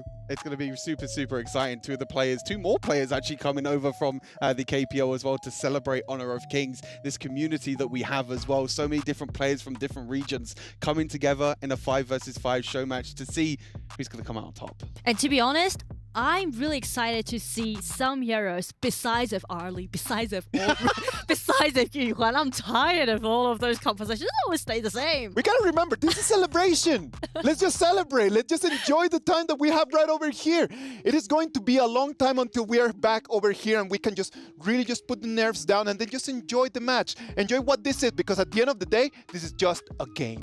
I mean, if there were certain picks that you wanted to see, what would there be? If there was one pick, because you say about like we see so many of the same picks in competitive. If there was one hero that you want to see picked in the show match, who would it be? Butterfly, I would say. Oh, okay. I would go for Diao Chan. I love Diao Chan, man, and I want to see Diao Chan in there because I sincerely believe that it's a hero that could have been used a little bit more in this meta. I'm gonna say Luora. I'm gonna say Luora. Ooh, I love Luora as a farm laner. All right, what about if we go to the Amazon Arena to see what's going on down there? And back again to the Amazon Arena, but this time we're gonna keep it casual, fun, more entertaining. Yes, of with course. a show match. It's gonna be a light one, but yet it could be serious at the same time. Let's have some fun before Right? we reach to that very final epic moments, right? True and that. I can assure you guys, this will be the very first time for you to see such an interesting battle. Spoiler alert, we're gonna having like BO2s, and our players are gonna be gathered around from different teams. Imagine that that. will be their very first time to do this thing as a team. I know, it's like we're gonna have different players from different teams and in different roles. Of course. For round 2, I have to see for more, please. We're going to be seeing all Roma players and the heroes on the stages. Just imagine what will be the picture of the total look. Okay, so we ready? We are ready for our pre-match show to begin, and it will be our warmest welcome, and it will be our honor to introduce you to the stage, Team Honor. All right, I guess a lot's gonna happen here, ladies and gentlemen, in the show match.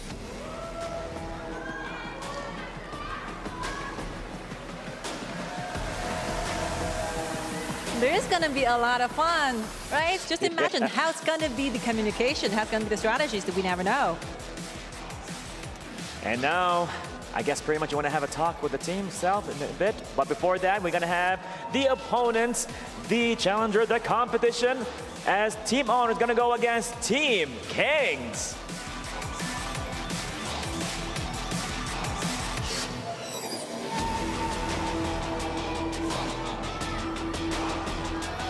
We our fans and supporters from all over the world cheering up for our teammates here.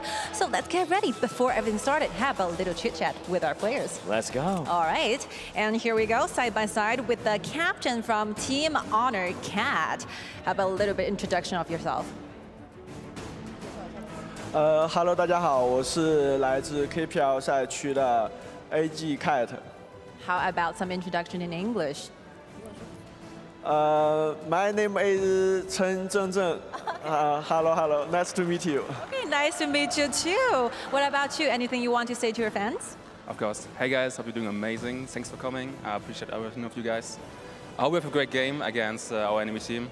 Wish everyone the best of luck, and let's see how it goes. Looking forward to it. Any words you want to say to your fans? Halo Indonesia, apa kabar? Ya, semoga harimu menyenangkan. Ini adalah bukti kalau Indonesia juga bisa sampai luar negeri. Terima kasih. All right, thank you so much. Any words from you? مرحبا جميعا. شكرا لكم جميعا على مشاهدتنا وتشجيعنا. All right, thank you so much. Nice to see you. Any words from you? Untuk Indonesia, halo. Ini pertama kali aku di stage dan semoga menang walaupun cuma have fun. Tapi untuk semua pemain, good luck, have fun. Have fun indeed. How about you, Bara? Well, more fun awaits here right now. We are with, from KPL, we have Cheng. Well, anything you want to say to everybody? Hello, I'm KPL 王者梦之队的青青 I'm 吴金祥 Let's go, everybody! And now from Loops, ABH, what you gotta say, man? Tô muito feliz de estar aqui participando desse showmatch e é isso. Well said indeed. Couldn't say it better myself. And now from Kakendra, we have Cinco. Yeah, support us, guys. Let's go. Let's go, everybody! And now from Boom, we got Arise. Let's enjoy this friendly match. Let's go. Let's go! And of course, our very talented Charis, what you gotta say? Oh, I'm pretty nervous, but I believe in my team. Yes, we can do this. We can do this indeed. And now, let's have the captains. Of course, may I have invite the two gentlemen from the KPL Dream Team to stand in front of our stage because you guys are the captains from the two teams. What do you have in mind towards your opponent? You are going down. Whoa. You are going down, definitely. Well, he said you're gonna go down. What you wanna say to him? No, we are unstoppable. Unstoppable, everybody! It's gonna be a lot of fun here. It's gonna be a lot of fun. But let's see, more fun taken away right now with the studio. Let's go. Yalla. All right, we are ready for this. What is gonna be an amazing show, man. This is gonna be Team Honor against Team Kings. We've got the team from Cat and the team from Xing. Who do you think is going to take this one?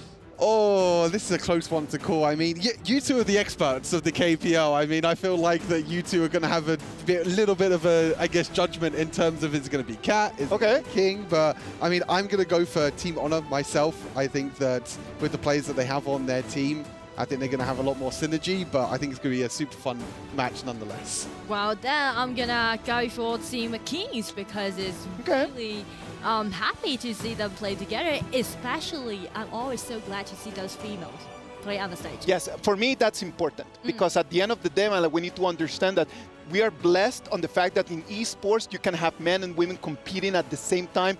I have played against women that are amazing. Is that me? I have played against women that are amazing, that they're just so good. It's insane, man. Like, you just literally just let them carry you around and it's just an easy dub. You can't let her go. Like, you can't do that. You can't do that to Nora. I'm so sorry, Nora. I take back everything Isaac just said. But you guys noticed that Yash from Team Honor was from VIT, and actually the head coach of VIT is a female called Yao Yao. Yes, exactly. Yes, she. Yao has been one of those characters that have been with us already for a while, right? One of the core members of this whole project. She's been amazing, just kind of like coaching around us, sharing with experience that she has been able to earn through the years, and then just sharing that with all the rest of the world, man. So thank you very much, Yao, for being such a rock star. I feel like I might cast the curse again because I mean I said Team Honor before. I mean I said Vitality would win before and get our group stage. I might cast the custom again. I'm sorry, it always happens to me. I'm always the person that's just like, okay, I predict one team and the other team wins. So I'm like, okay, I mean, maybe you'll be right this time, or who knows? You're like the nightmare of those teams. Yeah, I am. It's not actually the players in game they're worried about. They're worried about me. If I'm casting their game, then that's it. They're Say like, nothing, see you please. later. Yeah. Don't say anything at all. Oh, it's amazing. Like the players are already like, look at that. That cat just waving to us and saying hi, man. Like an amazing player, man. Like such a great lad. Like again, one of those important people for our whole game. He's been around for such a long time. I would say that he was around when Fly just started playing as well. Yeah. And just the fact that Cat is right over here is just a very important moment for him because he has been able to see our game grow into what it has become right now. Cat actually began his career back into 2016. Yes. It's really like the OG of KPO. And he won 7 champions as the mage. And then after he retired to play as a support, he grabbed another champion, which was the title of KIC last year. You know that in 2016, when Cat just started playing, it was the moment where I actually started just loving the game. Because I remember that it was the moment when he was still playing for QG Happy, and QG Happy was Cat and Fly and Alan and all those gigantic legendary names of players that really just paved the way for all the rest of the world to have the game that we have right now playing with us. I mean, I was talking to you two as well about Cat, and you both were saying like he's a superstar. Yes, he is. He's a superstar in the KPI. As you mentioned, you know, role swapping, still being able to get that Honor Kings Championship, even after role swapping as well. You know, 5 Honor Kings Championships, 3 KPL champions as well. Like, this guy is a celebrity, to be fair. So it's really, really nice to actually see that he's here in Saudi Arabia. He's able to participate in the competition on the main stage. And I'm really happy to see him play as a mage again, because it has been such a long time that it's a throwback. Yes, and he even got one customized skins of Diao Chen, which won you favorite. I was expecting really just like to see that. I really hope that we will get to be able to see that. Like, I am really counting the seconds just for us to be able to see that Diao Chen back over there. Fingers crossed. Fingers crossed. Just please let us know. And also, Qing from Team Kings, he's also been the top player as a confront lane. He's played in KPO for over 4 years right now. He got 2 champions, and also he was the best Clash laner in 2023. So his Cat has a customized skin, because we don't have that in the global server. That's the crazy thing. It's like, so Cat has a customized skin when he won the championship. Yeah. One day you will start seeing that that's going to become a trend. And I love it, man, because then you become part of the game. Yeah. That's it. Like, a lot of people just come in and they really do their best to try to leave down a legacy. But in the moment that you become a legend is the moment where you get just that skin just customized with your name on it. That's crazy. So when you actually choose the hero and when you're just kind of like what we're doing right now, man. Just like when you get new people just coming in and then you can start like sharing with them. Once upon a time, there was this guy, and he was so good. And then he got this Diao Chen skin. It's amazing. Is that you showing your age or something? Once upon a time, we're going back inside. Like in a couple of years, that's what's gonna become of me, man. It's really, really nice, you know, to have your signature hero carved with your own name. It's like super fascinating. I mean, we have to remember the other players as well. I mean, we still got other players, you know, that have been competing in this tournament as well. You know, like Falcons, Ray, RQ, Nightmare, obviously with that SEA showdown that happened right at the start as well. So it's nice to see this mix of like different regions coming together, different players coming together. What's the communication going to be like? I think it's like that's a problem. That's a problem. I feel like that's going to be super interesting because there might be a bit of communication that's happening. One person might understand it. The other person's like, what's going on? You know what? Like, I'm gonna tell you the truth. I've never seen so many different languages in one team. So the problems that we have had in the past is just like, okay, there's kind of like 2 languages in there. So there's always a player that is kind of like the one that can speak multiple languages, just letting people know exactly what's going on. But in here, how do you do that? How do you do that? How do you make it work?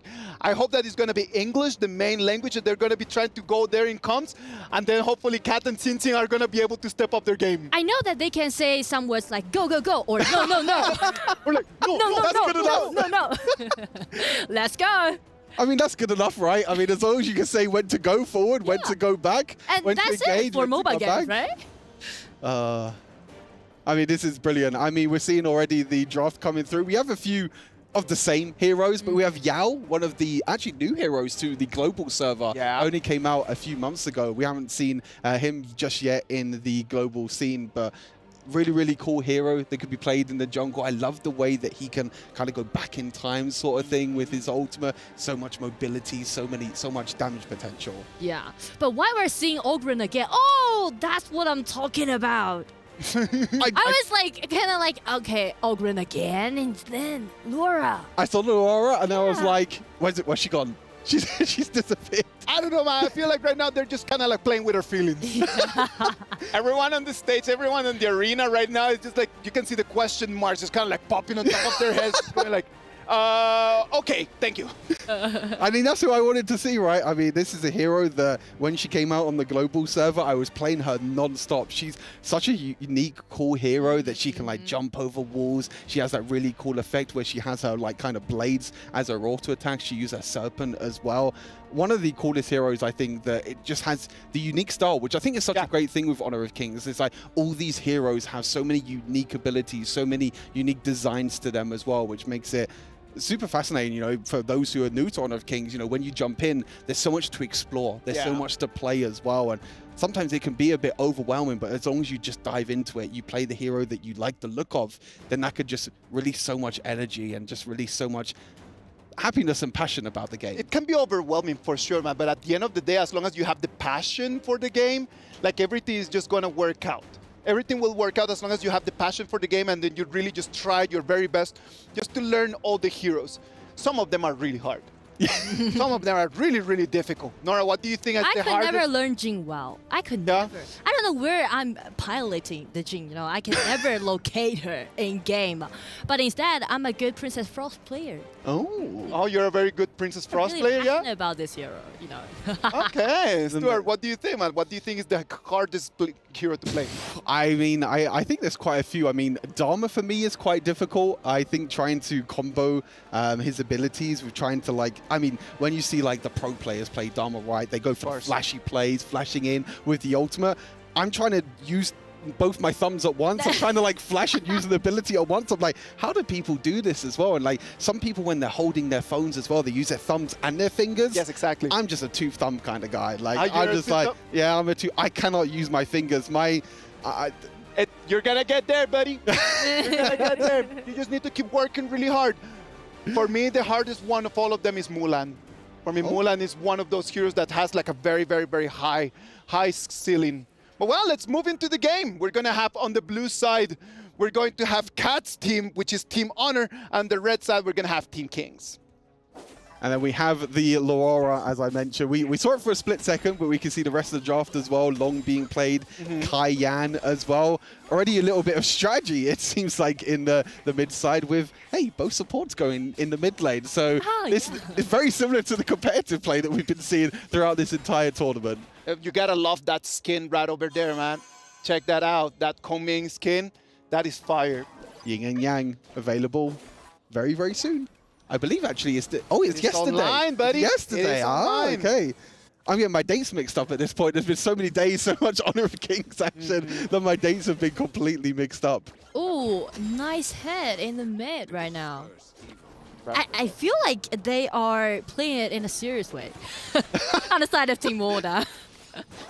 I mean, there's invades happening from Ray here. I mean, the knock-up as well from Arise. There's a little bit of a fight here where Kai Yan might get completely caught out. First blood for Yao in the mid side of the map. So that's going to be first blood going over to Team Kings. It's very much like a pushback since we can see Team Honor trying to make some invasions happen in game. It's going to be a difficult match, man, because I believe that for the blue side, for them to actually be able to really take the victory here, a lot of the pressure is going to fall down on Wu Yan. Yeah, Wu Yan. I always love this hero because he can just make a nice controllability upon his enemies, and it's going to be a gank at the bottom side. Cat is rotating everywhere, being so swift. I think that there is a bit of mind games. There's a bit of pride between Cat and also King. I think that both of them want to try and win. Both of them want to try and take each other down. So I think they're probably going to be playing this a little bit more seriously than maybe what we thought. Because I think there's... I mean, it's a show match at the end of the day, right? I mean, there's nothing really to play for except for the pride. But the pride is so important for these KPL players. There are points to be made, man. There are points to be made right over there. So for sure, they're going to respect everyone's time. And they're just going to try to show their very best. Already 2 minutes and 30 seconds of the match right over here. We can see action in the mid lane. It's going to be a 4 against 2. Right now, it's going to be the red team, the one that is going to have the priority over this wave. Everyone just cleaning the wave and then make some rotation happen. And I'm really looking forward to seeing Chin play this Alien again because this is one of his signature heroes in KPL. Just wait for some items to be made. And again, Team Owner deep into the other side jungle. They're trying to play like the KPL Dream Team at this point, like just going in for invades. Like We're here for learning, man. Just go for it. Just really, just like jump in there. I feel like maybe that's something to do with Ogren, you know? Okay. I feel like it counts down Ogren every time. You reckon Cash just saying like, go, go, go, invade, invade, go, go, go. Yeah. Nothing too much happening so far, you know, compared to the you know, the actual competition itself so far. There's been a lot of aggression, but in terms of this play so far, I mean, it's nice to see the likes of Jash on the main stage as well, seeing Ray back on the main stage, seeing all these players back on the main stage, which is super exciting to see. They have one last go for pride. You know, even though they're knocked out of the tournament, they still have that pride of saying like, hey, I still won in the show match. That's all the victories that I could get so far, and that's the victory that I'm going to take home with prides. And it's going to be the red team, the one that is going to be forced under the turret. It's going to be Cinco, the one that's going to fall right over there, but it's going to be a one-to-one trade. Right now, it's going to have to be Jash proccing his ulti to get out of there, but it ends up to being a one-to-one trade right over here. Yeah, 1-for-1 trade. Oh, being able to invade as well. Oh, the two KPL players, you can see how much King wants to kill Cat there. I think that that's going to be a personal goal for both of these players. It's like, if Cat can kill King, that's the first blood. That's the 1-0 right there. We'll have to keep track of that, I think, throughout the games. If they see each other through the gorge, they're really just going to put fist up and then just start boxing. Start throwing some hands for sure. They've known each other for quite a long time, so definitely a lot of potential play can be seen from Chin. This Alien, really looking forward to seeing that. The skin as well for Elaine is so good as well. I love that skin from Alien. Use the ultimate, you can see the Esports World Cup logo as well, and I'm just like, oh, it's so cool. I mean, we might even see it here as well as looking to go in. There's the ultimate going on down, and unfortunately, that is going to be the death there for Nightmare being caught up in at the top side. Takes the tower, but hey, the rest of Team Honor are here trying to invade even more. Ray kind of trying to make use of the Ogren, trying to play Ogren like the Pang. They've been taking notes, man. Like, they already know that the idea of playing that Ogren is just to invade the jungle, take control of the resources, do not let the other team build up anything, and start winning momentum. But don't you feel like it's really surprising to see Team Honor just be in a group? Because we mentioned about the diversity, we mentioned about the communication issue, right? But every single step that they made is in a group, and right now it's going to be the other team try to make some pushback, and Abyaga again using his Yao, grab him the killing spree. ABH on the Yao. I was talking about this hero. I feel like if this hero gets ahead, if he can snowball, then he can do a lot of damage with comboing, doubling the amount of abilities that you can do with this hero, the cool effects that you have. Going to be really, really good. And now they're going to look to try and push this mid lane tower. It's a 4 versus 2 at the moment, so they do need to be a little bit careful. They are, for now, going to back off. Not going to be able to take the mid tower just yet, and flanks coming on through, but nothing happening there in mid. It is a very slow-paced game, we could say, right? Like, everyone is just kind of like trying to understand, like, the synergy. We know that is completely different. That there would be a professional team, as for sure. Hey, coming in. Boom! Nice outing. And Cat jumps in, takes the kill, showing us that when you're gonna TP back home, you better just make the way by bus. Do not TP, man. I'll send you home. Just run it, man. You're never safe where Cat is around, but Cat is also going to be one that looks going to be sent home as well. Away? Oh, no. Cat's going to be one that has to go to home to base now, unfortunately. ABH trying to use the mobility of Yao to escape. Where's he going to dash? Where's he going to go? There he is, in and out in a flash. you can see like how flexible and deft this hero can be. Right? Yeah. And that's the thing, right? Like when you're actually chasing after him, it might take you a little bit too much time for you to actually get him down. So that gives time for the other teammates to come in and try to find you from the back.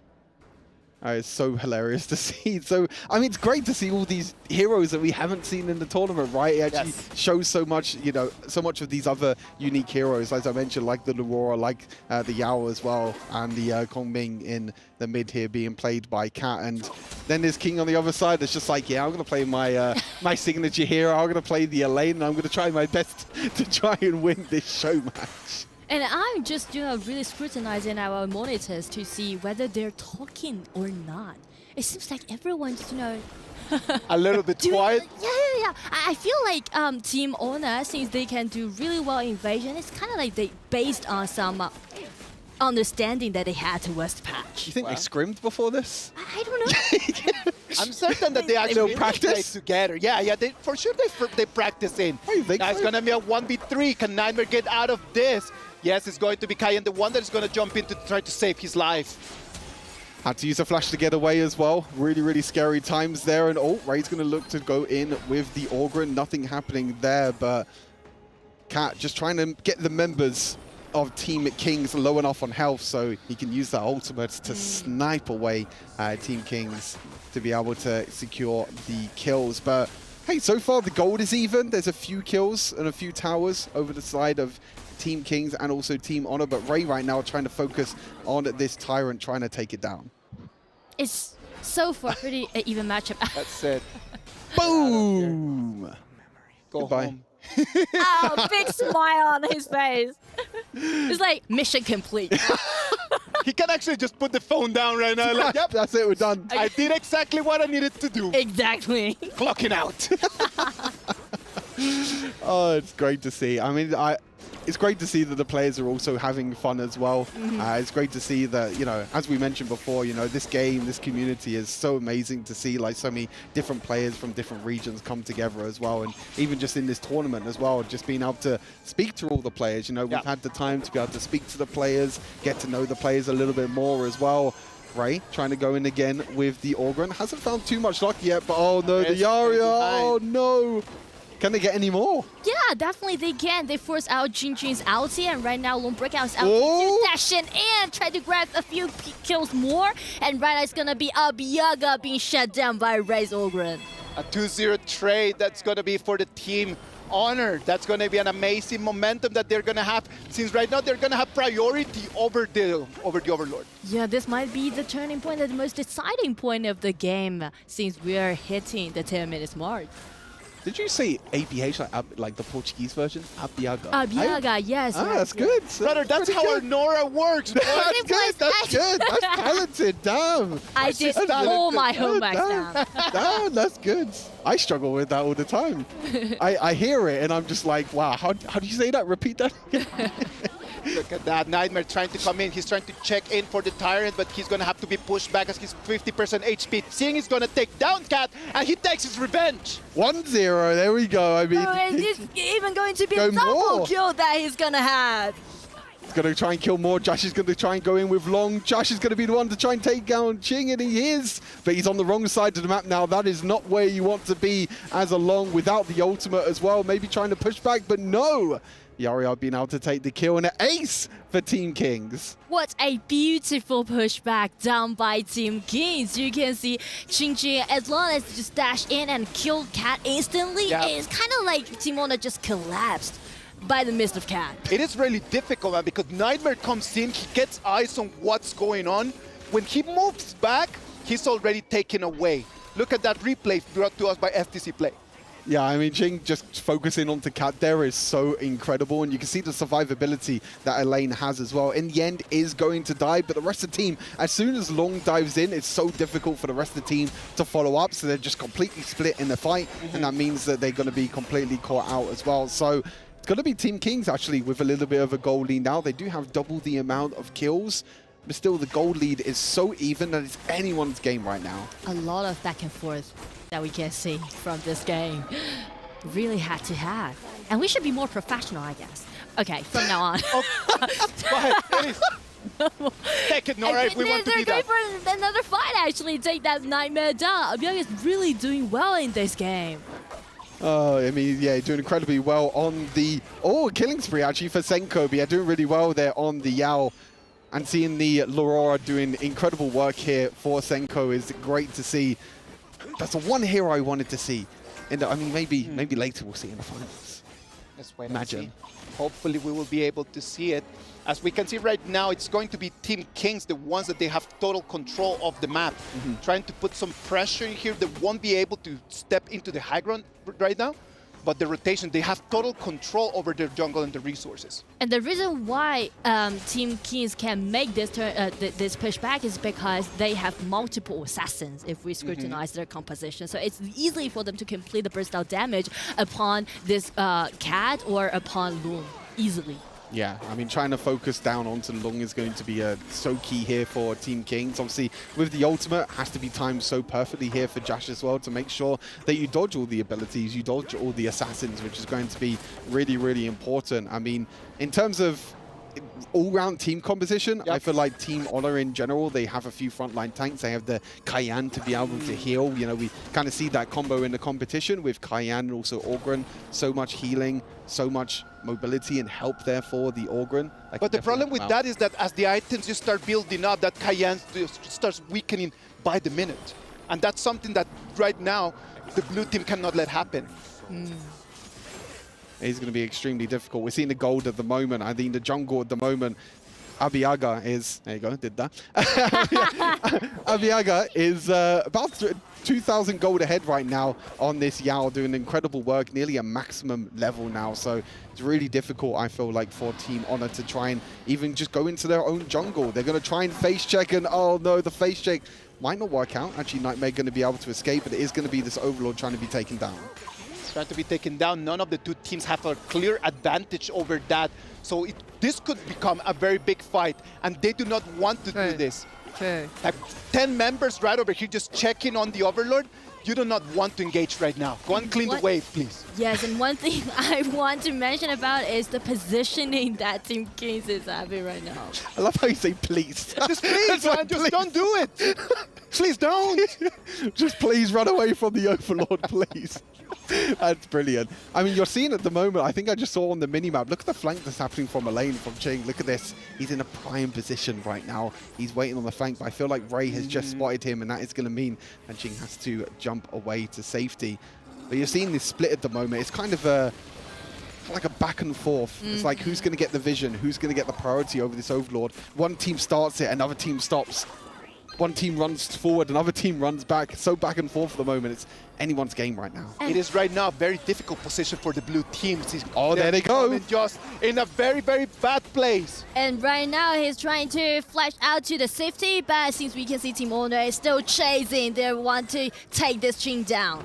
But at the mid lane, you can see actually only got a 0-1 trade in that case. So far so good for Team Honor. Arise just jumped in there thinking that he could actually go for the kill, right?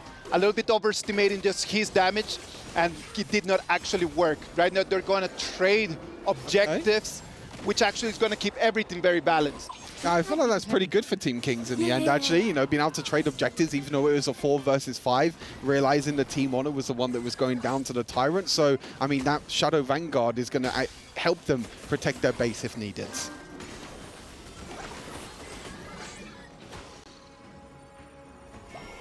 "16 minutes of the game." We have not had 16 minutes. We have not actually gone all the way to 20 yet, right? Have we ever seen a Tempest Dragon spawn so far? On the main stage, I believe that we have not seen one. That's true, actually. We've never gone past 20 minutes. Right? Do people even know what Tempest Dragon is now? Like, maybe people have forgotten. Let's wait and see. Over here, they want to fight. Nightmare is going to jump in, forcing Chinchin to repleague. Look at where Mai Shiranui is going. He's trying to find the place to try to come from behind. But Cat has been taken really, really close to Das, and that's the reason why we can see Team Kings closing, jumping in, and did that insta-kill upon the Cat, clean it away. Arise comes in from behind, pushing everyone, and all Cat is going to Vanguards. fall. It's a 1-to-1 trade, but the turret is going to fall as well. All the Vanguards pushing into the bot side, taking the high ground tower is going to mean that Team Honor are going to be the ones that are on the back foot right now. They have to defend. With Cat down, it is a 1-for-1 trade, but Cat being one of the main carries for this team, it's going to be really difficult for them to try and defend this base. Arise, great movement, right? Like he saw how the blue team was just pushing too deep in there. And with that Maestro Nui, you do not want just to allow him a little bit of an opening. True. And since the high ground tower is being an open window right now on the side of Team Kings, so I do believe they had a higher possibility to close out the game. But still, it's not that promising since Taiyan has been fully decked out, so I do believe the stability on the side of Team Honor can be much better than the other side. For the red team right now, they just need to wait for the next 90 seconds just to go for that, for that Overlord. If they can take that Overlord, they are going to have the priority for the Tempest Dragon. Exactly. Yeah, they're going to try and push into the bot side, but we might not even get that. The invade's going to come through, and the engage is going to come through from the Elaine, jumping straight onto the backline. Going to take a lot of damage, but Ray is actually the first one to be taken down, and it's going to be Team Kings, the one engaging. Going forward, it's actually going to be the Resurrect there for Ching being able to get the extra revive back in, but this pressure in the bot side means that Team Honor needs to jump back and get back to base. I mean, that was so tough to deal with Ching's Alien as he just used his ulti jumping in. He's just harassed a lot and by a lot of time for the rest of his teammates. I feel like it's like the zone control, right? Yes, as the exactly. lane brings, like the ultimate when it comes on through, the huge, massive AoE damage that brings, it means a Team Honor have to retreat. Very bad news for them, man, because right now the priority is 30 seconds until we're going to go here from this Overlord. Nightmare is going to be found over there by ABH. It's going to be a 1 against 3. It's going to be a 1 against 4. It's going to be Nightmare going back home. Back home, back to base, unfortunately. That does mean we have 15 seconds until it spawns. That means we're going to be potentially seeing the next objectives going over to Team Kings. And we only got 1 minute left to see the Tempest Dragon spawn. Finally. The first Tempest Dragon ever be on the stage. The Tempest Dragon had already just done just the luggage and just prepared the suitcase and prepared to just head back home. I mean, like, to be honest. And they actually forced him to come out and do some extra work. But hold up, let's cancel your flight. You're coming back with us. Dragging it back to the gorge. Cancel the flight, we're going back. Yeah, like, to be honest, we thought that we may see like some new heroes, some unique heroes, but we never thought about seeing a Tempest Dragon spawn in this show match. You know what we need right now? You don't be perfect. Just to zoom in on the Tempest Dragon and just like an actual effect of like the Tempest Dragon spawn in as like, hey guys, I'm back. You forgot about me? Yeah. Here I am. I was here all along. There he is. The big boy himself, the Tempest Dragon. Whoever really takes this Tempest Dragon, for those who don't know that are watching this, it's like kind of the end game buff, really. Yes. It gives you so much extra damage, and it allows you to spawn then Tempest Vanguards in every single lane, which is going to be so crucial. And both teams at the moment looking to try and get that control, that priority around that Tempest Dragon. And because of the high ground tower advantage that the red team has, so definitely they get the vision control around this camp.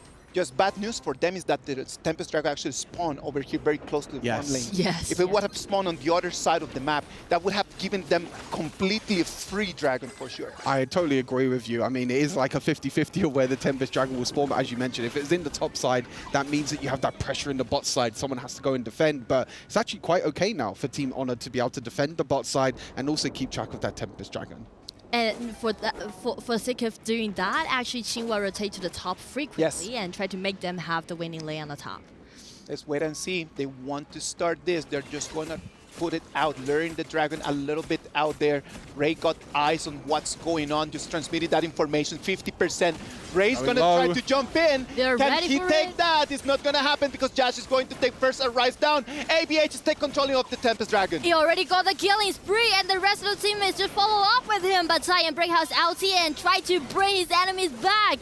But right now we can see Alien chasing them down 1 versus 2 again. It's going to be Ching being super unstoppable. He's making his name in game. Cat is the last hope that they have just to keep this game alive, but the super minions are already The Winions are going to end the game. They might not even need the Winions in the end. They're hitting each other. Everyone on Team Honor is down, and Team Kings win.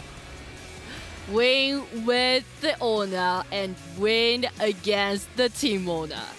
Lovely performance. Congratulations to Team Kings taking the first victory in this best of 2. It was such an interesting match. Thank you everyone for bringing us the first Tempest Dragon that we have seen in this whole tournament. So great to see. So many unique heroes that we haven't seen before. So many amazing plays as well. Again, we thought, we didn't really know what to expect from this, but it was such a fun game to watch. And like you said, still got one to go.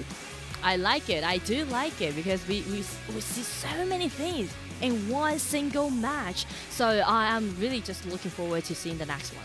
Yeah, the next one's going to be super exciting. What heroes are we going to get? Are we going to get another Tempest Dragon? Back-to-back Tempest Dragon? Maybe. Is it possible? Back-to-back? That would be really nice, man. I love that. Yeah, why not, man? Let's just keep bringing all the Tempest Dragons here, man. Like, what about if we do this, man? Like, what about if we just really calm down a little bit and then just try to analyze this game? But first, before we start analyzing, let us get an interview over there on the stage. Let's check on the stage right now and see who do we have over there.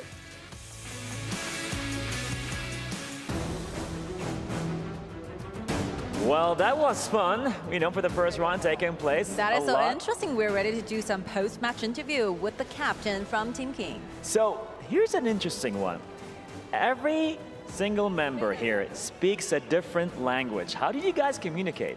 那我们其实呢，刚才在对局当中和队友，其实大家可能母语都不太一样啊，你们是怎么沟通的呀？我就说，有的时候就说 wait me， 然后要打的话我就 go。All right, it's very straightforward. Sometimes, basically, wait me for the engagement. All right. Sometimes we wanted to looking for the engagement. Go. Very easy to understand. Go. That's it. Let's see what's going on with you, Scott. As the winner for Game 1, you have a privilege trying to choose one hero for the captain, which will be Cat, your dearest friend over here, who's going to be the choice. 我们作为第一局的赢家呢，我们有这样子的一个优势，可以选择一个辅助英雄给到我们 Cat， 在第二局去使用。你的答案是什么呢？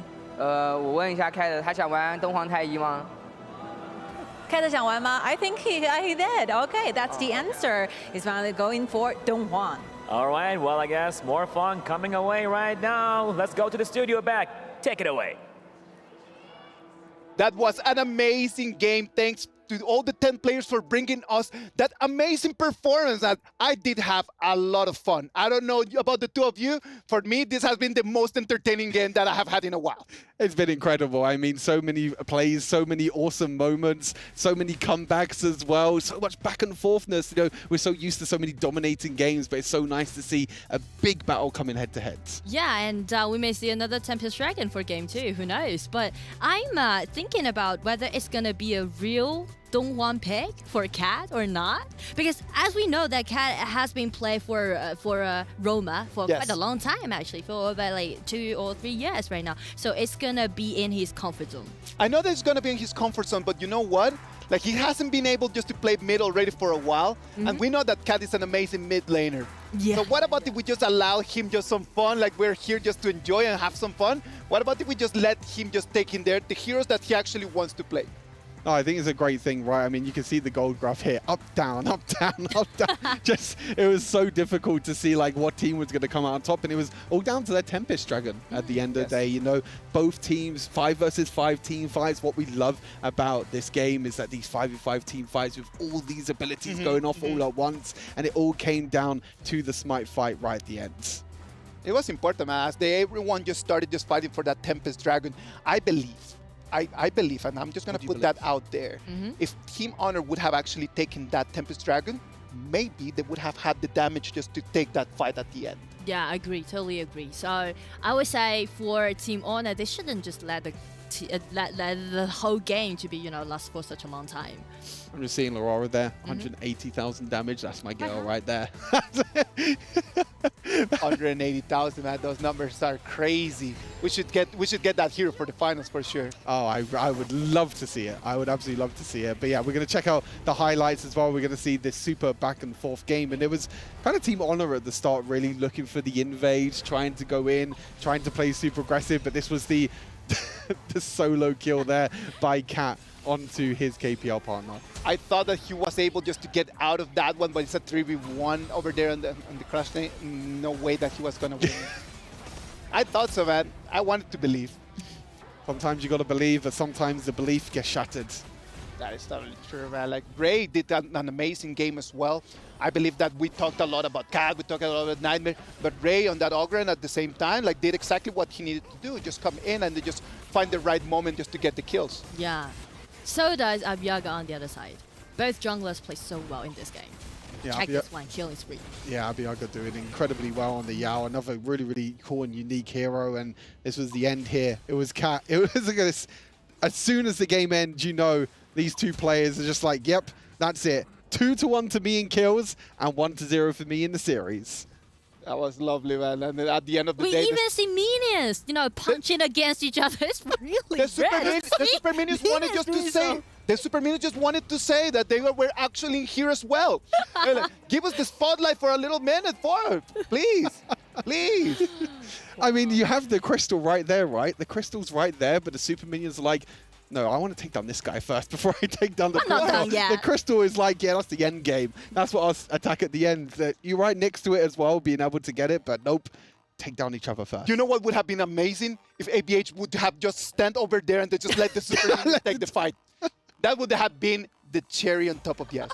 That would have been so good. Just like the minions end in the end. I mean, it was close, to be fair. If the other minions didn't spawn in, it would have been a victory for the minions. Yeah. Well, it's a best of 2. Right now, we're going to move into the second game. Some heroes, some strats. Like, we already saw that, as Chin said, it is all about communication. As long as you can say, wait for me, everyone is going to be fine. So, what do you think is going to change? Is everything going to stay the same? I don't think so. And actually, I heard some news about the thing that they may go for like 10 all supports to play for the second game. Okay. But I'm not sure. You know, it's maybe some rumors, but it's just like they said so. You have some insight. Yeah, you know. Sneaky Nora now with the insight. I don't know how valuable those insights are right over there. You know what? What about if we just move to the first, before we move to the game 2, let's talk about the first game MVP. Is going to be Qing with that Elaine. It had to be him, didn't it? It had to be him. I mean, getting 2 kills onto Cat. The first one with the ultimate in the river. The last one to end the game as well. 2-1 in kills at the moment. We'll have to keep track of that to see if Cat can actually come back with the kills. Hopefully, man. Let's wait and see what's going to happen in there, because right now Qin already took the first victory. I know that Cat is not going to just be like, calm down and just let that one go. I mean, the Cat is a very competitive player. You know, wherever he plays, whatever role he plays as well, he's a very competitive player. He's always the one that wants to win. He has so many championships as well in his pocket, and he's like, hey, I just want one more win. Give me this showdown win as well. Give me one win in this game. And it is such a great experience for everyone else, right? Because for the likes of Nightmare, for the likes of Ray, for Josh as well, for Alyssa, just coming in and just being able just to take on that experience. Once you get to play with these kind of players, that puts you to a different level. You gotta admit that that experience that he can share with them, it is completely from a different level. And I feel like the best way to break the ice is to play a game together. We should play a game together after this. Why not? Anyway. Why not? Let's wait. Oh. Ouch. Oh, ouch. Is there a 1v1 happening here? Well, let's go. We're gonna have let's go. Isaac does not want that 1v1. Team Honor is gonna be on the red. We already have the first round of the picks and the bans happening. Oh, there's a Chow? Do we get Cow Foodsie? Cat and Foodsie? Maybe. Oh, it could be a possibility. Zhang Yu, the pocket pick over in the Brazil region as well. We've already seen this pick once already in the tournament. A lot of normal picks right now. I want to see some more spice. Give me some more. I want to add some more spice. Spice it up. To my food. Yeah, but I do believe. But I feel like we can see a lot of melee fights happen in this game. Yeah. Because who does not like a melee fight, right? Just like let them just be warrior on warrior and then just kind of like let them throw punches. That's going to be like a lot of fun for everyone to watch. On this side, like the Tachiao, are we seeing a Tachiao Futsu, or do you think there's going to be a Tachiao with something else? Oh, that's going to be boring if they go so. But what if they just, oh, Donghuang. That's true. He took the bait. That's true. He took the bait. Since just asked him, like, are you going to play Donghuang? And he's one like, why not? Say less. Say less. Wait, there is quite a few supports, actually. Wait, I mean, your theory might be right. I mean, it is right. All of these heroes can be support. Yes, Yang Yu can play support. We obviously know Dune can kind of play support. Not really. We haven't seen it before. But we've seen in previous metas. Previous meta. Not in this meta entirely. More of a jungle. But we have seen the support. But yeah, it's a Roma battle. Yeah. Who's gonna be the jungle then? Who's the one that takes Smite? Well, I don't know. Dune has to take Smite. Yeah, Dune can be a nice choice. Lian Po could take Smite as well. Oh, Lian Po? Okay. We'll have to wait and find out. Dune on one side. Who's the Smite? There's no Smite on Team Honor. Where's the Smite? Someone. Hello? I feel like they're not looking for the jungle. They're just looking for the kills. Where's the They're Smite? just looking for the kills. Going for the fight. 4 flashes. Come on. 4 flashes can do a lot in game. Let's wait and see. Right now, this is going to be our second game of this amazing showdown. Game 2 of Team Kings against Team Honor. Great, already did his first hook, and I always love to see someone play the Gui because everyone just waiting for him and just throwing away his hook and trying to hook someone down. It is a very fun hero. We do not get to see him a lot in the professional stage because you need to be extremely accurate. Yes. And if you miss the hook, then you've got nothing else over there for you to actually be part of the game. This is kind of the difference, right? Because we see a lot of Modesy, and Modesy is kind of the same where you have to hit skill shots, but because the skill shot is so much wider and it's so much easier to hit, that's why Modesy is picked a lot more. I hate playing against the hooks. I can never dodge the hooks. I play against it, I'm walking around in the farm lane, and then suddenly I get hooked, and I'm done. Then we can maybe do a solo after, then I'll play I need to learn how to Check dodge hooks. Then if you two have tips on how to dodge hooks. Just, he actually had a pre-action when he's trying to hook. Yes. Oh. He's just, Start swinging the hook. Yes, swinging his hook. Just checking this out. As long as you haven't seen him just swing and hit the hook, then you know that the Q is not on. Yeah. Like, for example, you can see right now over here, Cinco and Josh are going to be trading. Like, you will see that when the hook is going to go up, like, he first starts swinging, and then he activates. Exactly. Here we go. First blood goes to this Gui pick. Maybe Josh is going to hate hooks after this as well. With that first blood going down, Josh is going to be like, yeah, I mean, I'm going to ban this hero every single game now in my ranked games. I've had enough. We don't want any of that. Not anymore. Already level 4 is activated. We're going to have some ultis that are going to be online 2 minutes of the game. Right now, we have a little bit of an advantage for the blue side because they've been able just to take not only that first blood, but their jungle, they have been able to manage it better. That's because of the smite, though. They do have the smite, that's true. I mean, we do see the Ching and there's an invade in the bot side. The suppression coming on through. Team Honor going to be able to take a kill back there. Oh, Josh nearly died underneath the tower. Luckily, the Chow teleport actually saved him. Accurate timing over there in the TP, and the moment that everyone thought it was going to be the kill, it was not. Just he went back for the fountain. 3 against 1 over here against Ray. Ray tries to be able to run away. He's going to be stunned, but he's going to be Taiyan, the one that comes in to save him and take him back to safety. Very messy right now in the mid lane. And I do like the way how the red side team are just using their own composition since they do not have smite, so just go for the fight. They actually want to fight. They know that Nightmare does not have an ulti. It is stunned, launched on air. Senku is going to claim one more kill. Cat is extremely low. He wants to go back. He's not going to be successful in that. It's already 2. Make it 3. It's a 3-0 trade for the blue side. And Jin again get his hand on Cat. Again, getting another kill onto Cat, making sure that you can get it. 3-1 now, that is. He's going to have nightmares with you. Why are you not playing this Donghuang? I choose it for you. Yeah. But you're not playing with it. And now I'm really, really furious about it. You're going to talk to him afterwards and be like, why did you not pick it? Yeah, exactly. We were polling for it. Give the people what the people want. Yeah. I mean, seeing him on the Chow is also extremely fun because it's going to be interesting to see. I mean, already you mentioned about the timings of what he's able to do with the teleports back, saving Dash in the end. Yeah, it's being able to time it, I think that's a big thing about Dachao is like a lot of people think that she's quite like easy with her abilities because she has just her double abilities, but you have to, the timing is so important. When to use the ultimate, when to know when to bring all your team together, when to teleport someone back to base. It is one of those heroes that you do not want to play when you're just doing like solo rank, right? Oh, look at that. ABH just coming in. As we were talking about Dachao coming in and taking one more kill. Right now it's going to be the blue team, the one that they're going to force them under the turret to defend.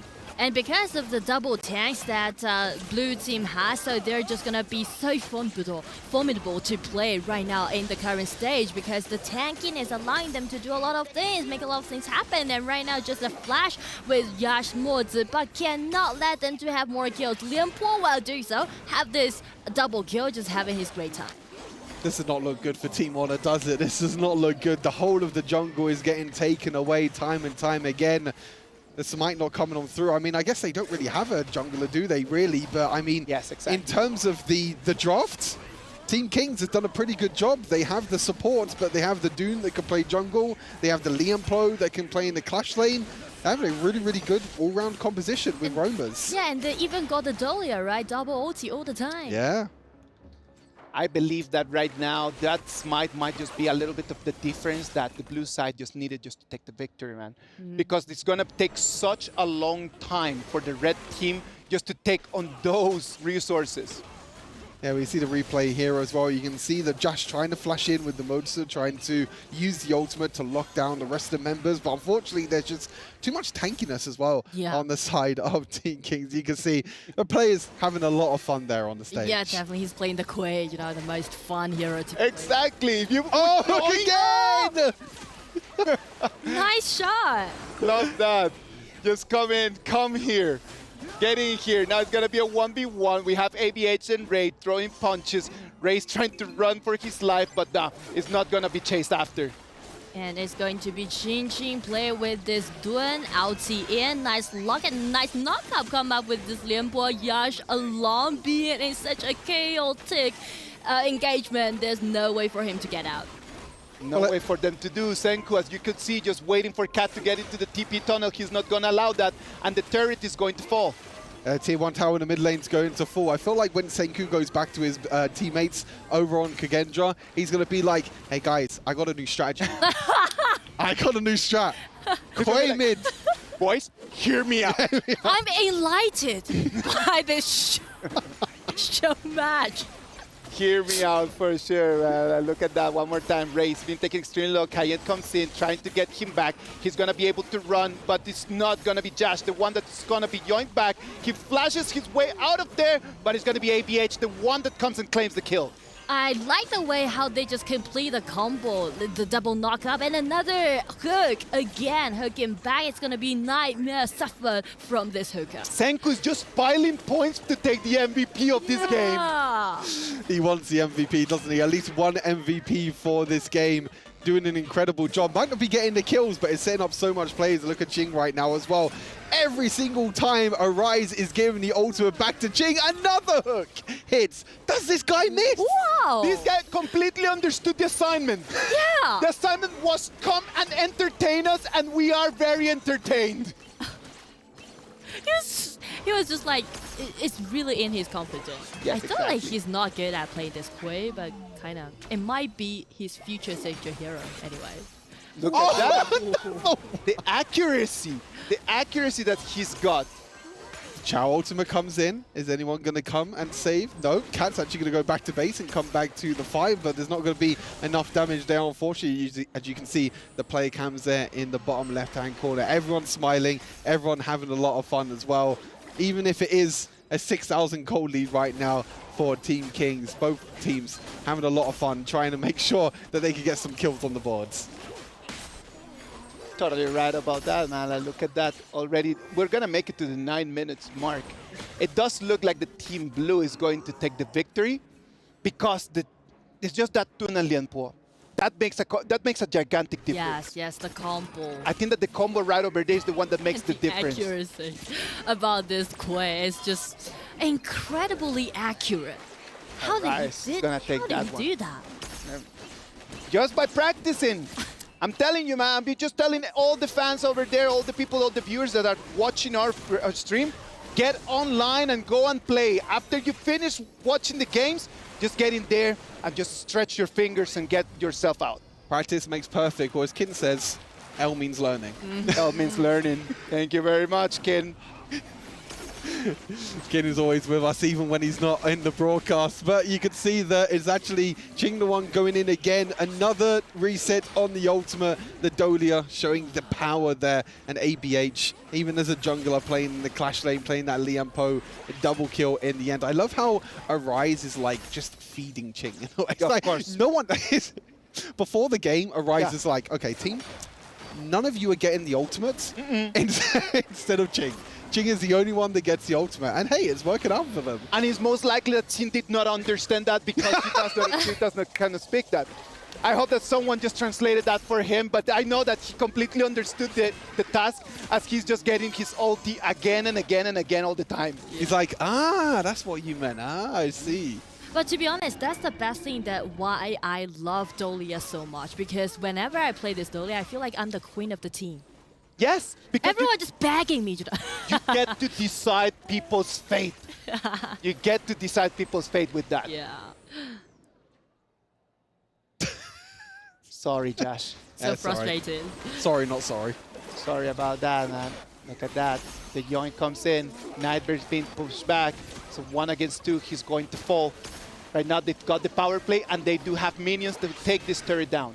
I don't think they're going to have nightmares about Ching after this. They're just going to have nightmares about another time and time again. The Quay is going to appear at his nightmare. Yep. Exactly.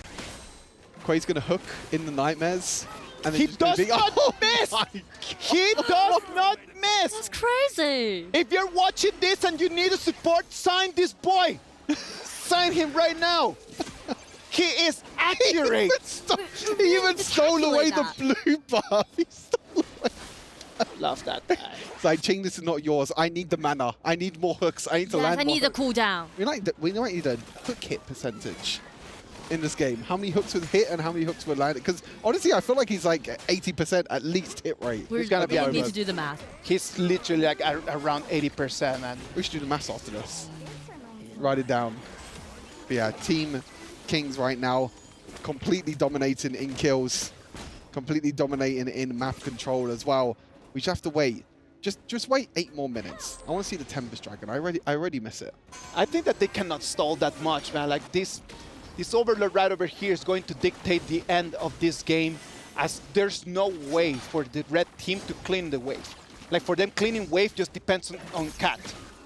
And that is very difficult because he's being hooked out by Senku. And he even tried to use a flash to get away, but you can see Limpo won't let that happen. But thanks to his allies, they saved Cat from such a serious situation. Shadow Vanguard going to be spawned in the bottom side of the map. They're going to try and push out multiple lanes here to see what they can do. Vanguards are on their way. Yep. I feel like this is the time for the blue team trying to close out the game. They need to push right now. Let's wait and see what's going to happen over here. The farm link. Tier 2 turret is going to fall. Right now, they're going to put their eyes on the high ground. Let's wait and see. They've got 5 members already in position, just waiting for the call. Vanguard arriving at the high ground tower. Here comes Biaga jumping in with no hesitation and just force everyone getting back. Let his ally to take this high ground tower down. Another hook getting Saiyan back, but the burst damage is not that kind of sufficient. But here comes the tanks again jumping in and grounds it by the double ulti again. Ching jumping in. It's gonna be an unstoppable performance. They're trying to close out the game. The Vanguard still surviving out there. It's really hard for the red side team trying to figure this out. It's gonna be Qingqi again, soaking in so much damage, but he was shut down by Cat with a 1-3 trade. Totally enough for the blue side team to get the crystal down, and it's going to be a double kill. To be such a credit, give over to this Quay Senko. What can Ray do right now in front of 4 members of the blue side? He's gonna be the last hope. The Vanguards come in, the super minions come in, he's surrounded, he's defeated, he's sent back. The blue team goes for the crystal, and they're gonna be the winners of our best of 2. Are they? Yes, they are! Team Kings being able to win our show match for today. 2-0 in the end.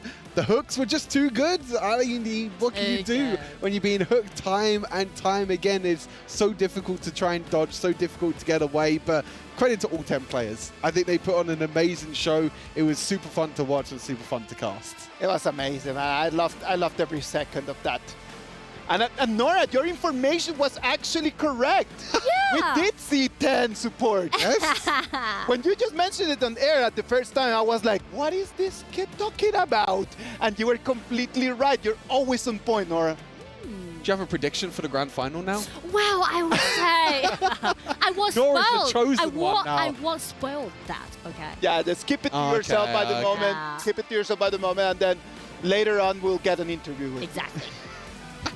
Later on, after it happens, like all the predictions and everything have to come in. But yeah, in the end, 10 roamers, Smite diff, I think it was in the end, wasn't it? I think just giving Ching this Dune, just running around like an absolute maniac in the end, stealing all the jungle camps, getting double ultimates every single time was way too difficult for Team Honor to try and deal with. But good games. Good games. Yeah. Entertaining. They were extremely entertaining. Thank you very much to everyone for just giving us this amazing show, man. Like, because we gotta remember, this is a celebration, and this game just put us in the right mood for just what is coming. Yep. We're gonna have the grand final just right after this, and just being able just to crack a laugh and then just enjoy time with friends before we get into the real high stress. It's gonna be lovely. Yeah, it's going to be an incredible job, but interview is going to be coming up on stage. Let's hear from the winners on Team Kings.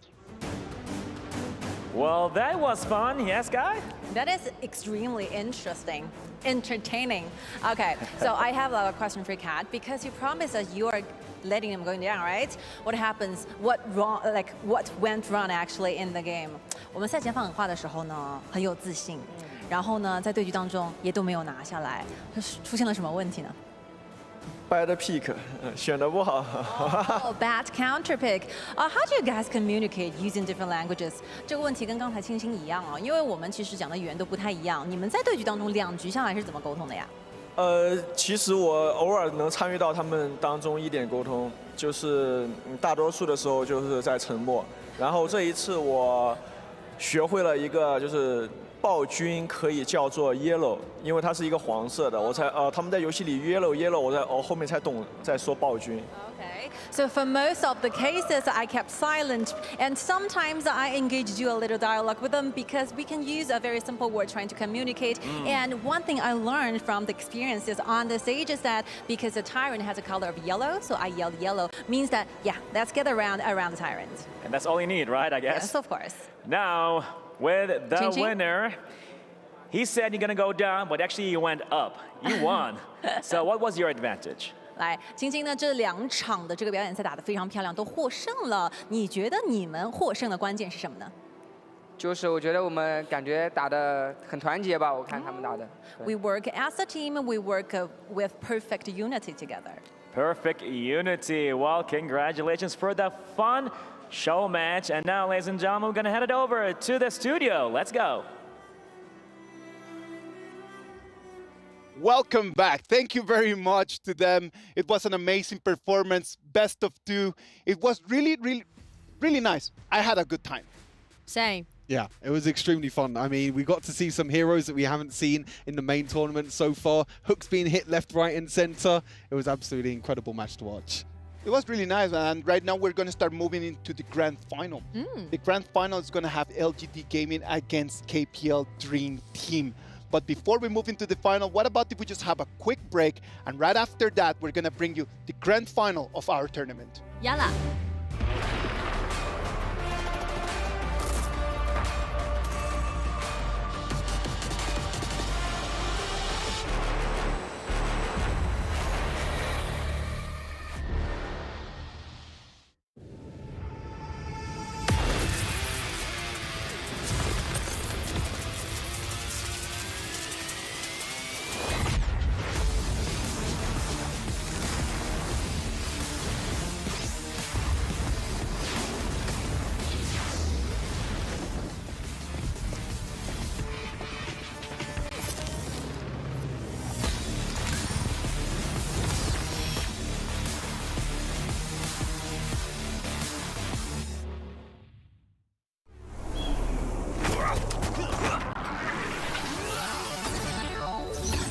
Ready, set, go.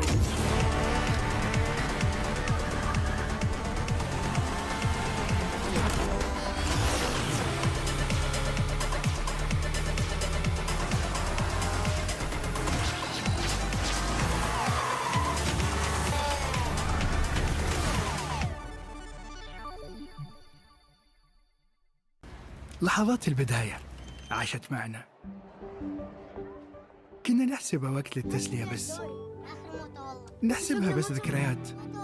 عبود أعطي أختك اليد يا ولد. ابتكرنا فيها ابتكارات، وإذا بغينا قلبناها خرافات. كنا نحسبها بس لمة وصحبة وسهرات. انتبه نوب ترى نوب. لكن كنا نشوف عالم ما حد يشوفه. ليت يشغل وقته بشيء يفيده.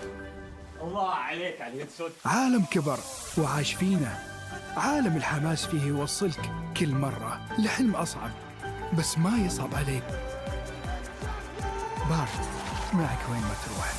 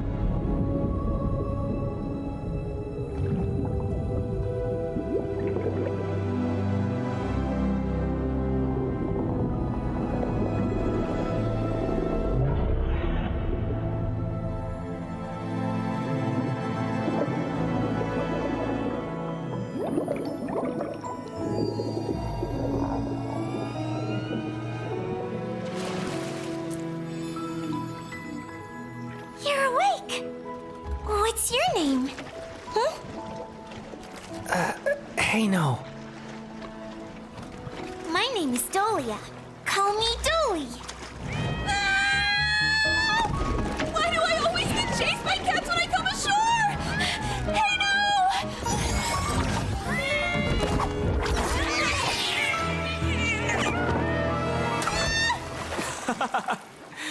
You're a high priestess of the Merfolk clan, and you're still afraid of cats?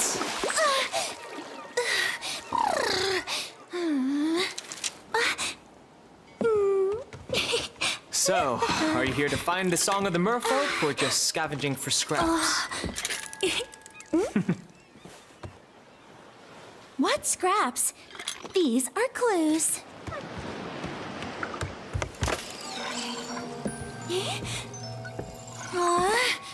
Why can't I find it?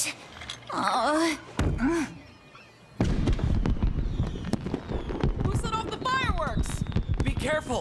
Tonight has to be perfect!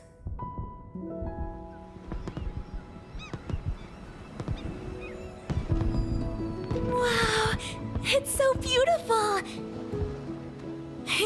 Let's go watch the fireworks tonight. Well?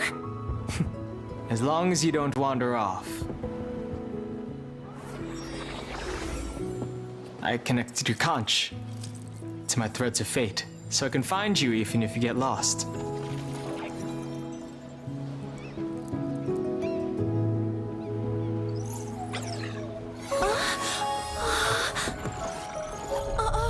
That sound!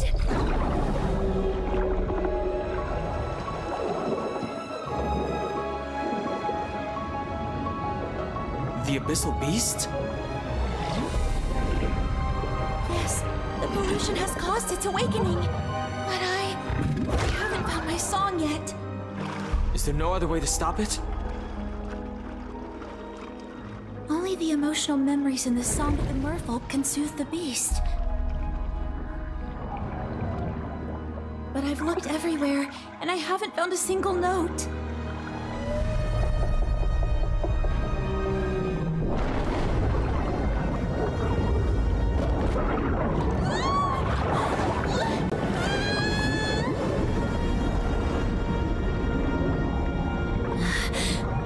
What should we do?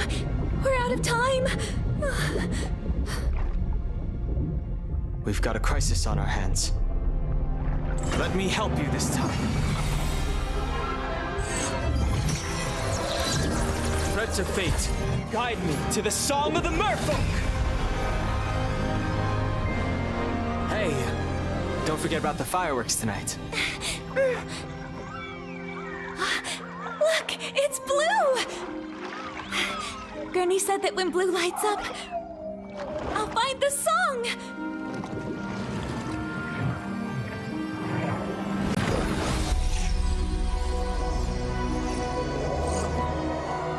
Hey, no, where are we? The threads of fate have taken us to another dimension of time and space.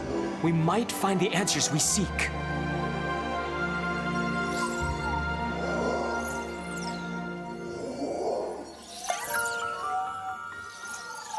Hey, a note!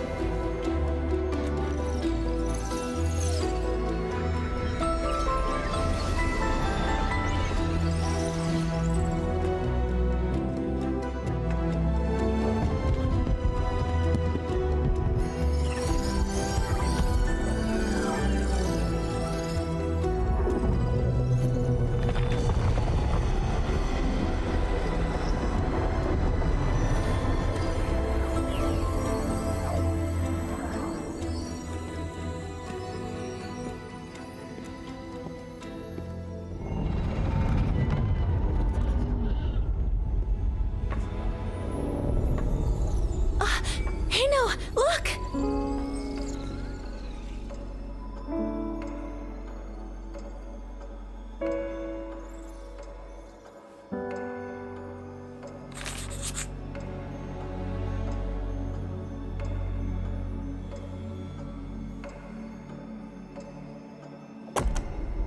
Did he spend his whole life writing this song?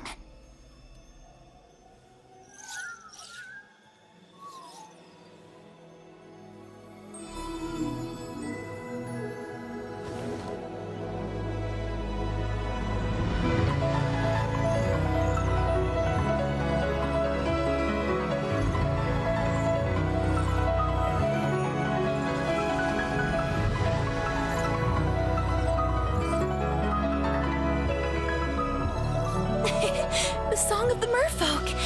I found it! Hino! Yes. The Song of the Merfolk. After all these years, I finally remember now. What do you mean by remember? That note. The one I spent my whole life searching for. It's you, Dolia.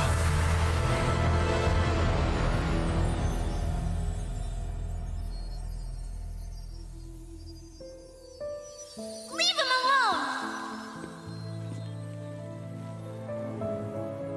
Help me! Don't be afraid. I'll teach you how to swim. This is for you. When it lights up, I'll be there for you. Help! You can't stop chasing me! Hey! Get away from her! La la la la. La la la la. For our people, it symbolizes being together forever. Let's go watch the fireworks tonight. I never thought that the price of calming the beast would be giving up our most precious memories. Hey, no. That man. Was that you? If I sing the song of the merfolk, Then our memories of each other will be lost. then I won't sing it. Hey, no, I don't want to forget you.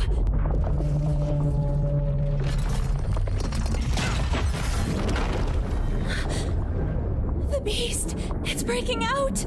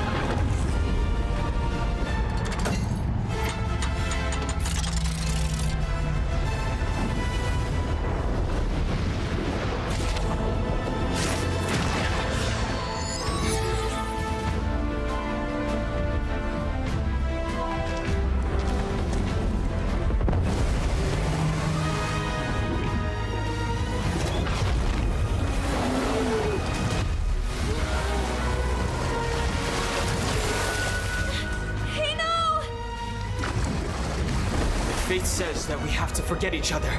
Then I won't do it!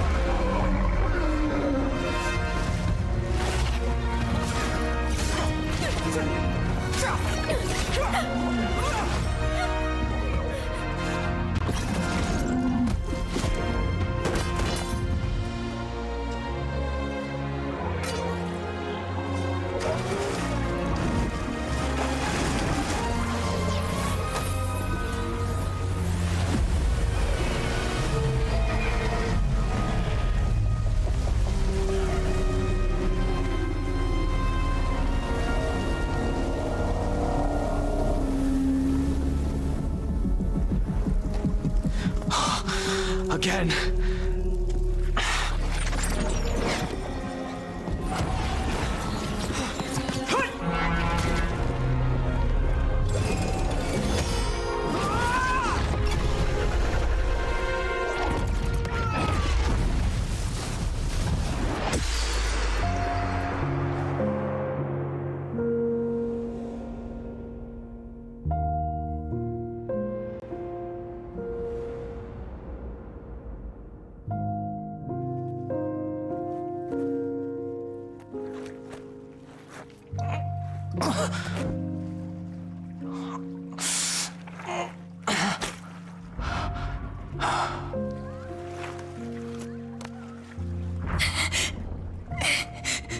Is there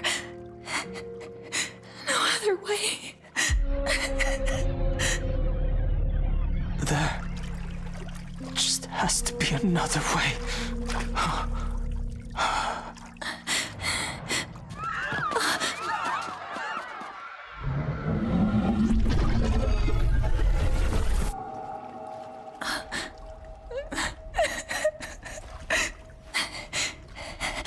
I'm sorry.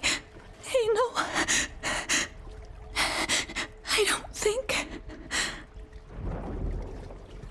I just can't make it tonight.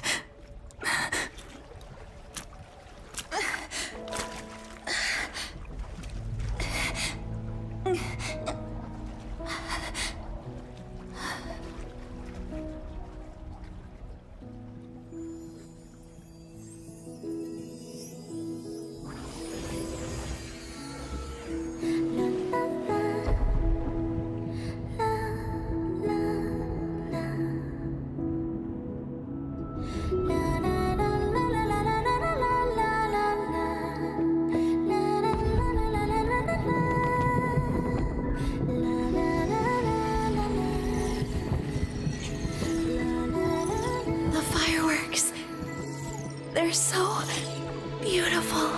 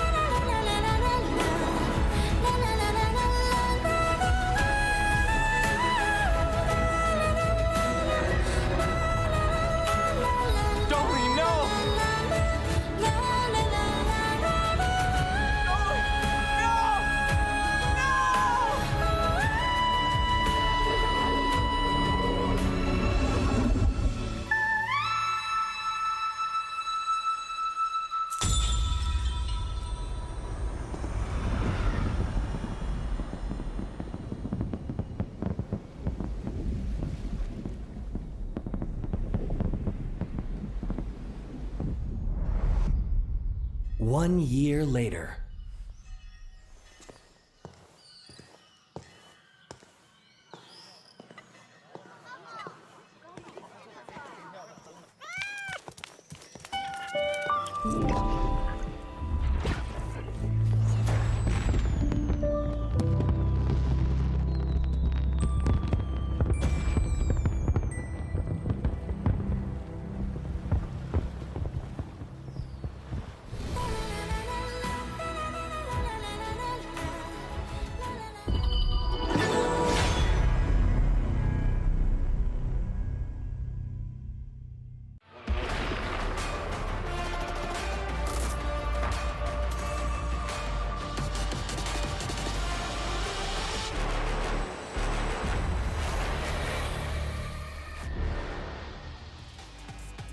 The championship in-game mode kicked off yesterday.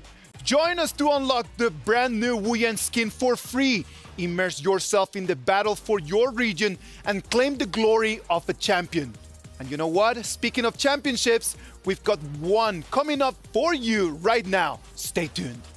Welcome everyone. This year, we have an exhilarating journey with a series of international events. In March, we held the Honor of Kings Invitational S1 in Turkey, followed by the Honor of Kings Invitational S2 in Malaysia in July. Now, we are about to commence the grand final of the Honor of Kings Invitational Midseason here in Saudi Arabia. As we wrap up this season, let's turn our attention to the most prestigious event of the year, the 2024 Honor of Kings Championship.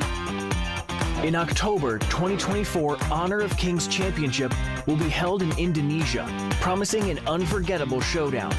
Witness 16 top teams from around the globe, including Indonesia, the Philippines, Malaysia, Myanmar, Turkey, Brazil, the Middle East, North Africa, America, Europe, the Pacific, and beyond. Competitors will battle it out for a $1 million USD prize pool. Expect intense matches, jaw-dropping surprises, and special mystery guest event on the final day. We are set to experience unparalleled excitement and competition as the very best teams give it their all to be crowned champion. We hope everyone can fully enjoy the thrilling events in 2024 and support your favorite teams and players. Stay tuned for more updates.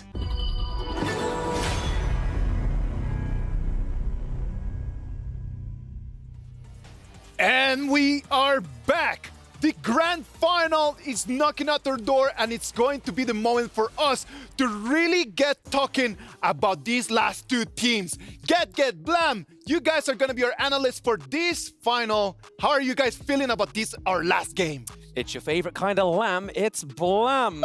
Didn't quite hit the same as Kindo Foos there, but joining me is Get. How are we feeling going into this grand final? Super excited to be here. Also, it's going to be the finals. This is the match I've been waiting for. And 5-0, respectively, both in their Team A and Team B. So this match is going to be crazy. It's going to be amazing. Let's look at the bracket right over there, and let's just talk a little bit about the road that they have had to take in order to make it to this grand final. LGD Gaming on one side, 5-0, perfect run. Then they took Loops, then they took VKS, and right now they made it to the grand final. on the other side. The KPL Dream Team has set the standard of how this game needs to be played. 5-0 in the group stage, then they came in, took Impunity, took AG Global, and right now they're waiting to see if they can go with the amazing perfect road all the way to grab that trophy.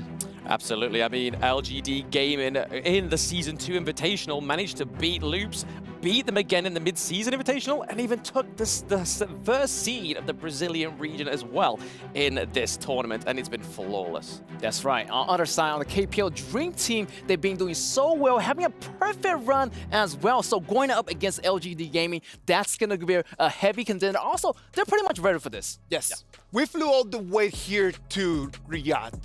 And right now, the EWC Finals, man. Like, it is just like the Esports World Cup. What else? What else? Does it get bigger than this? I don't know. And just the honor of just being called a champion in here to get that crown, it's got to be something from a different world, isn't it? Absolutely. It's the Esports World Cup. It's such a grand stage. I mean, the first day we all arrived here and actually got to Boulevard Street, and it was just huge and just almost overwhelming, even just for us. So the players, right, they must feel completely like crazy. Definitely. This is going to be a history in the making. Whoever wins is going to have their name etched in those medals, and that's going to be a really honor for all the players in the world here in EWC.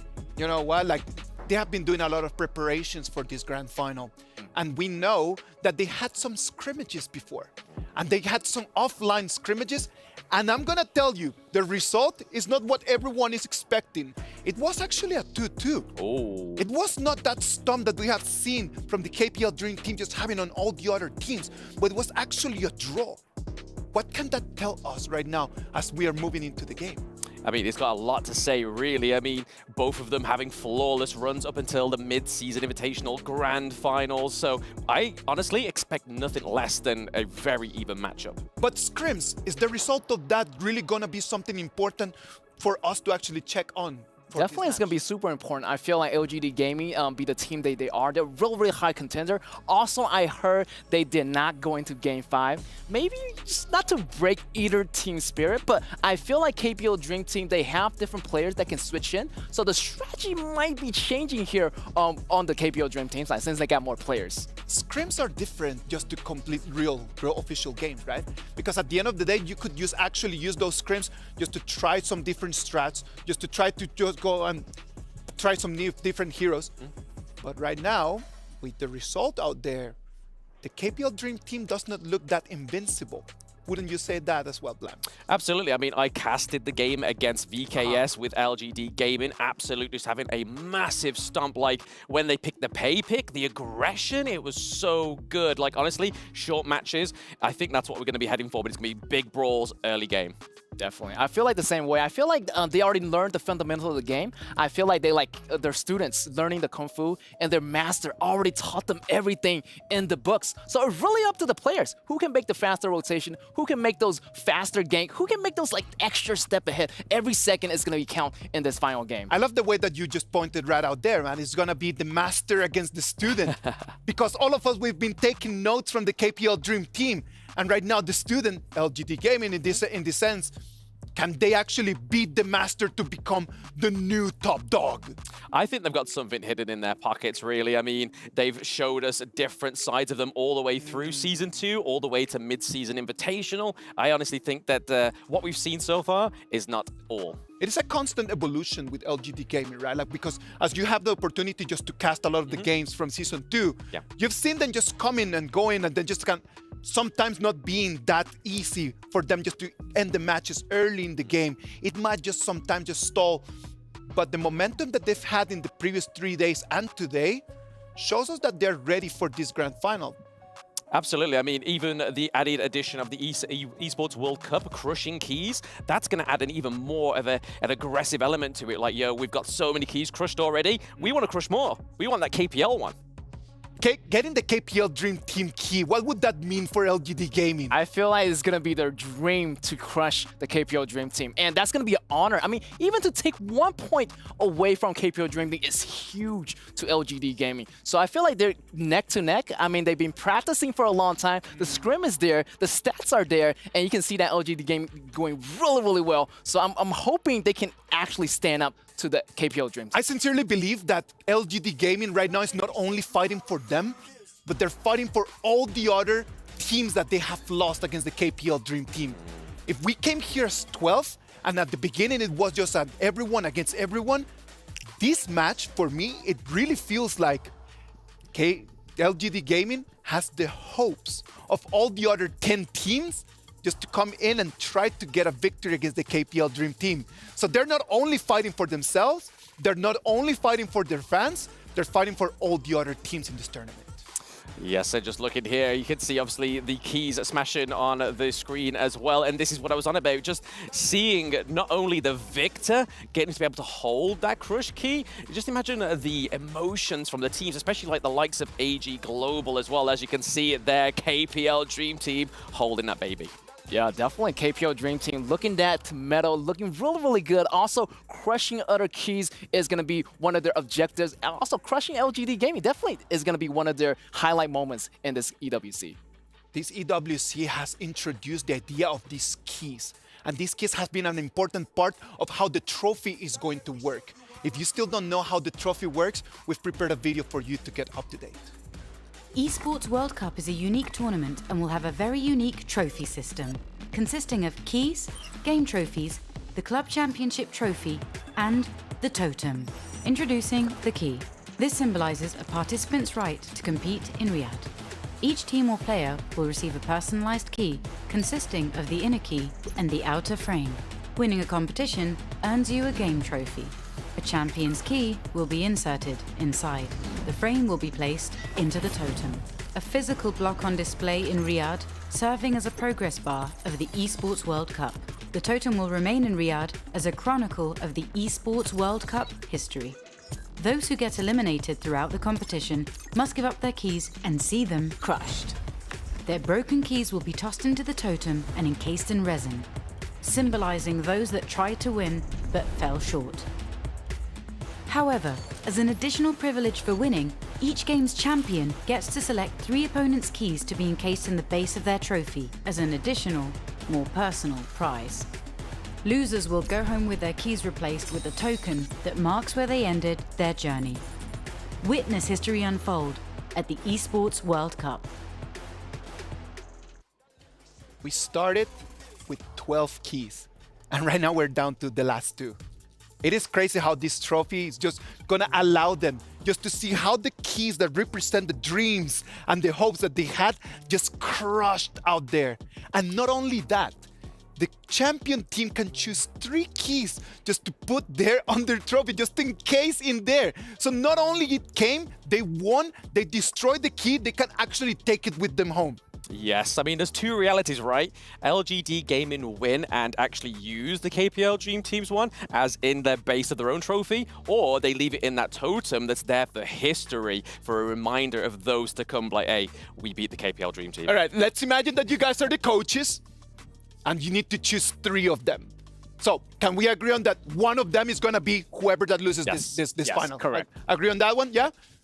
Who would you choose as the other 2? Ooh, I would have to go personally with Weibo Gaming and Team Secret, because Team Secret and Weibo Gaming and LGD Gaming are from the same region. So putting that under the trophy of KPL Dream Team, that would be a splendid icing on the cake that just shows total dominance over that region. All right, imaginary LGD Gaming coach Blam, who would you choose? I think I'd have to go with the KPL Dream Team. I'd have to go with the Vivo Keystars of the Brazilian region, and then go for something maybe like, I don't know, something from the European region to say, hey, look, I've got all regions, we beat you all. Time to step up. Just to show everyone that is your control over the globe, right? Yeah. Just like internationally, I am the best of the best. And that is what this trophy is going to mean. That's why the keys are so important. We just put them right over there and then just control. It is just a matter of being able just to understand how to come in, take the victory, and just carve your name in history. It is going to be our first international tournament where we're going to have the KPL Dream Team and LGD Gaming in the final. LGD Gaming already made it to the final previously. Is that going to give them an advantage? I personally think so, because they are the Season 2 Invitational champions, so having that going into the mid-season invitational is already sort of like a badge of pride on your back. It's something that you are going to want to defend, right? Yes, also KPL Dream Team came a long way and they've been playing this game forever and nothing is granted, everything is going to be learned. So they already been learning the game of the flow. So compared to LGD Gaming, I feel like KPL Dream Team is going to peak a little bit on top here. Let's wait and see what's going to happen over there, man. You know, one of the things that I really love about competition, when they get to see each other eye to eye, just in front of each other, and then get to tell them exactly what they feel about them. And No Fear had an opportunity just to face each other, and they hear what they had to say about each other. It's the grand finals, guys. It's going to be none other than No Fear Roma of KPL Dream Team alongside with LGD Gaming Roma alongside with me. And they will have to acknowledge each other's strength now. I want to listen from the KPL Dream Team side first. No Fear, what do you have to acknowledge the strength of Je? 好，大家好，我是 KPL 梦之队的吴伟。虽然老顽队很强，但我们也没输过。今天肯定会在每条路都会针对你们的。 Wow, basically, he introducing himself as No Fear. And even though they know that they are strong, but they're nothing weak as well. But we're going to have to wait in the game now. Ja, what do you have to say to KPL Dream Team No Fear? Hello， 大家好，我是 LGD 哲。梦之队虽然很强，没输过，但我们也没输过。 Okay, he's basically saying they never lost, but we never lost drop any games too. So we're going to have to wait and see. But can we have a bit of handshake for both of you? That's going to be a grand final. See you guys in the game. The battle of the Invincibles. Both of them have had a perfect run since day one up until right now. I believe that after game one of them is going to lose their first small match. Absolutely. I mean, that handshake there was iconic. It was kind of like a boxing match where they both was just standing each other like this. It was like, it's about to go down, right? Yeah, this is going to be the battles of titans. You can see like both of them super confident, and that's going to be a reaction to them. Both of them not even losing a single match is going to be a banger. This match is going to be great. It's a matter of respect, right? Like, I don't believe that they do not have any fear in between them. Like, there's no fear. KPL Dream Team do not fear LGD Gaming as well. But respect in between the two of them, that is for sure. They know that in front they have a very, very, very strong animal that if the moment that they make a mistake, it could just really come for their necks. Absolutely. I mean, when we was going into the knockout stages and we saw AG Global start to actually pick up, we was like, oh, this is like KPL Dream Team Light. It's like they started to adapt some of their strategies, some of their picks, but then still got demolished. Other than that game one where we saw Snow on the Mulan, that was the only hope. But then after that, it was boom, boom, done. Whereas LGD Gaming are going to know that that's something more to be done. Yeah, exactly. I feel like KPL Dream Team, they're getting the game going. You can see a lot of patterns from day 1 to day 4 already. So LGD game already been prepped for this, but also KPL Dream Team has been prepping as well. And I feel like the coaches are going to be really, really in for this one. I feel like the BP is going to be super important and really down to the fundamental of the game. Pretty much. It is going to be an amazing performance, man. It's going to be on. We know that the crowd has flown from everywhere around the world coming here to Saudi Arabia. And let's go to Solari right now. That is over there with the crowd. Hello and welcome to the Amazon Arena. I am Solari and I'm reporting live from the center of all the action because right here, right now, we are having the grand final of the Honor of Kings Invitational mid-season. We have two teams who had to fight through so much action throughout these couple of days. They had to play through the semifinals today, crushing their opponents, quite literally crushing their keys. You might have seen that one. But right now, they're going to be playing against each other. They are playing against each other already. That is, of course, LGD Gaming and KPL Dream Team. Both of the teams are having so many fans in the audience right now, and I'm pretty sure that the players can feel the energy from their fans flowing all the way to this stage. But soon, we'll find out which of these teams is going to be crowned as our champion, and we can't wait to see who it's going to be. It is on right now. We are 1 minute away from everything. Boys, STC play predictions. Who do you think is going to take the trophy? I've already said it, and I'll still stick by it. LGD Gaming. For me, KPL Dream Team all the way, and they've been showing everyone who's the final boss, and this is going to be the day to show it. We've been writing an amazing story since we started here on day one with the best of ones to the best of threes to the best of fives. It has been a really, really big story, man. The two of them are going to have the end and final chapter written over there on the stage. Feelings? Absolutely. I mean, I haven't been able to actually sit on the stands when LGD Gaming have actually played, but earlier I was sat there when KPL Dream Team played against AG Global, and their fans are something else. Yeah, definitely. I had a really, really lucky day where I met the fans of the KPL. Everybody just standing up, waiting for them to show up. Same thing for LGD Gaming. They have a lot of fans as well inside the stadium, and you can hear the roars and chant are coming in from the Amazon Arena right now. You know what? What about if we just move on? It is time. Ladies and gentlemen, the Honor of Kings Invitational Mid-Season Grand Final is here. Two of them, the best of them, LGD Gaming, KPL Dream Team, fighting for the glory. What about if we send it to the Grand Finals? Let it going on. Ladies and gentlemen, kings and queens, welcome to Honor of Kings. Welcome to the Honor of Kings Invitational's mid-season at the Esports World Cup Grand Finals.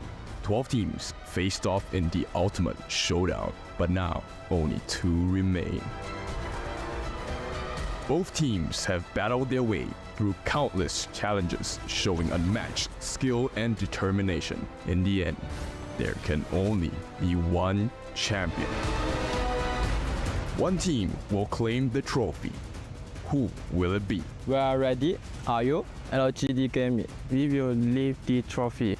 Get ready for an epic battle as the quest of glory begins now.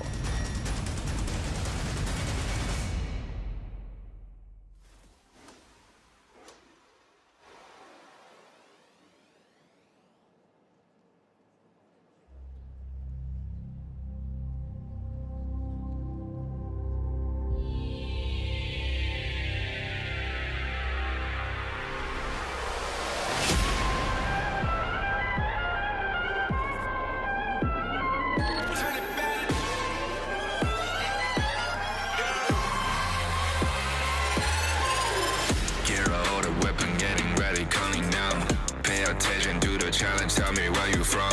Gotta be tough, gotta be strong, gotta be savage like animal. Every time you tryna push me down. Look at me, I'm invincible. Just let him know I can show you all the glory I own. Through the struggle, find a way to the petty time with here. Girl, live it like we go. It ain't no way but turn it back. Storm is coming, tied up your cold. It's my kingdom fire, going up. We the kings, it's an honor showtime.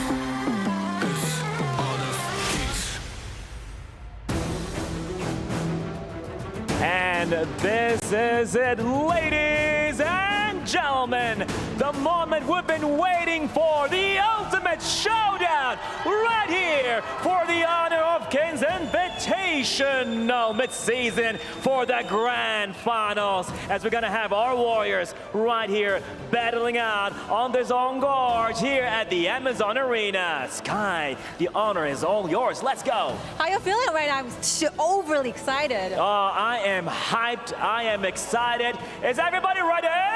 Are you ready for this? I believe here we go. We're now standing at the very historic moment of esports because only 2 teams out of the 12 top teams across the globe are here, standing right now, fighting for the final glory. You got that right. So, ladies and gentlemen, viewers around the world, we are ready right now for the Grand Finals. And now calling in the first team. Let's hear it for LGD Gaming!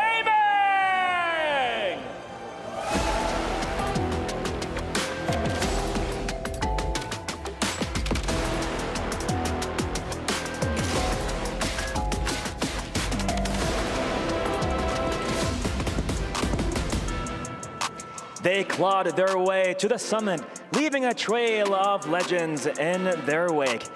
It is the moment of truth for them right here to be here at the grand finals at the Esports World Cup, taking place right here in the Kingdom of Saudi Arabia, Riyadh. And now introducing our players, starting with the roamer, the unbreakable Ja. Farm lane, the relentless JR. Mid lane, the arcane Jahong. The jungler, the courageous Musang King. Clash lane, the fearless Siang. And this is it. Now Sky, let's go. Ladies and gentlemen, across the globe and the audiences here now in the arena, this is the moment that we'll be always waiting for a long time. Please welcome to the stage, all the way from China, KPL Dream Team!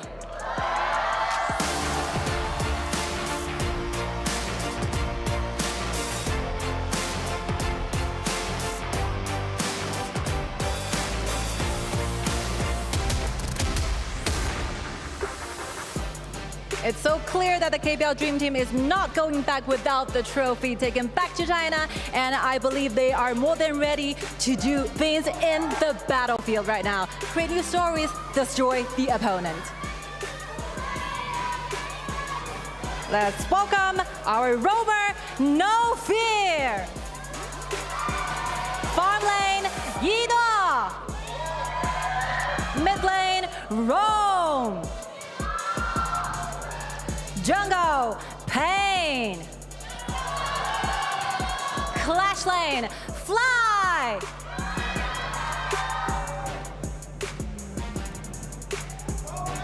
Well, ladies and gentlemen, this is it. The grand finals right here, the EWC Honor of Kings Invitational Midseason. But before we go away, before we hand it over, I think we want to hear the crowd one more time. What do you think, Sky? Please, one more time, let me hear you. Let me hear your voices. 让我听到你们声音，好吗？ The energy is real and more energy taken away as well. But now, are you ready, Sky? Of course. 3, 2, 1. Let the battle begin. Take it away, guys. It took us 45 games over 4 days to find out who will be playing in the grand finals, and we found 2 undefeated teams going into this one. It's going to be LGD Gaming, the S2 Invitational winners, going up against KPL Dream Team, who will be crowned the champion, the Esports World Cup Honor of Kings Invitational midseason. My name is Holler, and with me is Kindo Fu. That's right. It's your favorite kind of tofu, and we are here at the grand finals. Both teams have had the dream run. No losses between the two of them. This time, it is going to be one of them that falls, and not only that, this is the storyline of the master and the student. And in the olden times, right, if you wanted to surpass a master, you had to cut them down. So LGD looking to cut their master down and take that new spot. Yeah, cut them down, and what a place to do it. This is where you want to do it. There's $1 million USD for that first place. If you were to cut them down, now is the time. There's so much at stake at this point. Yep. 3 strikes. That's how many times you have to carve a piece of them apart. And now this is history in the making, a culmination of all of the efforts from day one of this competition. Yeah, there's a lot of drama. There's a lot at stake, and of course, there's going to be a lot of pressure. But who blinks first? Going into this one, again, none of these teams have suffered a single loss. That speaks volumes about how good both of these teams are. Exactly. And I mean, we were talking about the scrims earlier at the analyst desk. Yes, it is a tie to the 2, but it's just a test result. It doesn't represent the final result. Yeah, I mean, the scrims are important. It's great to get a feel and to kind of play at that high level. Obviously, these are very strong teams, but we're going to have to find out. They're going to change things up. They've definitely played all of these group stages as well as these playoffs, and they've kind of evolved. You've seen even the roster changes that KPL have done, so they might even change things up for LGD here. Yep, LGD gonna start off with the ban on the Yuhuan along with the Mai Shiranui. So this is gonna be a lot of bursts and heals taken away from the game itself. Likewise, KPL Dream Team, they will ban out the Heino as well as the Da Qiao. Yeah, and we've seen a lot of the Arlie being picked up by KPL all day today. They've had it throughout every single game they've played. Yes, it's only been 3 games, but nonetheless, they're going to pick that one up with Dahlia, who has been the meta pick of the tournament. She's been, first banned, first picked. She's been hotly contested. Dahlia here is a great first pick for this team. For sure. Celestial Melody going to do a lot of work for the side of KPL Dream Team. The refresh onto mega skills being used by this Dream Team going to be of big importance. And here's what I like about KPL Dream Team's draft. They're going to pick up the Shangguang here. Shangguang, we've already seen KPL destroy Ogren picks. So what if you have the heals? We have the burst damage to deal with you. Yeah, we have the burst. And this is the wrong special. We saw him just absolutely clean house with this hero. It's his signature hero. I mean, it's putting it up on this one, and you might as well put it up on the biggest stage. Yep, exactly. Gonna have very good wave clear as well. But the main thing is they want to get rid of this Ogren jungler. I mean, I say jungler, but it's considered a flex pick at this point. He could still go into the clash lane. Yeah, definitely flex is, it's the best part about that hero. You can flex it into either one. It does add a lot of flexibility going into the second part of this draft here. But again, I feel like it's probably going to be a jungle at this point. Yep, I think so too, because they're going to ban out the Mankey as well as the Musashi, and these are hard counters against Ogren, right? One, of course, duel to the death from the Musashi will stop the healing when he's imperiled, and for Mankey's ability to soak in a lot of damage, right? Allowing for the rest of their members to really deal the pain across the LGD. Yeah, and if you're seeing what LG do, I mean, the Loong has been, the second released, the newly released one. Ogren has been the latest one. So picking these top tier heroes is quite, we've seen this time and time again in terms of this tournament here. Yeah, like this ban also on the Mayin as well as the Taiyan. Now, Mayin, as we've already seen with the flash when she uses her second whatever, it's a huge escape mechanism that I think no other team has been able to punish, with the exception of the KPL Dream Team. Okay, it looks like they're going to round out their draft. LGD, that is by Zhang Fei and the Dharma in that top lane. Xiang is quite good on him. Is that enough to deal with KPL's Byron? They need to make sure they're grouped up together. That's the win condition for the side of LGD, right? Sure, you have your mantras, you have the enlightenment coming in from Dharma, but you need to catch it on the correct targets. And at this point, the ideal target is actually to catch out the Arlie as well as the Dahlia. Zhang Fei, very good pick, right? It is also the saving grace. With the saving Leaping Savior, he will be able to provide a shield for the rest of the members, and hopefully in the early game aggression coming out from KPL, that would make the world's difference in that team fight. Yeah, and Jay was an absolute menace on that Zhang Fei earlier today against Vivo Stars. He actually had the most damage as the roamer just in that one game. He was just completely owning on that one and giving it to him, and definitely his main. Might be a little bit scary for the KPL side. Yeah, but they do have the Prince of Lanling, and with the invisibility cloak, he's going to be a menace. He's going to keep sneaking behind their backs, and that's what keeps teams guessing, right? When you can't figure out what's the MO of the opponent team, it's going to be really difficult to fight against them. But here we go. Game number 1. This sets the tone, sets the stage, as the coaches will have that handshake. What is the result of game 1? Oh, this is going to be crazy. You have a Princess Frost, and then you have the Prince of Lanling on the other side, and it could not have been a better story in terms of these two heavyweights going at it. It's going to be game 1. So much at stake because it dictates the pace of how this best of 5 is going to go. Exactly, and this is actually the first time I'm looking at the KPL Dream Team boys, and they're actually very stoic, very serious about it. No smiles, no laughter, it's all business. Look, if you were in their shoes, would you be laughing? Would you be smiling? I don't think so, right? There's so much pressure at hand, right? This is going to be, of course, the grand finals. You want to start things off, and you want to be very, very strong going into game 1. Yep, wrong. Not exactly having the best start to the game. Something we have not seen before, and I'm really liking this. The lane swap here, JR going to the mid to clear the lane against the Shangguang, simply because they have better wave clear with the Princess Frost at the bot. Okay, it's all about that farm, and you're talking about the wave clear getting it in, but just overall, I mean, this is a Inu special, right? You're going to give him a lot of space, and Arlie going in for this one, and Jay taking a lot of damage, needs to be a little bit careful, but it looks like the Spiketail Beast, they'll eventually just take that one down. No, it actually healed, and I believe we'll take that one. Yep, so KPL Dream Team being hyper-aggressive, but this time on the heroes themselves, not into the jungle, actually. Okay, Ji-Hong did expend the flash. It's a little bit early, kept himself alive. Definitely don't want to give up first blood. Now, if we're going to talk a little bit about this top lane, Fly versus Xiang. Oh, okay, in a little bit of action in the bottom lane. No Fear will get back into safety.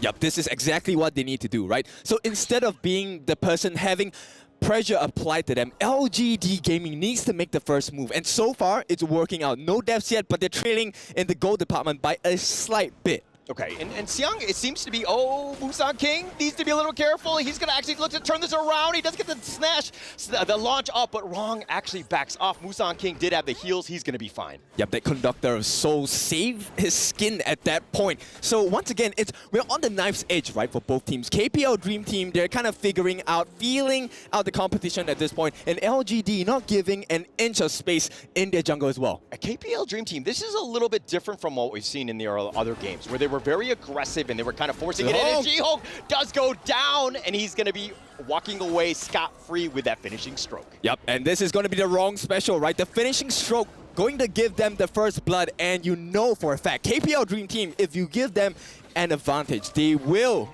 pull even further. Yeah, they're going to be pushing it out. Again, that map control, JR gets the Flaming Palm, does steal that one. He's going to be backing off. No Fear will just kind of scurry him away, but JR, again, you got to get him as much space as possible because he wants to farm. Yep, mid lane, Musang King gonna provide some relief for Ji-Hong in the mid lane as well. But the real story is about the growth of Eno, right? No other team in the league and in he's this going in. competition. Yo, outburst, it does connect. Eno, it takes a lot of damage, but the Ferali form, they're not going to take more advantage of it, and they're going to let him disengage. Yeah, they need to continue doing this, right? They need to stop Eno's farm. Nobody has been able to stifle his growth, and it looks like LGD Gaming has been successfully doing so thus far. And let me talk about Xiang and Fly, right? Xiang doing a great job understanding that if I just keep the minion wave close to my tower, I can't really be jumped as much, but Xiang getting jumped in, he actually dodges the attack right there, the stun, and he should be fine, but he did get a little bit low, especially with the rotation from Xiong here. Yeah, but there's a couple of skills and ultimates being burnt out from the side of KPL Dream Team, so we could expect LGD Gaming to look for an opening at this point. Yeah, definitely needs that opening, but it's actually pretty close. It's a 1K net worth lead in favor of KPL, and it's 3 minutes and 40 seconds. This is a team, again, that has actually taken out other teams in 7 minutes and 40 seconds, a record on the stage. But again, KPL have that moment where they win a team fight and they can just end the game. Yep. Okay, I want to highlight something about the draft on LGD. We have Zhe on this Zhang Fei taking the smite as well, but so far they haven't gone for much invades. They need to make this double smite strategy work. Yeah, they need to definitely make that work, but it's going to be a little risky here. The Tyrant is going to be started on here, at least by No Fear. He's going to kite that one out.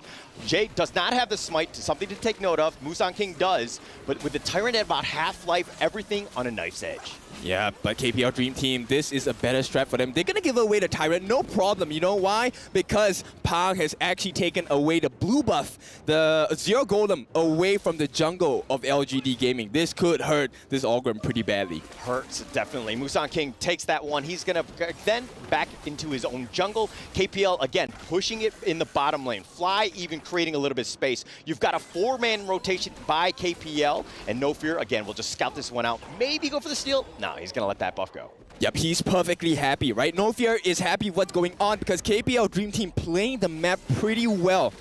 Oh, they're going to go for this one. No Fear taking a lot of damage. Musang King forcing it out, and No Fear does get back to safety. He did expend the flash.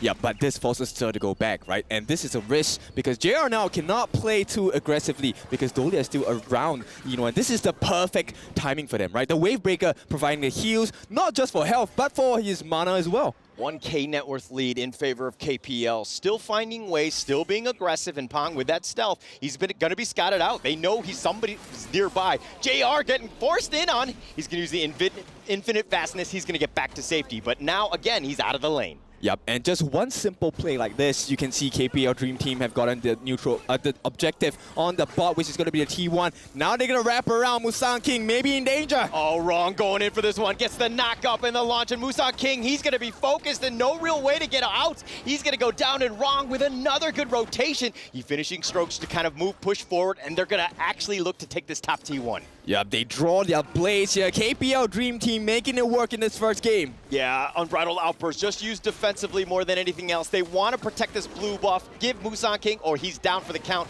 so it looks like they're just going to give this up to KPL. Yep, they're going to be forced to turtle up LGD Gaming now. This is what KPL Dream Team like to do and what they like to see. And so far, no team has recovered from this kind of gameplay from the side of KPL Dream Team yet. Yeah, they force the issue, and they actually make you play very defensively. And if you see what LGD are doing, they're scared. So they're actually starting to group up, and we've seen this time and time again. The pattern does not work.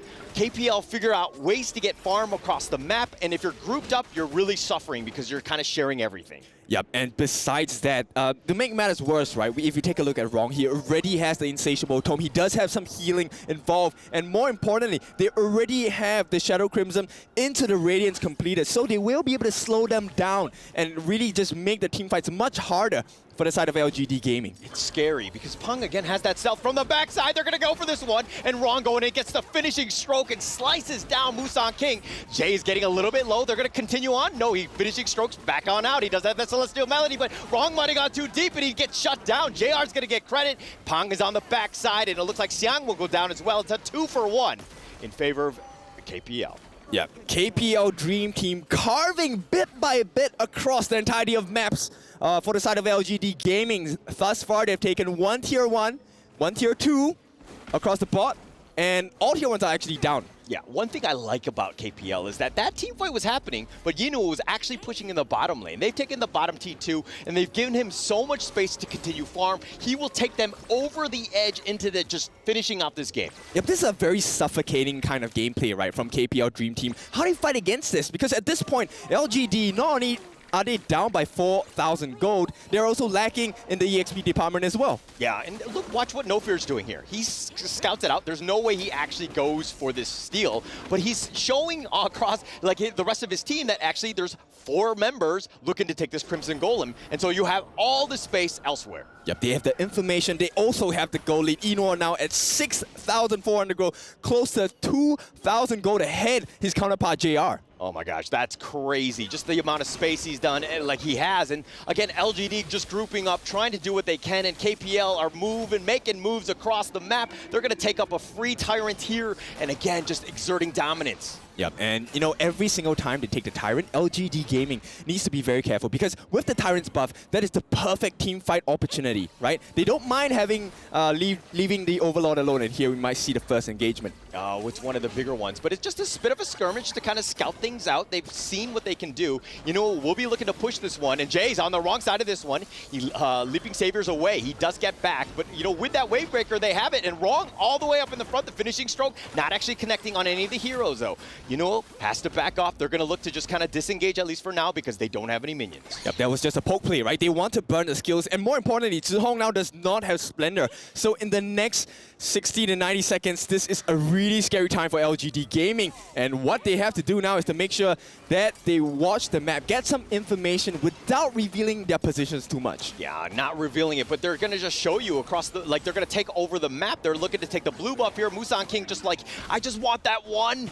Not able to get it, he's going to have to back off. And again, Musang King is really suffering right now. Yep, it doesn't matter who they give the buff to, as long as it is not in the hands of Musang King. And this is exactly the game plan of KPL Dream Team, right? Let's just suffocate them, make life extremely difficult. And so far, it's getting hard to breathe for LGD Gaming. Peng, level 13. They're going to go for this one, and Xiang gets caught out. Jay tried to save him with a Leaping Savior. It looks like he's going to go down on Unbridled Outburst just to try to delay things, but he's down as well. And again, Musang King, level 12. Peng, level 13. So tough. Yep, and the map is fully open for the side of KPL Dream Team as we hit the 10-minute mark. The Masters are at work.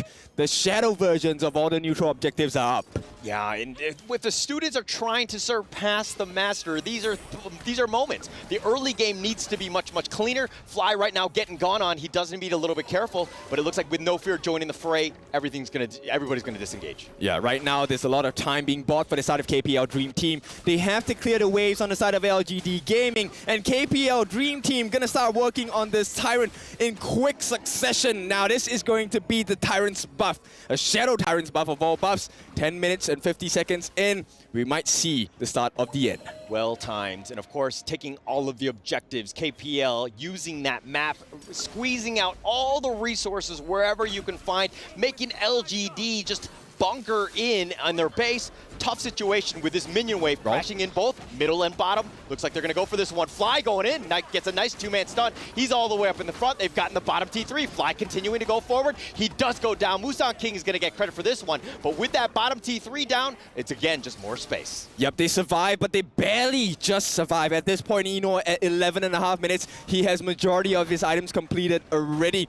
Eternity Blade, as well as the Crimson Reaper. He's looking so scary, and most importantly, he has the Sun Chaser. His reach is extremely long, and I don't think LGD Gaming will be able to sustain against this lineup thus far. Okay, is this a like GG go next kind of thing? Like, what does LGD Gaming need to do here? Like, how can they find some sort of farm here? Or break down this replay first. Yep, first and foremost, it's about the wrong Shangguan, right? So pressurizing every time he jumps in. That finishing stroke provides enough damage for the rest of KPL Dream Team to finish it up. And I like the fact that you pointed it out. Fly, his flash, whenever he has flash up, he always gets a multi-man stun as well. Yeah, always on point. And this is why they're the Dream Team. Everybody's so good. Again, 31 championships spread across all of them. Can they get 32 together? I'm pretty sure they can. Right now, Shadow Tyrant going to be, Shadow Overlord going to be taken away from the side of KPL Dream Team. It's going to start flying down the top lane, and right now it's just about buying time. Yeah, Inu has been capped out level 15 already. Pang is as well, and both of them are going in for this one. Wrong with that finishing stroke, just gets out, but he's going to be careful. He does go down. Xiang will take credit for this one, and that's a bit of a win, but Musan King taking a lot of damage. He gets whittled. Inu on the backside, just so much damage. The infinite fastness just trying to get him back to safety. He's gonna try to run. He is fine. They do have 4 members, but again, that middle T3 is down. No fear, needs to be careful, and it looks like they're gonna disengage at this point. Yep, KPL Dream Team, they might have pushed a little too far. They have lost Wrong, which is going to be a huge dwindle in the amount of damage they're able to output, right? Granted, they have Eno as well, but with JR hitting level 14, going to be level 15, this is going to be a scary time for KPL Dream Team. They need to close this game, and they need to close it fast. Yeah, and I mean, Wrong just playing a little bit too close to the vest, so to speak, a little dangerously. He did get caught out. Let's check out this replay here. Yep, this was a huge mistake for the side of Wrong, right? Being caught out by the stuns as well. But KPL Dream Team recovered really well, forcing out the infinite vastness from JR. And you can see, understanding that, hey, it all is not lost. We still have a couple more fights in us. Would you say that he was wrong? I'll show myself out, thanks. He was wrong to move in at that timing, but, you know, he does have some things up his sleeve. The cuirass of savagery, along with that breakthrough rope, the pierce is going to be insane coming in from the side of KPL Dream Team. A lot of damage, all the items that you need, everything that you would want at this point. I mean, this net worth lead is pretty sizable. 8K, LGD, all they can do is just do donuts around their crystal, trying to stay alive, but again, another Tyrant. Yep. No Fear is the person that I'm going to have my eyes on, because the Celestial Melody is going to be the win condition. One of the, actually, the most important win condition for the side of KPL Dream Team. All he needs to do is make sure Wrong gets that double finishing stroke. They should be able to end the game at that particular juncture. So are you just going to wait for the minion wave and just push, is what KPL seems to be doing at this point? Well, they're going to prep No Fear with the ult, right? He does have the Frozen Breath. He will slow them down. This gives a lot of opportunity for Wrong to really just dive in with the ultimates as well. Yeah, and Prince of Lanling looking for the right target. It looks like he finds, they're going to go for Xiang. Xiang flashes away, but they've got Jihong already, and it looks like they're going to turn this. The Unbridled Outburst just trying to counterplay this one, but he's going to be turned around. The Infinite Fastness just back to safety to hide in the fountain. They're turning this around. Fly trying to do the damage, but the base is about half-life. JR is down as well, and Wrong does go down. They've gotten the double kill onto Pang. Pong as well, and LGD 3 versus 2, or 3 versus 3, excuse me. They're still up, but they don't have minions to finish this. Yep, they survived the fight, but 3v3, another wave is coming in. KPL Dream Team, could this be the end of the game? Yeah, but with the super minions on, it looks like they can't really chase. They want to get more, but Musang King is going to be forced to just defend the base because it's so low. They need to deal with his minions. Hopefully you can just kind of regroup and take it the next wave. A very cruel movement from KPL Dream Team. They could enforce the will. They said no. Experience the pain of Mega Minions over and over again as we want to have the 5-on-5 honest, fair and square fight. Yeah, no, this is tough, right, for LGD. They need to figure out some ways to just push it, to just kind of go for this one. It's 16 minutes. Oh, Musang King. Oh, just get a little bit low. That was super scary. He's going to passing on out of there, get back to safety. But again, you were talking about the super minions. Everything's going to crash in. Really difficult situation for LGD here because they have no space. And this is a lesson, right? This is where KPL Dream Team shows they really are the master. They found No Fear. They found him, and they do get the blow up, and Xiang will give him the truth. Throws him out, but here's the finishing stroke. They've got 4 members. This could be the one fight. It's going to be a 1-res. Rong is down for the count. They've got Inu as well, and LGD. They're finding some kills, but can they deal with the minions and hopefully push ahead? They definitely can. This is a huge moment. Rong down, Ino down, No Fear down. That's huge ultimates out of the way. Huge damage out of the way. Fly and Pang, they don't have the best wave clear. This is a 5-on-2. LGD Gaming, they need to make something work. They need to control the map, take a turret or something, get another kill. This is an opportunity they cannot miss. Opportunity, but again, they haven't even taken the mid T1. This is going to be slow rolling up this hill, so to speak. It's going to be tough. Those minions are crashing in. JR's just like, oh, push a little bit faster so I can burn this one down. I've gotten the T2 mid, but Pong looking to just kind of end the game. They do need to be careful here. Yeah, someone needs to go back, and they need to go back now. And at this point, it looks like they will cancel the TPs. They will look for try to look for Pong, right? At this point, itemizations are pretty much going towards the late game for both ends. So LGD have held on. Now can they change the fate of the game? They need another one of those. And I think this kind of starts with the fact that No Fear was face checking that bush. He ran into 3 members. Doesn't need to be careful. Fly, on the other hand, Musang King looking to go for this one. They got the Flaming Paul on the Fly, who's about half-life, but JR, he's been killed. Inu will take credit for this one. 40 seconds. This is an eternity. They have no damage right now. LGD in a world of hurt. Yep, this is the longest 35 seconds LGD Gaming will ever experience at this point. But it is game 1. KPL Dream Team, they know they need to be very calculative about this next move. It's just about the minions. Just go in, push together. You have a numbers advantage, and it looks like they're going to go for this one. Musang King taking a lot. He's going to have to out-heal this. He's trying to, but the finishing stroke, No Fear is already down. Unbridled Outburst is going to be used as well on the backside, and they've got a double kill, and Musang King, he's going to go down. He's going to revive. Jihong is down for the count, but the base Pong doesn't need to be careful. He's being focused in, but Xiang gets killed, and it looks like Jay, the one last hope. He's going to try to res, but they're going to take the base. They're going to focus this one in, and KPL will take game 1. KPL Dream Team strike first. They will get the first blood in this best of 5 series, and KPL Dream Team, that was a bit scary, let's be honest. That got a little shaky towards the end, right? I think they kind of, LGD kind of, you know, hit them, like counterpunched a good number of times on that one. They actually struck back, but did KPL get shaken? Is this one of those things where you're kind of like, what happened? Oh my God, this LG team's for real. No, I don't think so. I think KPL finally feel we have a worthy opponent. And for LGD Gaming, this is the time to prove a point, right? We have the substance, we have the quality, and we will take you all the way before you ever get to have your hands on the trophy. Yeah, and I love the fact that how LGD did not give up. That looked really, really bad, but let's see what the panelists had to say about that one.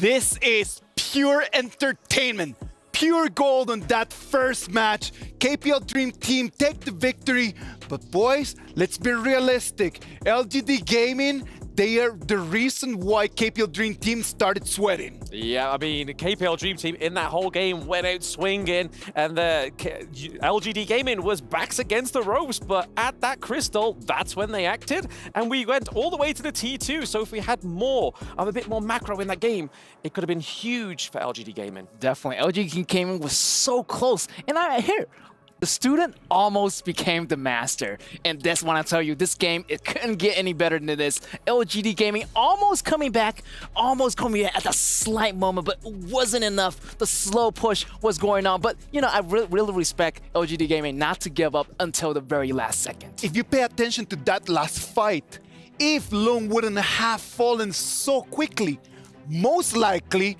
we could have seen a Tempest Dragon, because they were defending extremely well. But in the 5v4, it was just too hard for LGD Gaming to protect their crystal.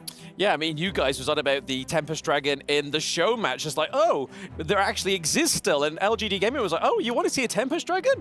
I'll try my best. And that was a really good one. And you can see by the gold graph, it never really went in their favor, but there was parts where it kind of almost seeped into the surface to the blue side. We get to a moment where it's almost 10,000 gold difference, and LGD Gaming still found the way how to turn it around and just cut it by 5,000. By the end of the match, it was really, really close. Now, does that mean that LGD Gaming really have an opportunity? I would raise my hand and say yes. Definitely, they do have a real good opportunity. As you can see, towards that late game, the goals began to equalizing. But it was the star player, Inoue, the ADC for the KPL Dream Team, knock out this Loom, the crucial ADC damage for LGD Gaming. If it wasn't for that, I feel like we could see the Tempest Dragon happening. Yeah, I mean, we was speaking about it when the game was going on Get, where we saw that Inoue's gold resources were just unfazed in this whole game. And you saw at the end, he had like 15, 17k gold difference, but just look at this pure brawl going on at the crystal. It's just showing you that LGD Gaming are not going down without swinging. Tossing hands, this one right over here, love that. Xiang finds the gap, he flashes in, goes in, uses its ult against the wall, Rong is gone, and there is not that much damage no more. Yes, but in the very end, the damage of Ino's way too much, and as he go for that damage, he also went for that Doomsday straight, even with no boot at all. Everyone was just counting that KPL Dream Team was gonna take the dub right over here, the crystal still standing. If it wouldn't have been for the super minions coming in, I believe that LGD Gaming could have gone to try to get them back. Xiang, one more time. Yes. What a lad. Pang going into that bush there with his face rather than using that phase check really cost him that mid lane game. But what a first game of this best of 5 was huge. Yes. They tried to initiate on Fly, man. Do not do that. Like, they send all their abilities onto Fly, and Fly is environment. Like, you're not killing him. Yeah, I see that happening, and Fly actually got out in time, and he can really sustain himself. You know, the damage coming in from LGD Gaming, it wasn't really enough to take down Fly, but the rest of the team actually backed KPL Dream Team up, and that's how they're able to win the last match, and using this one to end the last moment. Yep, and there we saw it. If JR just had a small amount left on that timer, just a little bit quicker off that death spawn, we probably could be still going swinging. That would be amazing, man. Let's be realistic. At the end of the day, the whole KPL Dream Team in a moment just became like, they might need to wake up. Because if they keep dreaming right now, LGD Gaming might just make the biggest turnaround, and they might take the game. Yes, it seems that way. I mean, it's all happened in that draft. I mean, we was talking about it. We were hoping for the Kaiser to come through onto the side of the KPL Dream Team, and then Prince of Lanlin came out of nowhere. It was like, whoa! Okay. Yeah. In my mind, I was like, wait a minute. Kaiser would be a better choice, but I feel like in their mind, I feel like Prince of Lanlin does provide better vision control. Also, on top of that, you have Dulia providing the melody. Also, you know, creating that distance control. So much vision on the side of KPL Dream Team. Maybe that's going to be their, you know, one strategy that to try in that match. Absolutely. We're gonna have to wait, man. Like, Prince of Lanlin was such a great pick. I loved it. I enjoyed a lot. And we're gonna talk a lot about what's the reason of that Prince of Lanlin. First of all, let's talk about the MVP. The MVP for this game is going to be the one and only Inoue on that Arlie. Arlie, a meta pick on Inoue. That's a gigantic monster. Yep, I mean, everybody was so focused with taking the Lung pick, and then we still have the Ali comfort pick. It's still very, very strong within this meta, and you know what, just showing you on this map 1 how strong Ali still is. Yeah, everybody just is like busy with all the distraction that's going on. You know, Prince Alani providing the vision, also Dulia, so they all forgot about how strong Eno is with this Ali meta pick, and in the end, that was the game-winning kill, getting this zone and getting them to victory for the side of KPL Dream Team. Yes, and with Ali as well, I mean, when we have Inua on the Ali, he's able to just use those abilities to block those incoming range attacks as well, right? And who perfectly more to have that than the player that was introduced with this player, hero, sorry, that got a pentakill on their first try as well. LGD Gaming still has it, man. I still count them in the battle. At the beginning, I was a little bit hesitant about just even mentioning the opportunity that they have. After this first game, I do believe that I could actually see them winning game 2. Yeah, for me, I feel like they're actually making history. They're the longest team standing going up against KPO Dream Team. I mean, some other team would just like last less than 10 minutes, but they're going on for like 15 minutes, even 16 minutes, even almost making a comeback here. So LGD Gaming definitely in the zone today. They're the champions of our Season 2, man. Like, they're the champions for a reason. You might have a lot of these titles and everything, but I have a crown of my own as well. Yep, if they can't do it, who can? Because like you said there, Isaac, that they are our champions of Season 2 Invitational. And just going over those little bits of stats there, the team fight rate between both of these teams was very, very even. It was very even. An electrifying game 1 we just had between LGD Gaming and KPL Dream Team. KPL Dream Team 1-0. It was not a big victory, but it's still a dub. What about if we just take a little break and we'll be back right over here with you.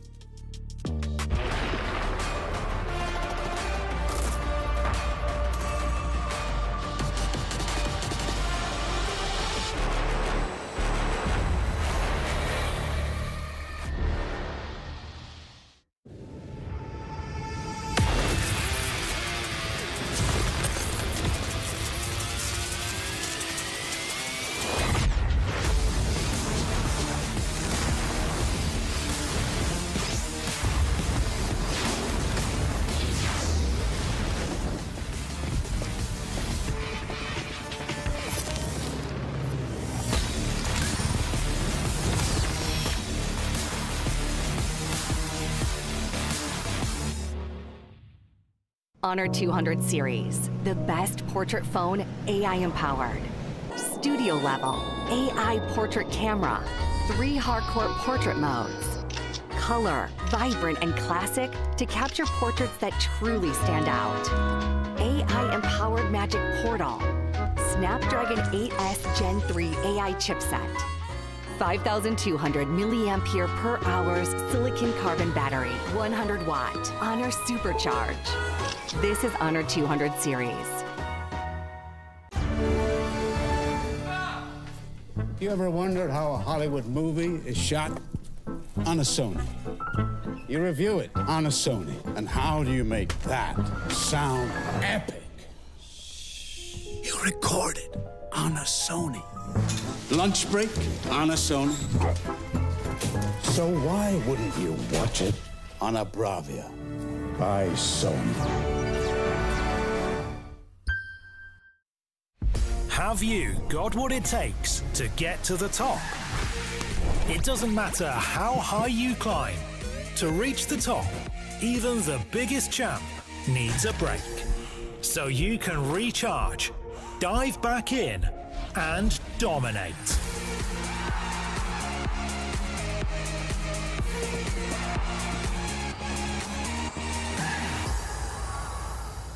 Have a break. Have a Kit Kat.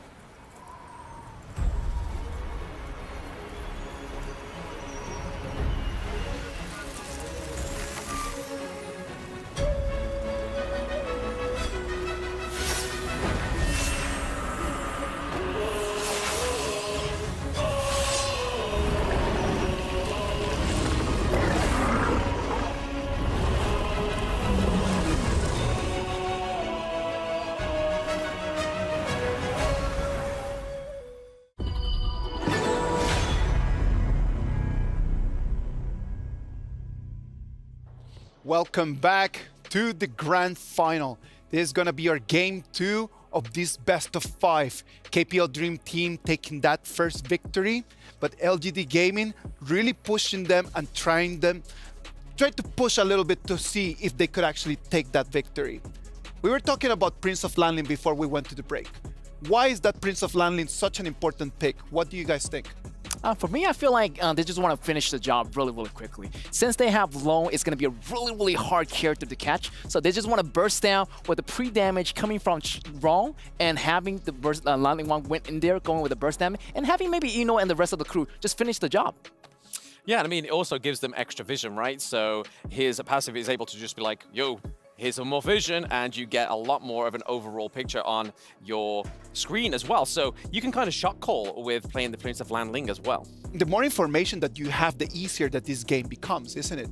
Because the more vision that you have, the more information that you pass on, the better the communication in the team, the stronger that you become for sure. Yeah. Also, there's a crucial point where Pan actually switched the Tyrants for the blue buff at the 4-minute mark, which is really, really good. Actually playing the pace of their own game instead of, getting into that Tyrant role. They got the blue buff and they went around at the 4 minutes mark and to get Musan King down first. So that was the first rhythm of the game, getting that tempo off just right. Just trying to find the cues, right? Like you get a little bit of an advantage. Just trying to see that cue and really go for the fight, go for the kill, straight to the neck. Yes, it definitely seems that way with the Prince of Landling, and that's why it really took us off guard with the draft as well. We were hoping for a Kaiser, hoping for something tankier, but we noticed within his itemization as well, he had a few defensive items, so that really enabled him to have a little bit more sustain as well. I was very excited at the beginning of the day for this grand final, and right now I'm even more excited. I am really looking forward for this second game. So what about if we just send it to the Amazon Arena where all the players are ready, and let's wait and see what's going to happen.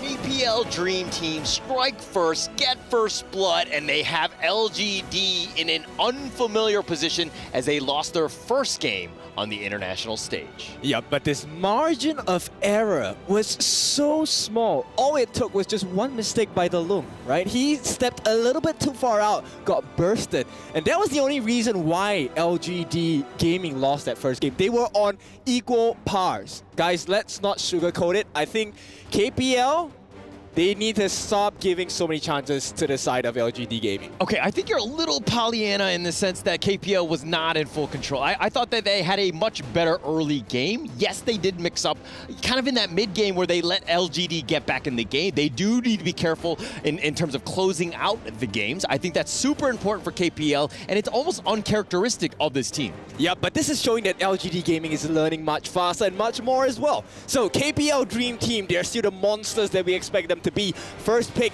no change, it's going to be the Dolia. Yeah, it's going to be the Dolia, and that's going to be again, the most contested hero throughout the entire tournament. Very strong, and it adds so much flexibility in terms of what you want to draft and throughout. So it adds a lot of flexibility in that sense, but of course it will be the roamer. Yep, and LG, they don't want to deal with too much burst damage. They have taken out the Yuno special, which is going to be the RLE, as well as the wrong second specialty, the Mai, and they will secure for themselves the Yuhuan, the extra heals, the extra iframes. This time they will repeat the process. They feel that Loom was not the problem. It was just a slight mistake.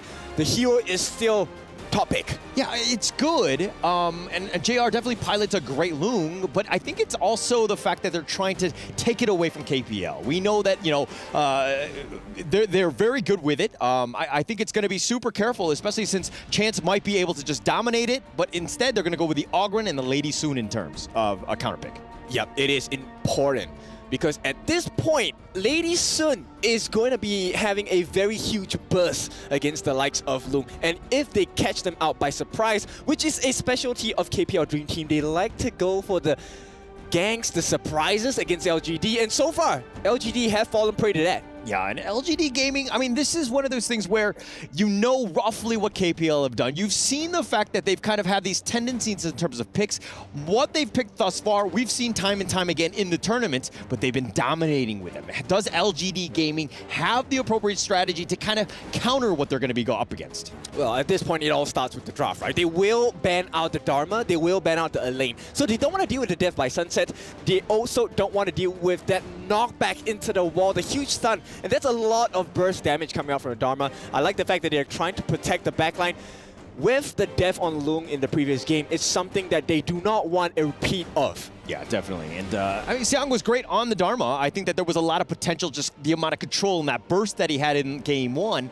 And they tried, it looks like they did ban it themselves. But going into this one, they had the Mayin kind of get themselves kind of the same sort of play style, trying to get to that back line. Not going to be the easiest thing to do, especially since at that point, you do have a lot of sustain from the rest of LGD Gaming. Yep, it's really important though, because they have banned out the Musashi, they have banned out the Taya. This is going to be quite hard to counter the likes of KPL Dream Team. They need a lot of burst coming in to deal with the Ogren, right? At the same time, huge burst works wonders against the Lady Sun. Let's see what this high and fly pick for the team here to complete this second game in the series. Yeah, and the Lady Jean being picked up by LGD Gaming, this is a hot hero in terms of, the Season 2 Invitationals. It's definitely carried over here as well. It is actually the most picked hero throughout this Invitational mid-season. So again, it has a lot of play.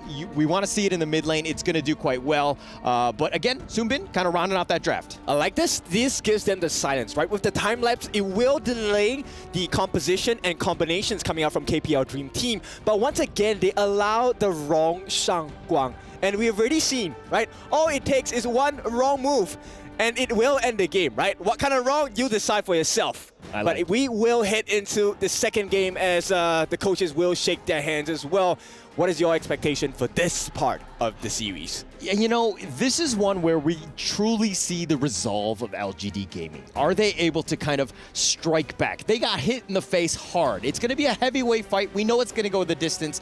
It's going to go potentially 3 rounds minimum. But it's one of those things where, can they strike back? I want to see LGD Gaming play the play style that we know that they can do, because again, they're very good at those coordinated team fights. Yep, I want to see that aggressive flavor coming out from LGD Gaming. But at this point, KPL Dream Team still the first ones to make an aggressive move onto the Crimson Golem here. Yeah, we've seen KPL do this. They make other teams very uncomfortable, and Xiang has actually been pushed away. He's about half-life, fly, dive in the tower because he's got the minions. He knows exactly the right timings, and even the Pheasant here is going to be picked off, and Jay and LGD Gaming right now kind of on the defensive. Yep, Xiang actually had to burn out his flash. That's not a very good sign. This is how potent KPL Fly is, right? He's so strong. He makes you use things you don't want to right at the start of the game. Yeah, right at the start. I mean, when those cooldowns are off, I mean, it's tough.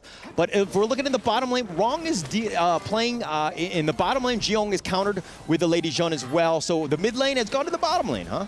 Yeah, but at this point, blue buff being available for Musang King actually of great importance, because this Yuhuan depends heavily on the cooldowns and the mana regen as well. Yeah, Xiang completely being zoned away. Fly just being this menace on the Byron. Tough situation for him. Xiang definitely wants that farm, wants the lane to push a little bit. But, again, Fly doing a great job of just controlling the creep wave here. Yeah, very good control. But this is what we expect out of the KPL Dream Team, right? Mid lane. High, looking to maybe go in. Musang King eating a lot of that one. He's gonna get on out of there.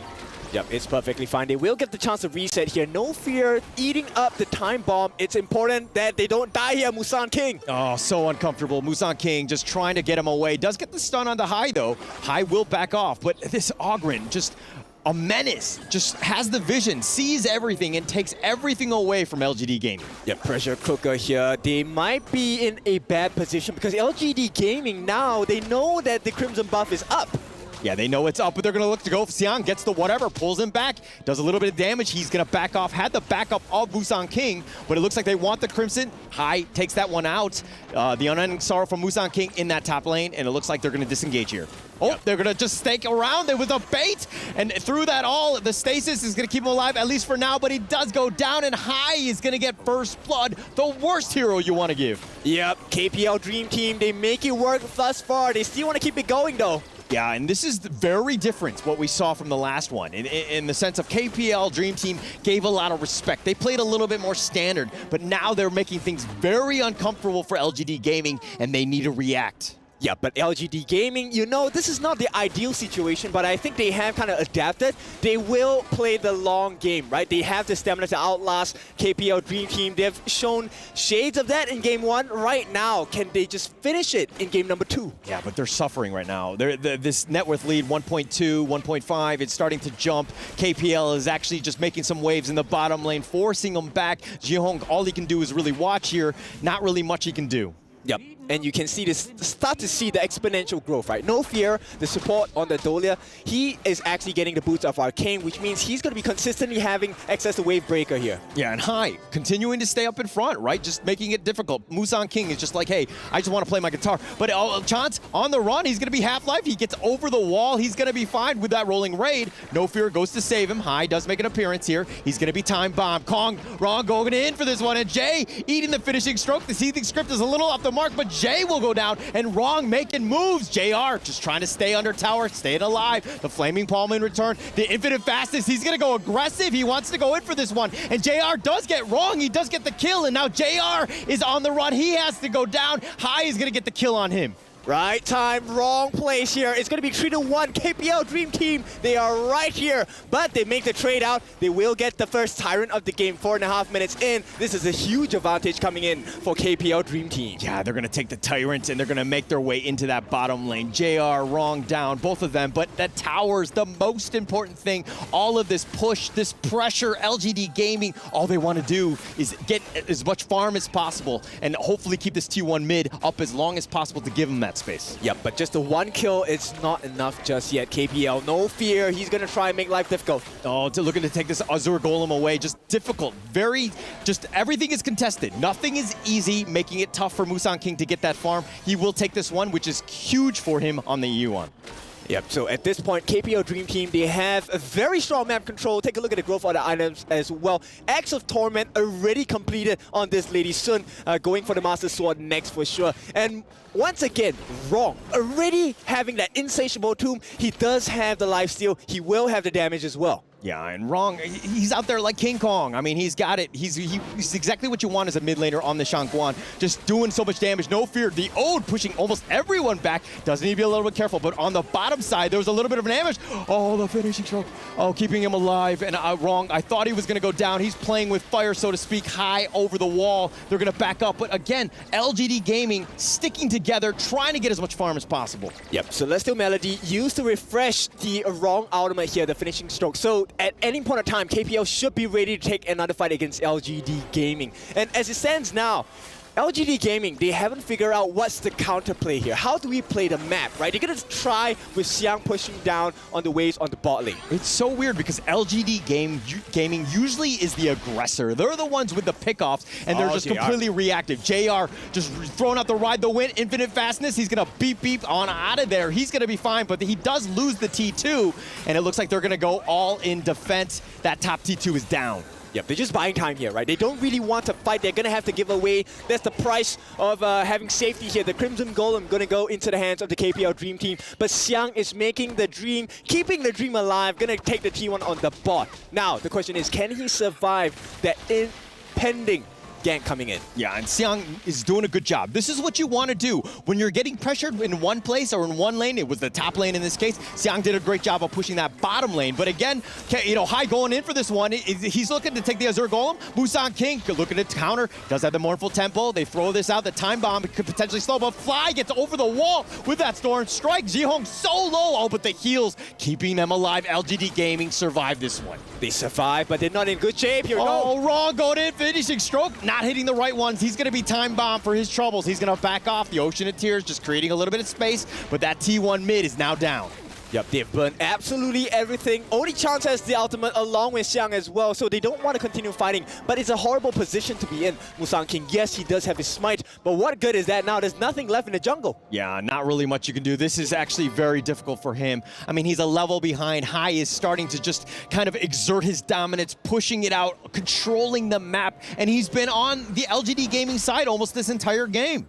Yep, and you can see the difference, right? Those small little things that they have done have now shown up. They've reaped what they sowed. It's a 4,000 goal lead at the 8-minute mark. Okay, but LGD Gaming came back in game one. I do believe this is a potential for what they can, they can get back in the game. They just need to get some pickoffs. It started with the last game in terms of getting no fear, but they're looking to go. Jay getting a little bit low. Xiang is all the way up in the front. Doesn't need to be careful. He gets killed. Hai is going to take him down. And Hai continuing to focus it in. And unending sorrow keeping Musang King alive. They're going to back off. But Chance takes that top T3. They're going to continue to fight. They're focusing in on Musang King, who's trying to back off. The Ocean of Tears right up onto him. Fly gets back to safety, and they're going to take this mid T2. Yep, they needed a trade. KPL Dream Team said no. They take everything for free here. Nobody dies on the side of KPL Dream Team. They get themselves a kill. They get themselves a tier 3 at the top. And once again, they are in full control of the game. Taking everything, all of the objectives, all of the enemy jungle. LGD Gaming are starving.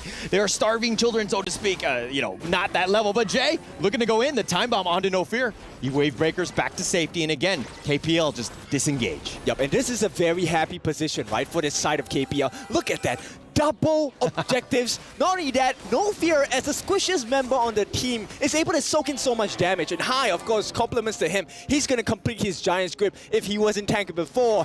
KPL Dream Team going to be very beefy now. 3-level difference. Hai and Musang King. Okay, now it's just 2, but Musang King is in a world of hurt. He is suffering. He needs his XP. Not able to do anything right now because, again, KPL Dream Team just putting so much pressure in, giving no space. Yep, Wrong gets the breakthrough rope. KPL Chance gets the Eternity Blade. The power spike is really a 4-1. This next blow could be very heavy. Yeah, the next big team fight, they got to be super careful. LGD Gaming just dealing with his Vanguard, trying to slow it down. They need some space. They need some time. With that top T3 down, it's going to be pushing. LGD Gaming right now just need to slowly whittle away, try to get some farm and slow this game down. And it's exactly this kind of gameplay, right? So Path of Passing allows Hai to come in, sneak a peek. At the same time, No Fear just camping at the sides. They give them enough vision. They know that they're safe. They can take this neutral objective. They're not going to be punished for it once again. Yeah, KPL will take both objectives at the same time. They'll coordinate it. Yes, the Overlord was a little bit slower, but they've gotten the Shadow Tyrant. They've gotten everything. They've gotten the Overlord as well. They've taken everything, but they did not take the Crimson Golem. So I guess LGD Gaming, yes, that's a victory. One victory, but at this point, KPL Dream Team, what do you think they want to do right now? I mean, they're going to push, right? They're going to push. They're going to fix out all the lanes. They're going to make things very uncomfortable. KPL are just on all fronts. This is an all-out attack. Every single lane. LGD Gaming right now just gasping for that next breath. Yep, they will be looking to enforce a fight here. We are hoping that maybe JR can turn the fight. He needs to be very careful about his positioning at this point. And KPL, the pressure is building. Yeah, Chance level 2 levels up against JR. Not a great situation. They're trying to defend here. Wrong looking to go in for this one, but the stasis keeping Xiong alive, at least for now. Wrong, though, he's going to be focused. He's going to go, looks like he will die. That's another 33 seconds. Hai, on the other hand, he's up in front. He's going to eat the infinite vastness. JR's all the way up in the front. Doesn't actually get the right target. He's going to go down. He's going to be killed. Musang King now. They're going to have to just back up and heal, but the base is wide open. This is scary. Xiang pushes him back. He does get that kill, so that's going to be a bit of a win. They've gotten 3 kills and only JR down. So LGD Gaming hold at least for now. Yep, they hold on, but once again, it's the same story of this game 1. This time, can they really turn it around? Right, they actually get the kill. Once again, same exact story. Wrong dies first. Chance and No Fear are going to be cleaned up afterwards. Hai and Fly, the 2-team duo, going to be left alive once again. Yes, I mean, they got those 3 kills. It was a 3-1 trade, but LGD Gaming have really gotten nothing out of it. All they've done is just delay the inevitable in the sense of just dealing with those Vanguards, but they haven't taken any objectives. This is a tough spot for LGD Gaming. Yep, they're going to lose their Azure Golem as well. Hai, he already has a Blood Rage. And how do you deal with that, right? The extra life, the extra shields coming out. Like you want to try. The time flux, they found Wrong. The time bomb, they're going to get one thing. They do get one pick off. That's great for Musang King. He really needed that. Now Hai looking to go 1 versus 4. Here come the reinforcements. The infinite fastness. He should get on out of this one. But Fly is still up in front. Jihong is being focused. He does get knocked up, but he gets killed. shield, and Hai will take that one. And it looks like they've gotten Xiang as well, so it's going to be a, 3-for-1 in favor of KPL as they look to just land in this mid lane, push it out. All they need are the minions. Yep, they divide and conquer, and Hai is a menace. They cannot deal with him. KPL Dream Team looking for the second game in the series, one step closer. Can they actually do it? They will. And what a start for them. 2-0, LGD Gaming, you are too far behind. Too far behind. We talked about the master-student thing right now, and it looks like there's a bit of a gap right here. KPL Dream Team understanding how to close out that game, how to make it uncomfortable, even from the early game. Tough situation for LGD Gaming. They have not been able to find any answers of how they can get back in this game. Yep, it's tough, right? Because the early game is really important for the side of LGD as well as KPL. But you know what? I want to hear the thoughts of our analysts. Let's throw it over to them. Boys, do us a favor.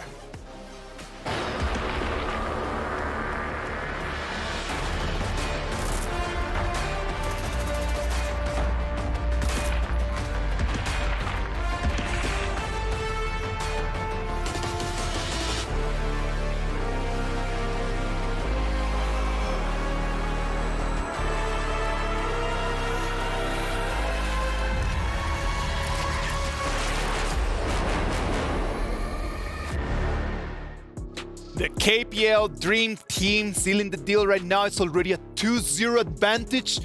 That seems a little bit difficult right now for LGD Gaming. I know that everyone was just riding the LGD Gaming train after that first game, but in this second one, they didn't look as close as they did before. No, it's choo-choo-choo. It is derailing ever so slowly, and it's hard to watch because that first game was phenomenal. Even though it was sort of like playing on the back foot at the Crystal, this one was just way too much more aggressive. Yeah, I do have to agree with Blam here. Definitely that first game looked a lot better for LGD Gaming. But this one, they're a little bit struggling. Their weak composition, a little bit too weak in the beginning. They don't really have a front line to tank all the damage. And the invasion was so devastating for LGD Gaming from the get-go. I think that this was the pick and ban. I think that the pick and ban was the part where they actually did not put themselves in the best position possible. Like if you analyze the composition, there's like how many magical damage coming in from LGD Gaming. It's just only magical damage coming in from your side. Like the Ogran is just gonna be doing whatever that he wants. There's there's nothing that he needs to be worried about. Yes, and when there's plenty of magic damage to come through, there's only one thing you can do is kind of just build that magic defense. And to be honest, under the Ogren's itemization, there is only the boots that's offering the magic defense, which really just shows Ogren's power just to be so sustainable within these fights and how great of a pick he is. No, I just believe that there was no damage that could actually make that problem. Like you see in the last fight right over there, the way that Ogren just jumps in, not caring about anything. Wrong is already gone, but they don't mind. They know that they can still win the fight. Yes, also I love the opening of KPL Dream Team, putting Ron at the bottom against Lady Jun, and that was a fabulous beginning. And the ball just kept on rolling. You know, Ron got so much burst damage in the very beginning, and it really pays off. Look at here, Hai is doing all the tanking while Ron is doing all the killing. Yes, there is a killing floor on the Gorge against LGD Gaming, and it is KPL, the Dream Team, that is serving up that service. But again, I noticed in Game 2, the only time that LGD Gaming come back is when they're at the Crystal, which to me is a little bit too late and too much of a Hail Mary play. Let's just talk the things at the way they are. That might be a flag for us to actually just pay attention to. Does that mean that the KPL Dream Team, when you're close to the Crystal, they're not having an easy time just to seal the deal, just to close the game? Yeah, I feel like KPL Dream Team, when they get so close to winning, they might make more mistakes. I feel like LGD Gaming, when they're under pressure, when they got their back against the wall, they tended to do a lot better. Like it's easier for them to defend the Crystal than what it is just to fight in the Gorge. It seems that way, because I mean, if you look at KPL Dream Team, the way they play in, pre-4 minutes, they're always just keeping LGD Gaming at those T1s, and then as soon as that Tyrant goes down, they try and take one of those side lane T1 turrets. It's literally just replay of each game. Well, the MVP for this game, we had five perfect players from the team of KPL, but high on that Ogre and is going to take the match MVP, a KDA of 5-0-3. That's right. This Hai was really aggressive in the beginning of the game. And you know Hai is going to be a really great jungler himself versus Pan as well. They're both really top jungler from the KPL Dream Team. And you can see here, in the very beginning, the first blood kickoff, and he just unstoppable at the very end, even getting the blood rage. So he's just like an extra man, extra life. He doesn't even need the revival here. You know what's the difficult part over there for LGD Gaming? That first level fight, like that first minute, what happens? Ogren jumps in, and then Mayin is the one that's not paying for this. Mayin didn't clean the wave. They were not all able to protect the jungle. And then Mayin, since that moment, it was just completely just living under the turret for 4 or 5 minutes, just because of that little fight. Yeah, he's just literally leaving everything on the gorge for the KPL Dream Team. And if you're going to leave any little bits of these camps just left there, they're going to take it. They want the leftovers. They want to pass it all over to Inua our chance, on the Lady Sun. Because again, if you just look at that gold difference between the farm lanes on both of these teams, 10.5k to 8.2k. That's a lot of differentiation just in that lane alone. Yeah, I feel like KPL Dream Team, if you give them an opening, they're going to take it. You give them an inch, they'll take them out, and that's what really happens, right? On the bottom lane also, they got the winning lane. They got the winning lane on the jungle as well, so much damage here. Also, they got 3 magical damage. You know, we can just buy the Succubus Cloak and just take all that lane. And in the end game, still, KPL Dream Team stand on top. It is just like extremely difficult for them, man. But well, boys, did you know like KPL Dream Team not only have been here just playing the game, they've been actually doing some other fun stuff, and we wanted to share some of that over here with you.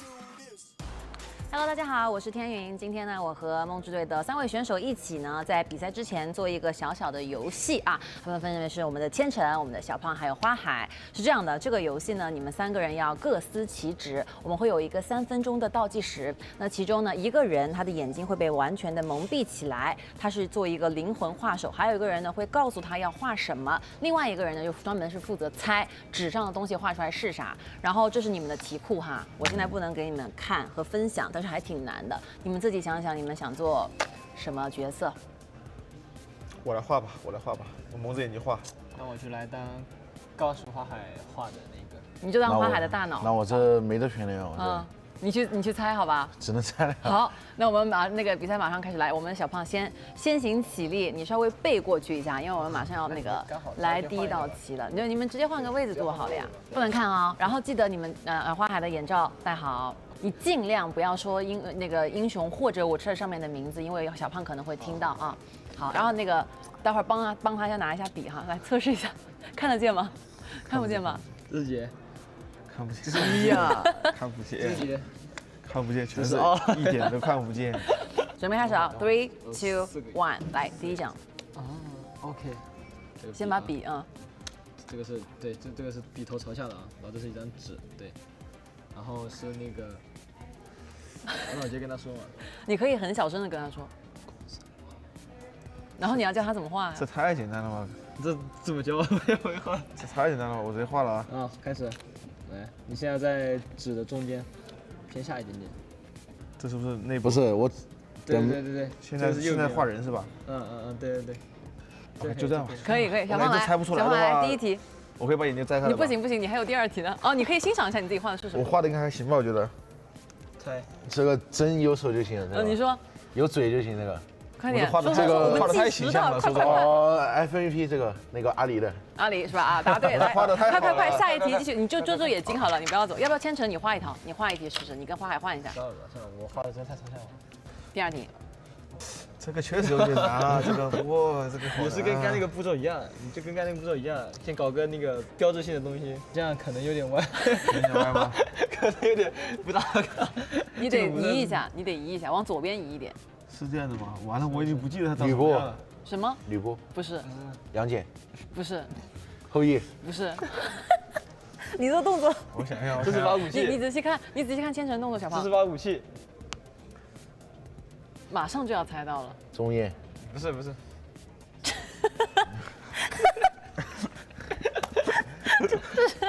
这是什么东西？招牌。我想想啊，好难画这个蓝，或者你画名字的第一个字也可以啊。像什么？这个像什么？这像什么？我看一下。羊。提示了。不画了，就这样了。很好了已经。不画，就这样。你自己看天上的东西。你干猜吧。你干猜吧。后羿啊。它确实有太阳。猜吧。就是有太阳。你现在睁着眼睛画一个。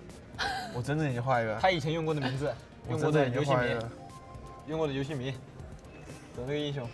云鹰。哎，对了，总算对了。哎呀。就是一开始我想画云鹰，就想画一个火箭枪嘛，然后这个它那个穗嘛，我记得它上面有那些穗嘛，然后有个环嘛，有个穗嘛，我想画，但是蒙着眼睛画成这样，然后这个的话就想换一下男女特性嘛，就有头发长头发嘛，就女生嘛。这个画的女生的长头发是往上长的是吧？这个你看我头发是这样的吗？主要是云鹰的头发是这样的吧？你对得起云鹰吗？你看看她的眼睛，你在说话。真往下长的。我们在最后来一轮，好吧？你们换一下角色。换一下吧。啊？哦，又来一个。哎，这个太简单了。创作。不是这什么 fly 什么东西啊？你这个是画了个武器是吧？你在画武器吗？嗯。你画2只腿。千层已经很明显了，这个。你画2只腿。花木兰。对。来下一个，来千层闭眼。哑眼了。好了，千层。刚才花木兰，你就给他画一朵花，画个那个更明显。他一只手拿什么？一只手拿什么？标志性的一些东西，你知道吗？把一些标志性。他一只手拿的是个那个嘛？这是啥？小胖画的什么东西都是一样的。不是。蒙恬。你又画了这腿。这跟蒙恬有什么关系？不是雅典娜的武器不是有？哎，你。是的。雅典娜。哎呀，快点，下一个，这题作废。我准备画个大盾牌的。我准备来个这个的。我让你画个大盾牌。作废，来下一把，来。不是。这个简单吧？这个有点难。画了个胡萝卜。是胡萝卜吧？我画了个胡萝卜嘛，再看一下，绿色的。画了个圆，现在我上延伸了。你画东西是一样的。你画了个。你画2个爪子，画了个坏的胡萝卜。这个够了吧？就做的东西行不行？庄周，你画个人物吧，我就画个人吗？画个人也可以。庄周也不是，关羽也不是，还有做的。对。画好看点。姜子牙，不然容易被喷哥。蔡文姬。耶！白菜，那蔡文姬跟白菜不是菜啊。你一一解释。绿色的菜不就是蔡文姬吗？你一一解释一下，你画的东西是什么内容？这个 fly 嘛，代表英雄花木兰，然后我画了2个轻剑的那个双刀。说实话，还不如画朵花呢。然后中间还没画出来就猜出来了。啊，这个是你自己都忘记是什么英雄了。这个雅典娜，我刚把那个武器的柄给画出来，怪我，没有把它那个长。就是那种椭圆形的武器给搞出来。他不是拿长枪的吗？对啊，长枪椭圆。长枪跟盾牌啊。你这个胡萝卜，你说一下是什么东西？我是想画白菜的，胡萝卜哪有绿色的，对不对？我首先是拿了一支绿色的笔，然后我照着白菜的形状，然后画了它的叶子啥的，然后又是绿色的。确实。所以我想还真有萝卜是有萝卜，白萝卜就不是青的。那不是这一坨太绿了呀！旁边这一坨是啥？他准备画蔡文姬的脸了。我只能说很胡萝卜。是的。好，那我们今天玩了2轮，发现好像还是第一组对吧？花海，然后画的小胖猜的效果比较好。小胖这个主要我这个简单，故事里简单。你的天赋不在画画上。主要就有些黑洞，他刚才直接把。雅典娜。不是花海那题，没有教我怎么画，你知道吗？我看不见，我不敢去乱下笔。你觉得教他怎么画？不是你这种得心里有那个。不是你得大概位置在哪？你自己得有个图，不然的话教画也画不了的。下次会更有经验的，好吧？是的，下次会。那么以上就是我们今天赛前的小游戏了，希望大家喜欢。我们一起赛场见吧，拜拜。That did look a lot of fun, man. That looked like a lot of fun. We gotta play that later. Yo, we gotta try that. I mean, I would be the one like kind of guessing maybe you are better at drawing, Blam. I'm not that good at drawing. I didn't inherit any good drawings from my parents, but I'd definitely give it a go. It would be good bands, as we would say in the Britain. Lads, we're gonna move into game 3. Right now it's do or die for LGD Gaming. They came in here with the goal to at least just take the 1 victory. This is not new for them. They've been 0-2. Yes. Like they've been 0-2 and they've won at the end and they've turned things around. That's the way how they crowned themselves champions that last final. Can they still do it? Yeah, I feel like they can do it. And they're in the same situation right now. 2-0 in, and they got like 2-0 versus TS. They're 2 points behind, but they got 3 points back at the final moment. So maybe it could happen again. Right now, as we know that we are going to have the same rotations as we have in KPL Dream Team, Pang and Ino are going to come in for this game 3. High and Chance are going to be subbed out. Yeah, I mean, like I said to Get earlier on, when Hai is in that game, he just takes no prisoners. So maybe we'll get a little bit of a tamed KPL Dream Team, and maybe LGD will take this third map. Let's wait and see. Amazon Arena, we're ready for you. Let's go. As Isaac was saying, LGD Gaming, they've been in this situation before with S2 Invitationals in that finals. They were able to reverse sweep, come back from Team Secret, from the depths of hell, so to speak, being down 0-2. But this is a completely different monster in KPL Dream Team. Exactly. Same position, different lessons, right? But we know that LGD learns fast and they learn pretty hard as well. So 2-0, KPL Dream Team looking to close this series out with no blemishes on their record, 3-0. Yeah, very clean thus far. But again, LGD Gaming have kind of extended the games a little bit. Like the average game times have been much longer for KPL Dream Team. I'm wondering if they're starting to fatigue. Yeah, that's true. They have been trying to drag the game out for as long as possible. And you can see KPL, they want to enforce their will. They want to end the games earlier. Now, KPL Dream Team, once again, they allow the Yinor R lead. Is that a mistake on the side of LGD Gaming? To be honest, I'm not 100% sure if that's a mistake as of yet. We got to see the draft here. But I think that LGD Gaming banning out the Dahlia speaks volumes. They're like, hey, this has actually been a menace. We need to control this one going in. But they're turning it around. They're going to flip the switch, so to speak. They're going to go for Ogren and the Lady Soon. Yeah, but you can expect that they will come up with the counter picks, and that's exactly what's going to happen. The Yinor going to help them pick up the Musashi for the jungler or the Clash. You know, Musashi could go anywhere at this point. And of course, the Mortar in the mid. This is also a flex pick, right? Mortar can go in the roam, Mortar can go in the mid. So this is keeping things pretty open for the side of KPL Dream Team. Yeah, their drafts are on point. They're very, again, very flexible. You talked about that versatility that they have. And, the players can also play any sort of hero, so they have a lot more control in terms of how they want to do it. They see what the draft is coming towards them. And I mean, the Ming is going to be picked up here, but they've already got the counter pick in mind. Yep, exactly. Like, there is so much anti-heal. The Imperiled State coming in from Musashi's duel to the death is going to be quite difficult to deal with for the side of LGD Gaming. But here comes the silver lining, right? It's only a single target. So if they put it onto Ming, if they put it onto Lady Sun, if they put it onto Ogren, that's one member only. The rest of your team can cover you. They can come back and win the fight for you as well. So, okay, we saw this earlier today, the Lady Soon Ming going up with AGG, right? But KPL, they had that kind of that counter pick. They went with the Guan Yu, and they kind of tried to divide them as much as possible and just kind of control them. But, this is one of those games where, hey, your back is on the wall, LGD Gaming. Is this the combination you want? I mean, this is one of the best chances they have, right? Late game, I think they are looking at the late game. By the performance of LGD Gaming against KPL Dream Team, I think it's safe to assume that LGD Gaming, they're preparing for the late game strategy, right? Sure, they want to try and put up a resistance in the early game. Look at the Sun Ce pick. I like this. It gives a lot of early game rotation. The moment you hit 4, the set sail is going to help you a lot. But KPL Dream Team, gonna look at the potential counter picks here.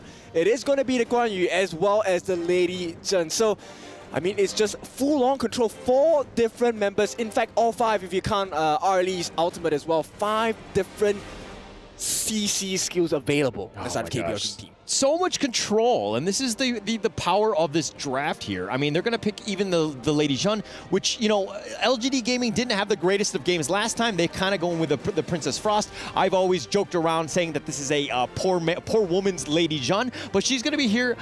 How's this mid lane going to work out? I'm not a huge fan of the LGD Gaming's pick for Princess Frost. I think it's a little bit too squishy. At the same time, mobility may be an issue, right? But hey, I'm not the coach for LGD Gaming, neither am I the coach for KPL. It is up for them to make their own history. LGD Gaming against KPL Dream Team. Potential last game of the series. Yeah, let's go. This is going to be game 3, but you are, of course, the coach of Team Falcons, at least from what I remember, no? Yeah, maybe. I don't know. All right, but we're going to get into this one. This is, of course, Game 3. So much on the line. LGD Gaming, it's a do-or-die situation. They need to have a much better early game. KPL Dream Team really stuck it to them, especially early. They were controlling the map, making things just really difficult for LGD Gaming. Yep. Right now, Ogren, the Spear of Returning, right? Available now. They need to return into winning ways for the side of LGD Gaming. Yeah, and looks like LGD are going to just kind of, again, just play a little bit standard in the sense of the mid lane here. But, you know, the Princess Frost is going to be going into the bottom lane to deal with Inuo. Does need to stop him out. Again, KPL have picked the Arlie almost every single game. At least, I mean, today definitely, but even in the past, right? This is a team, this is a hero that they love. Yeah, for good reason, right? It's been working perfectly. And for the first time, LGD managed to put a little bit more pressure, right? LGD Gaming, they protect their buffs as well. And you can see the Ogre Musang King will be having the benefit of the teamwork coming in from LGD Gaming. Yeah, No Fear still up in front. Again, this is the moats that we know. The Cannon Blasts have been on point, but he provides a lot of vision, right? He's literally not only in your heads, but he's also in your jungle. And look at this. It's an opening, and it looks like Pong is going to take this free Azure Crimson, Azure Golem, but no, they're going to turn this around. They turn this around instead, and Musang King now is actually going to look to defend this one. Pong is looking to just walk away. Yep, they won't be able to punish that move. Maybe No Fear is the target. Yeah, he's going to be slowed down, no real chance, and he's going to give up First Blood, and that's a huge win for JR. Get that farm, get himself that snowball pushing along. All right, and level 4 has been achieved by Xiang as well. Set Sail gonna start the first few rotations around the map. What are they looking for? I'm not sure just yet, but definitely controlling the map is of utmost importance right now. They're starting off much, much better. This is the LGD Gaming that we know of. They're gonna push ahead. They're gonna look to just kind of create a little bit of space. They've got a little bit of an advantage here. How do they play with a lead, which we haven't actually talked about throughout the entire day? Well, they need to make sure they get a kill, and this combination, scary combination, Razor Cavalry along with the duo to the death, that's going to be the last straw for Xiang here. Had a good start, no way, we're going to shut you down immediately. Yeah, immediately, and Musang King just trying to defend his own jungle. He's going to deal with the top lane instead, let Xiang kind of make his way back in. He's going to go the slow road, the walk of shame, if you will, and JR still up in front in the duel with Inuo. Need to limit his farm as much as possible. Yeah, but it's really difficult, right? These first few rotations by Rong have been quite painful for the side of LGD Gaming. So far, you can see JR not doing too much with the opportunities presented. Yeah, and Rong is playing a little bit of a different hero. I mean, this is the first time he hasn't played Shangguan in this fight. Oh, but Inuo, taking a lot of damage. Needs to be a little bit careful right at the limit, so to speak. Yep. No, with the Maple Dance, he has a little bit more room for error at this point. Okay, the Azure, okay, that's going to be picked up. Musang King will happily take this one. And again, it took a village to kind of ensure you kind of protect your own jungle here, and LGD Gaming have prioritized that. This net worth lead is literally neck and neck. Yep, and you can see a very nice holding of the Crimson Golem for the side of Xiang, allowing Musang King to benefit off of that. Once again, double buffs. Finally, LGD Gaming hitting some strides, at least in game number 3. You gotta protect your buffs, and I think that they're trying to prioritize it, realizing that KPL Dream Team, they make you suffer because they take these buffs away, and you have no room to really kind of get any sort of farm, and Musang King has suffered because of KPL's movements. They've really tried to force him to have a rough game. Yeah, but for the first time, JR is leading in the farm lane. First time? All right. Yeah. No, that's good for them. Oh, but they're going to go for it. He goes right in for the charge. They don't really care. And Jiong is going to go down, and they're going to look to turn this around. Jay is the last man standing, but really not much he can do. No damage. Set Sail looking to find some openings. Not going to happen. This will be a scouting Set Sail instead. Oh, he does connect. He did find the launch up onto No Fear, and that's going to create some space. They are going to take the Tyrant. That's a pretty good objective, at least for LGD Gaming. Yep, I think a decent trade, right? You take your Tyrant, yes, you sell away too long for the moment, but as a mid lane, he's a Princess Frost, it's okay to let him be sold for a couple of times. Yeah, and Rong now making an appearance here, pushing out the bottom lane with Inuo. They're going to look to just put a little bit of pressure on that bottom T1. Tough situation. Again, JR needs that farm, needs that space. Did get First Blood, but again, if you're not getting some space to farm, you're going to have a rough time. Yep, and perfect use of the teleportation portal. They will tank for the tower. power to allow Yinor to get that T1 on the board. And this is so efficient coming in from KPL Dream Team. Yeah, and I like the fact that Fly has actually made the rotation. He's in the bottom lane. He's helped out with that bottom T1, but you've actually forced JR to make his way to the top lane now. He's going to be up there. He's going to look to take this Crimson Golem with Jay. He'll happily take that one. But again, he needs that space, but this movement is a lot of wasted time. Well, silver lining, JR, he does have pretty decent farm at this point. 5.5 minutes, we could be looking at an Eternity Blade coming out. Yeah, they're going to need that one. They're going to take that one, probably look to duel at that point. But again, no fear, still up in front, providing vision, throwing out those cannon blasts, just being a nuisance. Yep, I'm just concerned about the defensive capabilities on the side of LGD Gaming because they're pretty tanky on the side of KPL Dream Team. Yeah, very tanky. And I mean, it seems like they're not really looking to take this fight here. Inuo is going to go portal to the bottom lane. He's going to be just pushing that one out. Fly, again, makes the rotation. He's going to take the top T1. And the Guan Yu, again, he's like a lane pusher. Yep, they're just melting the turrets down, right? A lot of structural damage, and most importantly, this leads into, map control. And KPL Dream Team, they can be so suffocating with it. Yeah, with that, I mean, Fly has actually had to make the rotations. He's a little bit behind in terms of levels with Xiang, who has just kind of been camping out in that lane. He's been sticking there. But again, Inuo will be pushing the bottom lane. How much farm can he get? It's pretty difficult at this point because I think LGD Gaming are going to start playing a little bit more safely. Okay, all right. It looks like they're going to go for the Azure Golem, just again, contest. Pong still up in front. It looks like he's going to just let them go. LGD Gaming do secure that one, though. Yep, it's all about the timing right now. KPL Dream Team, they have the prio on the lanes. The lanes are pushing in. So this is a perfect opportunity to look around the map. What else can we achieve? It could be a potential flank there by the KPL Clash Laner Fly. KPL not giving up the Crimson Golem. They're going to take that one, and they're just going to zone them away. Pong will be up in that one. Again, just he's got the level advantage. He's starting to kind of pull away. Musang King is looking to play a little bit riskier in terms of the invade, but he's going to actually back off. And some of those steps, I mean, it doesn't seem like much, but again, it's just wasted time. But as they're going in for this one, Pong on the backside, he's going to go 1 versus 4. He needs to be careful, but Musang King is in the duel. He's going to go down. Inuo showed up at the right time. Xiang now, Jay's going to be killed. And it looks like they're going to back off at this point, but they've gotten 3 kills, a double going the way of Fly. Yep, this is a painful one, but Fly, he's going to help the team complete. The rest, no fear, will not use the Cannon Blast, but JR taking a huge risk, though. A huge risk. He's going to step back, provided a lot of space. You've gotten the kills. And again, just more room to push wrong, just pushing it ahead. And they're going to look to take this T1 or at least put some chip damage on it. Yep, so you can see the benefit of this drop, right? KPL Dream Team, just a different class. 5 different members, 5 different control methods. They split the fight. Once again, LGD Gaming, they can't figure out what the win condition is against the likes of KPL Dream Team. Yeah, Fly just dive in the towers. Oh, look at the perfect. He just barely survives. Fly right there, just diving in between towers. It was like the Venn diagram. He does survive. But Musang King now, he's going to look. He just wants to get his own farm. He needs to get going. Literally 2 levels behind Pong at this point. Really, like a rough situation. Yep, and I was talking about them being a little bit tanky, right? But this is complemented by the damage as well. Savagery of Kiraso Savagery on the hands of this Guan Yu for Fly. And he's going to have the Blazing Cape shortly. Adding on to that, the additional armor pierce from the Meteor. Making a lot of damage, taking away a lot of life from the side of LGD Gaming already. Yeah, and look at Inuo. He's got the net worth advantage. He's taken over from JR, who had a slight edge going into the early game. Did have that, that first blood head start, so to speak, but now LGD on the defensive. Basically just like trying to get as much farm as possible, whatever is littered around the map. Yeah, they're kind of being boxed in, right? And this is the perfect situation for the side of KPL Dream Team.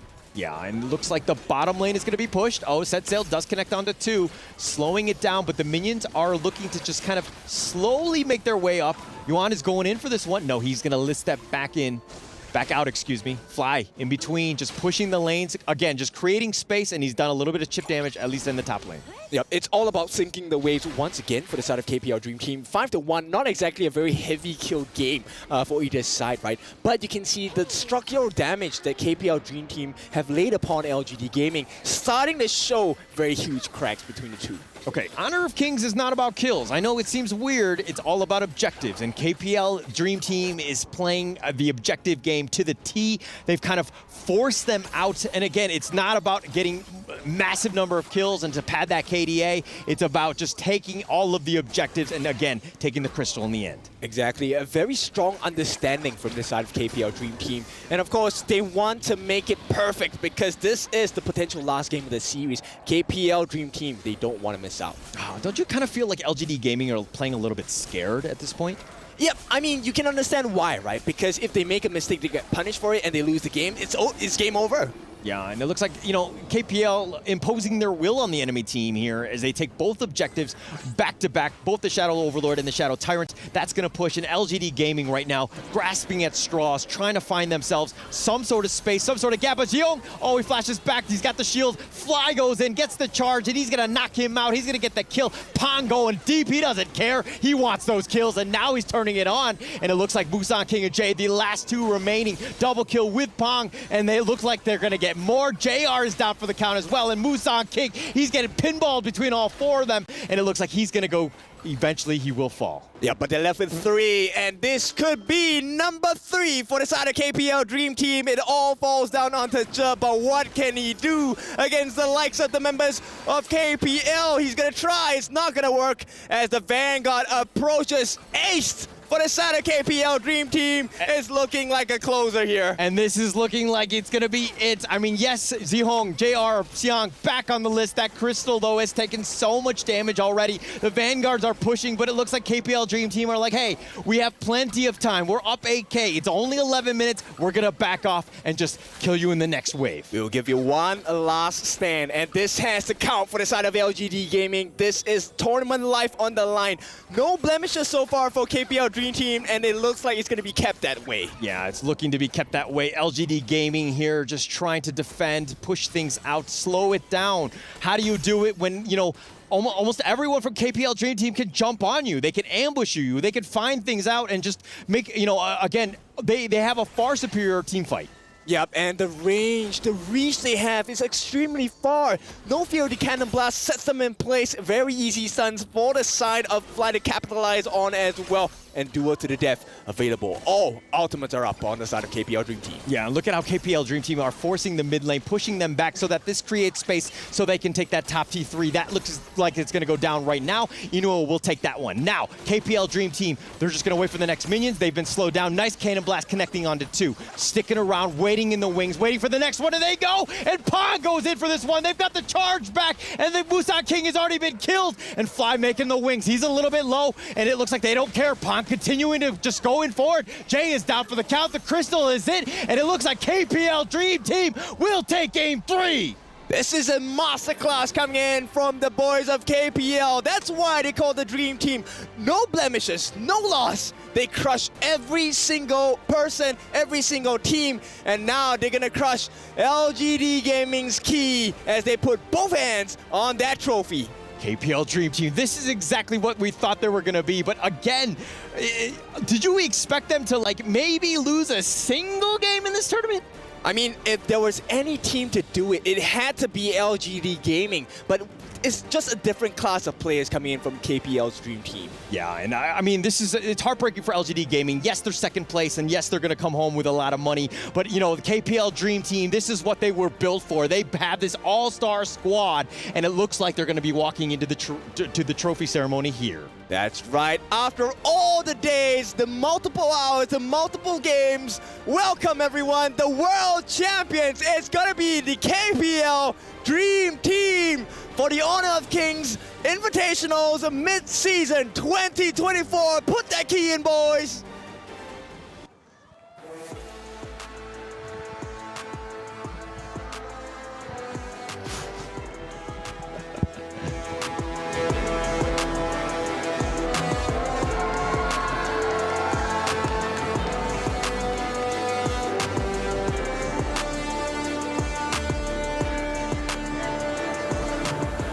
All right, ladies and gentlemen, let's hear it one more time for your winning team, KPL Dream Team! The golden rain is pouring, the crowd are roaring. This will be the moment for KPL Dream Team to be crowned as the new king. One more time, some voices over there. All right, thank you so much. Thank you so much for your amazing performance as well. Watch out for the stairs. Come join us on the stage, please, everyone. He was so happy he couldn't contain himself. It's okay. You're so thrilled. It's very slippery for us as well. All right. I believe this will be the time where we have some shared thoughts with the new world champion. Here we go, standing by the head coach from KPL Dream Team, Gamini. I believe this will be a very stressful journey for you. You shoulder a very huge responsibility as a head coach. So how do you think about the entire journey? What will be the things you want to say to your teammates? 成为我们 KPL 王者荣耀梦之队的主教练，相信对你来说是一个具有非常大的压力以及很多责任感的工作。这一整个旅程对你的感觉是什么？有什么想要分享的吗？我觉得我们能来到沙特是非常神奇的一件事情。我觉得沙特这边是非常的有意思，非常有趣，能够体验到这一次 EWC 的比赛，我觉得非常的开心。我们也很开心能够拿到这一次的冠军。 It's been a magical journey. Here we go. We're standing in Saudi Arabia, Riyadh. It's such an honor to standing right here because it's a massive international tournament. So we are very honored to be here, win the final champion for the entire team. Amazing, amazing. So I'm sure this has been a great journey for everybody. From the start, from the get-go, from the moment that you knew they're going to come to Saudi Arabia for the Esports World Cup up until now, is there something that added to their character, to their personality? 这一次来到 EWC， 来到沙特，来到利雅得，对于你个人的性格，小胖，你觉得有任何的变化吗？我觉得有非常大的变化吧。我已经和我那个房间剩下4个人，在我心中，他们已经是和我好兄弟一辈子了，好吧？ All right. So I made such a deep bond with the other bros that stays at the same room in the hotel as we do, and I think we will be creating that bond forever, brotherhood. Amazing, amazing. Now, if I would have a question for every member here. Yes.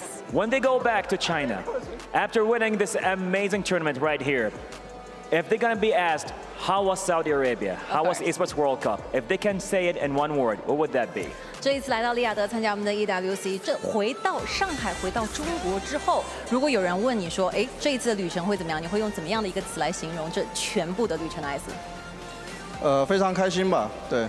It's been a very thrilling and happy moment and journey, magical journey for all of us. Amazing. What about the others? What do they have to say? What do you want to say with the cheerful moment, Chance? 此刻是属于你们的时刻，有什么想要和各位分享的吗？晨晨。就特别开心吧，然后接下来也会继续努力，对，然后也谢谢你们，谢谢你们。 Thank you so much for the support, and I'm very happy to receive the kind of honor, and while trying my better in the future next fly. So I believe that it has a very deeper meaning to you as well. Win this honor, so what do you feel like it? 我相信对于你的职业生涯来说，这样的一个冠军会有非常深刻的意义。你觉得它的意义是什么呢？ 它有很多吧，就包括这一次来到沙特，来到利雅得，整体也是感觉比较奇妙吧。然后也是为数不多的几次能够出国来到这边，进行一个当地的一个文化的交流的一个机会。然后这次的比赛的话，可能对我以后的职业生涯来说的话，有很大的帮助吧。然后包括也更深层次的接触了身边的顶尖的队员嘛。然后后面会回去后面的话，好好总结一下，好好吸收一下这次经验。 All right, that's been a very rare and different experience for all of us because we never, like seldom, have the chance to go abroad, go overseas and to have the tournament. And it's such a magical journey for us because we get to feel different cultures, feel the varieties, and it will be such great opportunity for us trying to test our limits with other powerful team as well. So I appreciate everything. It's such a milestone in my professional career as an esports player. Amazing, amazing. And I'm sure everybody had an amazing experience here taking place right here at the EWC Amazon Arena. But now, Sky, we've been seeing a lot of this going on over here, and we've been seeing a lot of amazing moments. But one of these players and members will be crowned and will be called the MVP of the tournament. So, what do you think? Let's just with a few more seconds ready before the FMVP, please. Let's go. Because we have so many things going on with these amazing players. Please share some thoughts. 金荣，跟我们分享一下这次的感觉好吗？此时此刻。感觉这是一个非常神圣的时刻吧。对，然后此次来到沙特旅行，感觉吸收到了很多东西，希望就是这次的回去就是能够好好备战，然后非常开心这次来到沙特旅行，来到沙特打比赛，对。It's become a while. I'm so happy to be here, and I will be trying my best when we come back to our home country, China. And I'm so thrilled to standing here, standing by me. You know how you feel right now. What's the thing you want to say? 你想表达什么呢？此刻？我想表达一个点，希望以后全世界各个战队跟选手欢迎来挑战我们。There's only one point for us. Let the world know we are the best. We are so welcoming to every challenge in the upcoming future. Welcome to Test Our Limits. All right, next up, 花海. What do you want to say? 你想跟我们分享什么呢？我觉得的话，因为这一次我是属于一个轮换的状态嘛，我觉得不管是首发还是替补，我们都是梦之队的一份子。然后我们身后代表的不仅是梦之队，还有我们整个 KPL 整个中国赛区。然后我们会越做越好，然后争取以后拿到更大的成就。对。I mean, under rotations with Pan always, but I think that no matter we're on the roster or with a substitute, it doesn't matter because we represent KPL as a team. We represent as in the total our biggest power from KPL from China. Beautiful. The last but not least, no fear standing by me. What's your thought? 来吧。看我说啥？说说你的感想，跟全世界的观众有什么想要分享的呢？十分开心能来到沙特吧，然后感受 EWC 的文化，然后我觉得来到各个城市，就是各个国家嘛，然后能体验到这种文化是特别的开心，也希望我们自己的王者荣耀电竞啊，或者各方面的东西都能得到一个提升，也希望大家能来到中国一起来享受我们的文化。Welcome to China to experience different things, different cultures, and interesting cultures in our home country. And we are all very happy to be here. Very honored to be at Saudi Arabia in Riyadh. Thank you for the inviting, EWC. Ladies and gentlemen, one more time, KPL Dream Team, everybody. And I believe, may I have the honor to announce you guys to the world the tournament MVP at the very last second. Can we hear some answers? Who's the MVP? Who will it be? Louder. Louder, please. I heard a lot of different answers. Well, I'm hearing a lot. What about here? Who do you think is the MVP? Well, so many different answers, and please, the world awaits for my announcement. Yes. It's been a super honor to be here, and please, ladies and gentlemen, and the audiences in the arena, let's hear it from the names of the tournament MVP. He is. Drum rolls. And Yiga! Wow. Congratulations one more time, Ito. Please take a little bit step forward for a little bit interview, please. How you feel? MVP. 感觉怎么样呢？谢谢感谢我的队友吧，没有队友也没有成就我这个 MVP， 都是队友衬托的好然后我也会努力的。All right, I have to give the best gratitude and thank you for my teammates because without them, I couldn't make this so far. Amazing, amazing. Not only you're the MVP, not only get the appreciation, but do you know, you just won as well, $50,000 here. You know, 成为我们本届比赛的 MVP， 除了所有的荣誉，除了全世界知道我们是最强以外，你还会有属于你个人的5万美元的 MVP 奖金，这样子丰厚的奖金，你打算怎么去使用呢？Let him think about it. It takes time. It takes time. Yeah. 我用来给大家发福利吧，到时候。All right, I'll bring the benefits to all of you for our supporters all around the world. Amazing. That's so generous. Totally. So I think you're gonna invite everybody for dinner. 你会请大家吃饭吗？那必须得请。Of course, definitely, with no doubt. Let's go, everybody. Let's go. That is an amazing thing taking place right here, ladies and gentlemen, the Esports World Cup for the honor of Kings. Invitational Midseason has been an amazing journey. What about you, Sky? How you feel about this so far? I think it's only the beginning of a new chapter. Totally, totally. Well, one more time, ladies and gentlemen, let's hear it for KPL Dream Team! Shout it out for KPL! Thank you so much for the ride. It's been beautiful and wonderful. Thank you so much. Beautiful energy. And now, back to you, amazing talents, to the studio. the Honor of Kings Invitational Mid-Season 2024 champion, the KPL Dream Team. Amazing and a perfect tournament. Did not lose even a small game. They came in, dominated, they saw, they conquered. Absolutely blemish-free for the KPL Dream Team. And some people expected it coming into this tournament. We expected a little bit more of a challenge from our teams. But like they did say in that winning interview, that they are welcome to more challenges throughout the rest of the world. So I think it's now our time to step up. Definitely. KPL Dream Team came in flawless victory, getting the FMVP for Ino at the end. So it's a spectacular ending here. I just can't get any happier than this. KPL Dream Team showing to the world that they're still the top dog of the game. Talking about Ino, in the moment that he just heard that it was gonna be 50K on that bag, like he didn't actually even realize it. He's like, 50K? Bet. Why not? I mean, who wouldn't love just to be standing there on stage and be like, hey, here's a free 50K? I'd be like, yeah, here it is. Definitely he's gonna treat us all to dinner, I feel like. Absolutely. That is lovely, man. And I believe that he deserves it, man. Like he was an amazing character over there. Always, every single time that he jumped into the game, he was always like the top player. It was always the core of the team. Like the KPL Dream Team, the 5 players, well, the 7 players that were able to participate in this tournament, all of them, they were amazing, but Ino kind of like stood out a little bit more than the rest. Yeah, feeling that first game, definitely staying that a little bit shaky, but Ino came and saved the day, and he took away that low. That was pretty much a really dangerous game. Compared to the other 2 games, was a little bit easier for KPL Dream Team. Yes, I mean, we say it's easier, but for any other team in this tournament, it would have been pretty much neck and neck. But there was just so many times for LGD Gaming within that one where they were just literally backs against the wall, trying to just push out that KPL Dream Team for one more victory.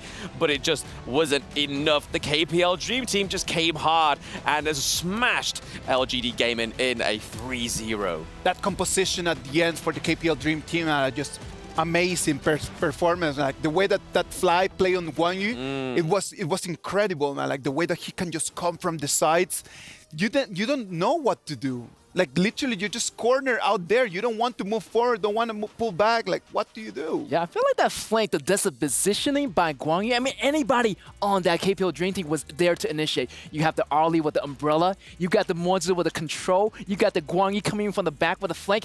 Anything is possible. Anybody can actually initiate the fight, and that's the good thing about KPL Dream Team in that last composition. I mean, that's the thing about Guan Yu, right? You were just saying that, Isaac, you don't know where to move. He can move you for you. That's the whole point of that hero. He can bully the heck out of you, and it's crazy how we saw Fly on that Guan Yu. I hope to see a lot more people out there just playing Guan Yu, man. I hope that this tournament is going to help people around the world to understand that there's a lot more heroes than just the meta. You do not only need to play those 3, 4, 5 meta heroes. Like there's so many of them out there for you to actually pick, to choose your favorite, and just to get to that level. Exactly. I feel like definitely after this EWC match, everybody's going to go home. They're going to try all the new heroes. Definitely for myself, I definitely want to learn Guan Yu, even more hero like Ogron or this Lone. Definitely going to be a really nice resource to learn from. Yeah, I mean, Ogren is already one of my mains. It's just trying to get him through that ban phase. It's one of the most hardest tasks so far for myself. But something like the Huan in the mid lane is something I want to definitely look at myself. That's something for everyone just to kind of experience, right? Like just to go home and to really put it there in the lab and then just try to make some experiments.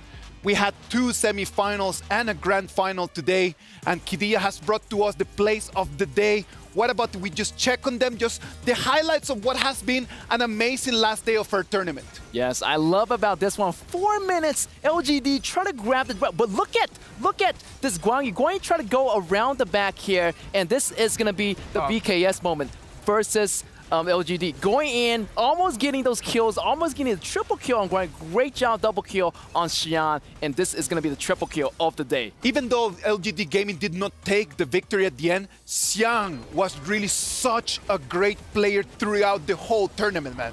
Yeah, I mean, in that semi-finals match, it was just basically Xiang actually just navigating the map, but AG Global really surprised me with their first game against the KPL Dream Team, where we saw that Snow was on the Mulan, and it was just a great effort for them. But unfortunately, just like LGD Gaming, they did lose a 3-0, but it was a valiant effort, I think.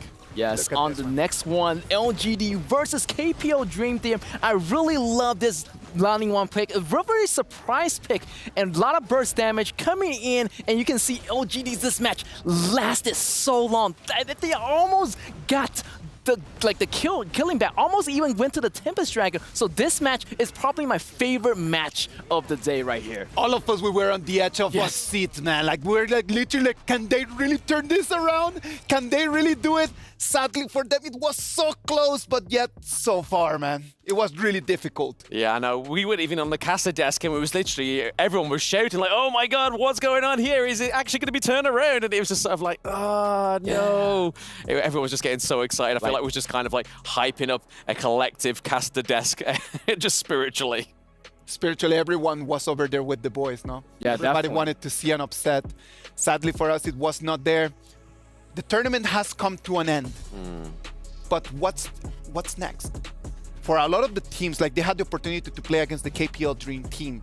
As we move forward into the next tournaments, what do they need to go back to their clubs and actually start working on if they actually want one day to have a chance to beat this gigantic team? Definitely, they want to go back to the drawing board, as after this competition, every single team already know about KPL Dream Team. So they're going to learn from them, definitely. They're going to learn about the composition and learn about the way of the game. Maybe that's going to be the most important factor that take away from this competition.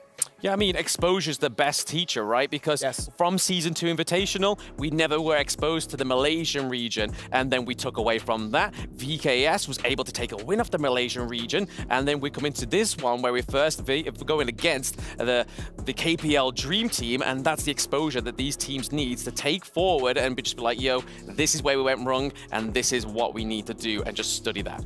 It is important, right? Like, because if we really want the whole globe to be able to take this game and then just really become a bigger and bigger and bigger brand, we need the people out there, man, and we need the clubs to really up their game. They're doing an amazing job. Believe me, man, I've been here for years, and this has been an amazing tournament. I've been so glad myself to be part of this whole road. Next, we need to just keep working tirelessly, man. Get more people, get younger people out there, get everyone playing, get everyone learning, and hopefully, the next time, next year if it is, when we have that KPL Dream Team against someone else, we might have a different story to tell.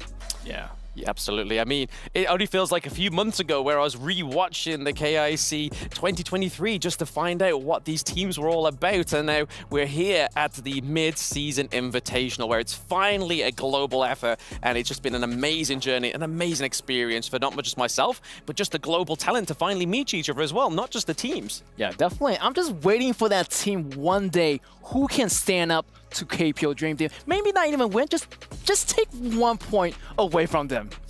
That day is going to come. Yes, exactly. I am certain. I'm certain. I am very, very, very confident that that day, it's going to be there, and it's going to be soon, man. It is not going to be one thing that is going to be, oh, in years. No. I'm certain that it's going to come very soon, as long as everyone out there is just putting out their work, just really doing their part. We're ready for the last part of our tournament, that totem walk, man. It is going to be right out there. It's going to be amazing just for us to be able to see the players making it all the way there to really carve their names in history. They've worked really hard all of these years just for this moment. And they're out there just really ready for this moment. Check it out.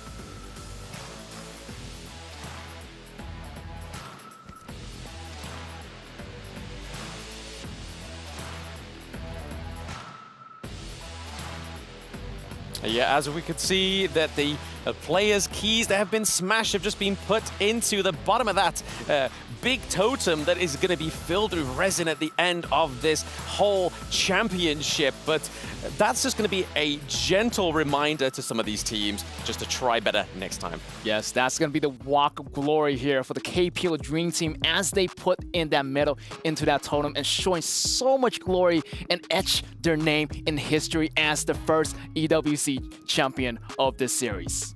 It is lovely, man. Yes. We need to just really look forward for the future. That is the last thing that we need to be thinking. Just thinking about like our road for glory. How can we really just become just like these players? These players have really worked really hard to make it where they are right now, and they are an example for all of us for sure. Yes, absolutely. I mean, it's everybody's effort to do better. And as we get through this final part of the tournament is just really reflecting on how great of an opportunity it has been for the teams, for everybody in the production team as well as the talents, just to finally get together and give a great first global efforts and a great show in Riyadh as well. Definitely. KPL Dream Team came a long way and they finally did it. They came in, they got what they wanted, and they are showing the world who they are, and that's going to be a celebration here. This is a celebration, ladies and gentlemen. Look at that. Amazing. The sky right now here in Riyadh, in the Kingdom of Saudi Arabia, shines. And it's all the colors for every single one of the fans of Honor of Kings out there. Believe it or not, that sky right over there is shining not only for them, but it's for everyone. Thanks to everyone out there that is playing Honor of Kings. This has been the Honor of Kings Invitational mid-season, man. It is just that moment for us to really carve, man. Look at that. The sky is out there. Blam. Get. What does this mean to us? I think it's like just a beacon of hope, really, isn't it, for the game itself? It's just a great start for the global esports journey, and anything that's grander on this stage is only going to get even better for the teams, for everybody involved. Yeah, definitely. I feel like it's like the beginning of something new. Definitely they're showing the world of what KPL is making of. I feel like KPL Dream Team going to have so much competition down the line when they say they want to challenge the whole world. Boys, this has been amazing. Get, Blam. Thank you very much for everything, man. Ladies and gentlemen, this is it. The Honor of Kings Invitational mid-season comes to an end. But how will the future look like? We do not get to decide. You get to decide that. Please support the game, support us. I am Isaac Peña. This has been the Honor of Kings Invitational mid-season 2024. Hope to see you next time. Goodbye.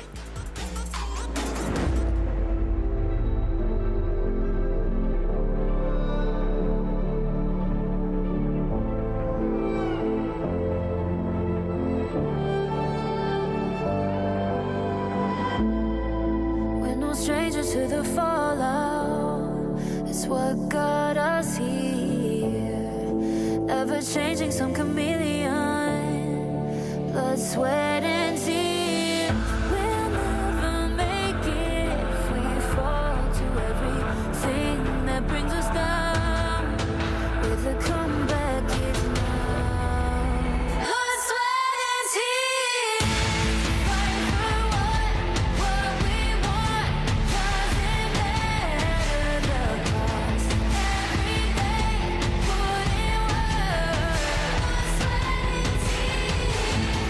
Nothing comes overnight. Strength in numbers start to line. We don't bow to fear. Blood, sweat, and tears.